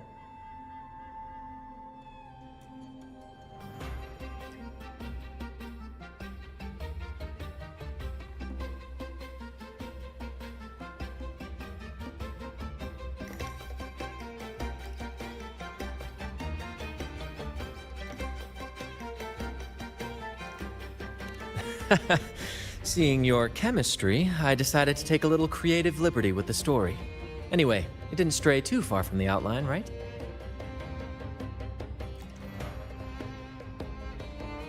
The thrill of improvisation is in its unpredictability. There's always a rush of excitement with every twist and turn. Your movements were seamless, elegant, and powerful. I'm confident you'll shine at the Carnival.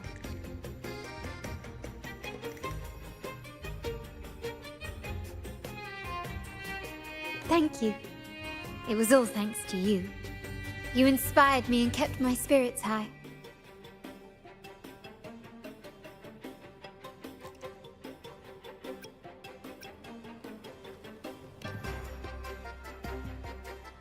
You'll master it in no time, I'm sure. All right, that's enough for today. Let's save the grand reveal for the Carnival. Oh, and speaking of which, there's still something we need to prepare for you, isn't there? You mean the essential item for the Carnival performance? Don't worry. I've taken care of everything. Oh, so it's handled then. I can't wait to see it. I have a small gift for you. Let's head back to Ragunna together, shall we?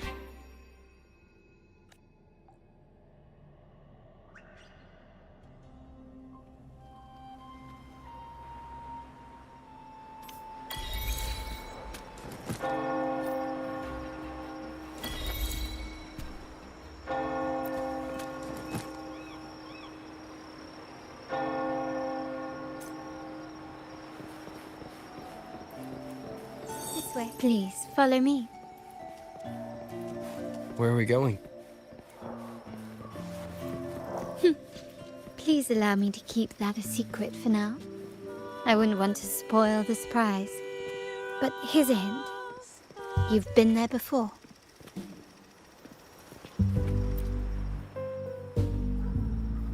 Oh, dear Lady Carlotta, thank the Sentinel you are finally back. I was just about to close up shop to prepare for tomorrow's carnival. You have completed my request, haven't you? Of course, Lady Carlotta. You should have more faith in my skills. Here you are. A small token of my appreciation. Abby, I have something for you as well. Wow, really? I get a gift too? Ha! You're so nice. Ah, so that's why Lady Carlotta was so insistent on using only the finest materials and meticulous craftsmanship for this piece. For a moment, I feared she lost faith in my skills and was plotting to hand over the shop to someone else. But now I see why this little creation was so important to you, Lady Carlotta. Nyala, you do have a flair for dramatics. Anyway, why don't you unwrap it?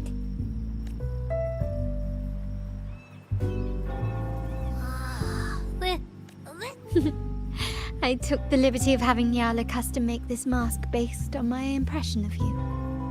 I hope it suits your taste.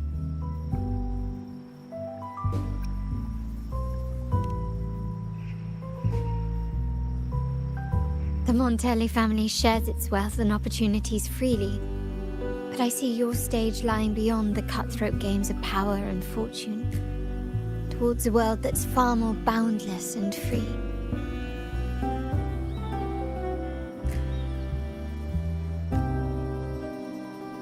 The Carnival is a splendid reverie, and the mask is its passport.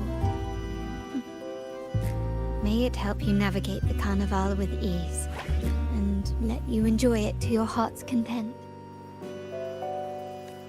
We will, for sure.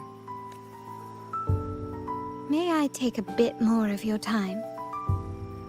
Walk with me through Raguna tonight. I have some additional information to share with you.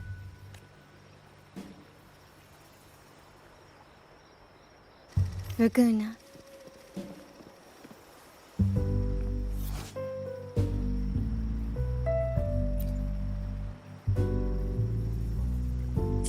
The sapphire that crowns Solaris.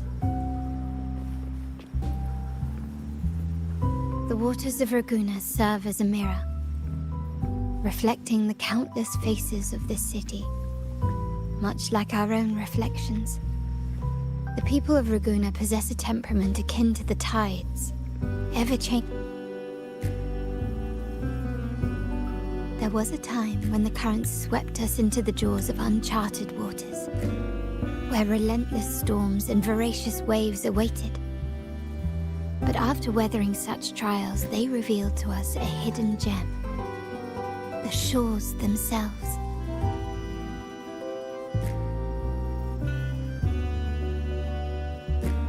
My family has always been drawn to the thrill of a new voyage. One stormy night, fate decided to play a hand. What we discovered there on that island, the technology and novel ideas, was nothing short of a blessing in disguise. There exists only one relatively safe route from the Black Shores to Raguna, a path known solely to the Montelli family. As long as you stayed on this course, you were bound to encounter the troop. My family has always been drawn to the thrill of a new voyage. One stormy night, fate decided to play a hand. What we discovered there on that island, the technology and... Exactly. When we heard the Black Shores were hunting for a legitimate entry into Raguna, I thought, why not bring them into our little venture? Hence the invitation. My family has always been drawn to the thrill of a new voyage. One stormy night, fate decided to play a hand. What we discovered there on that island, our intentions might not be as grandiose or ominous as you think. We seek liberation, and to achieve it, we're pursuing the truth behind Renacita's origins. Legend has it that when people first arrived on this island, Genesis Nexus was already here, welcoming them. The prevailing belief is that the Sentinel gifted us this technology, and despite nobody ever seeing the Sentinel in person, we talk with them through supposed telepathy. Notice anything strange about that story?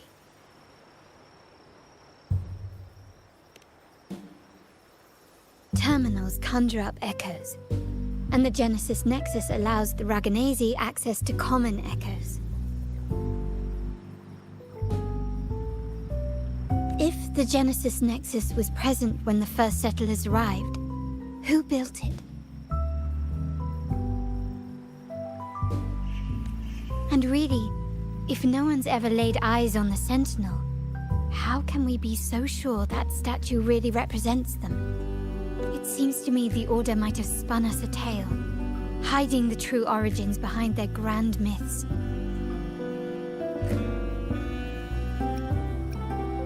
No, we have no ambitions to rule or to renounce our faith. And really, this city should not be ruled by any one entity. The hour grows late. I have arranged accommodations for you at Palazzo Grotto in the south. Let us walk there together, and I can share a story along the way.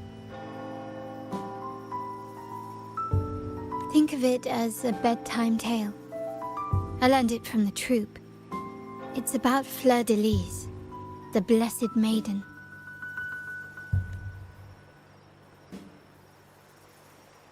Once, the Blessed Maiden was just a simple peasant girl. During the Sentinel's gratitude rite, the young Fleur de Lis managed to sneak past the guards and drink the sacramental wine. Every drop.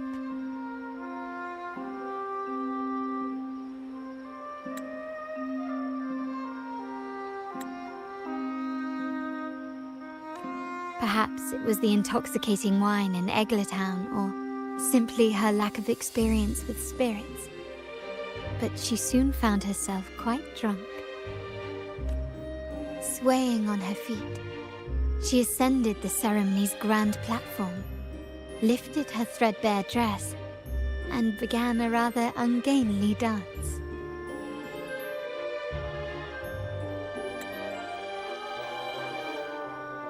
Seizing the sacred horn, she played a carefree folk tune, dodging the guards and weaving through the crowd with surprising agility.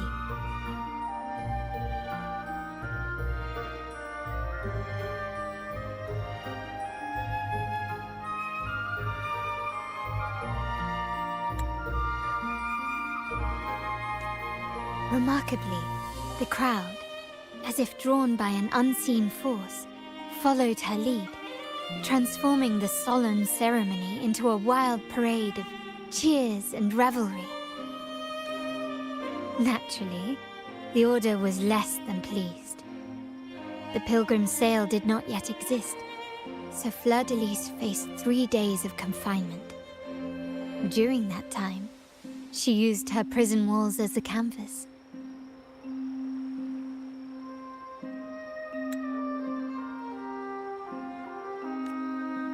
That unforgettable day of disordered revelry left a lasting mark on all who witnessed it. Is it not remarkable? A rebellious girl chosen by the Sentinel to become the Blessed Maiden.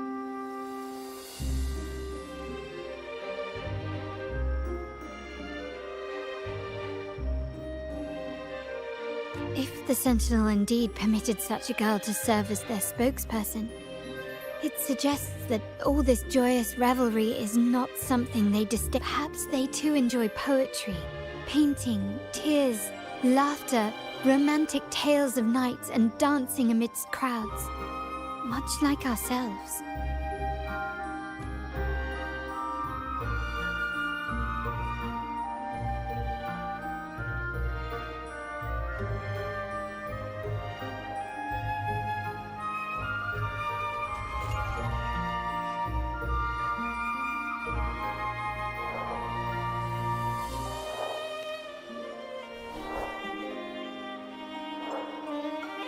The people of this island came from diverse civilizations now lost to time. But through plays and tradition, they sought to preserve memories of their heritage in the past. While the clash of cultures led to conflict, the Raganazi united through faith, restoring balance even if precarious. To maintain this unity, we've always needed both a sentinel and a play based on a shared legend that gives us roles. Yet this play has endured for so long that we've become defined by our roles. Noble, commoner, believer, merchant. What was meant to unite us now stifles us.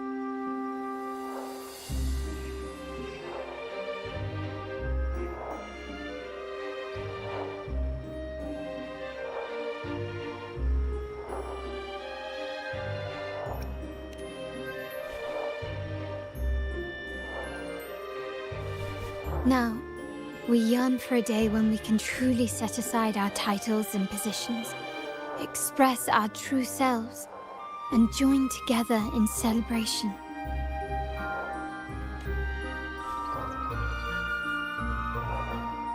Yes, born from hope and idealism, it reminds the Raganazi of our initial vision of equality and freedom. It also affirms our true worth.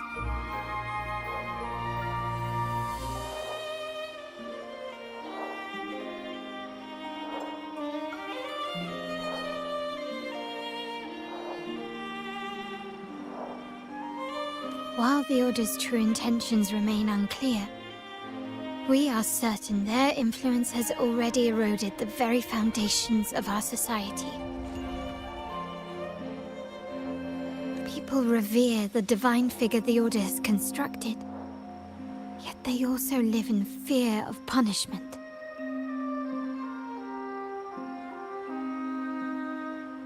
Legends become accomplices in fostering ignorance, and faith becomes the loyal executioner of cruel punishment. An invisible cage has trapped us all.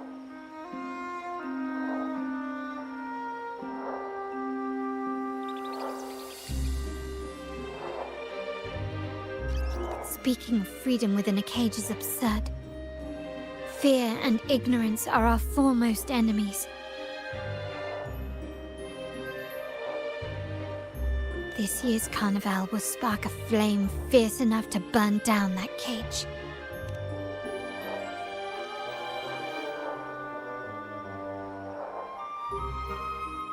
Rest well, and tomorrow we shall take the stage together at the carnival. Good night. May your dreams be sweet.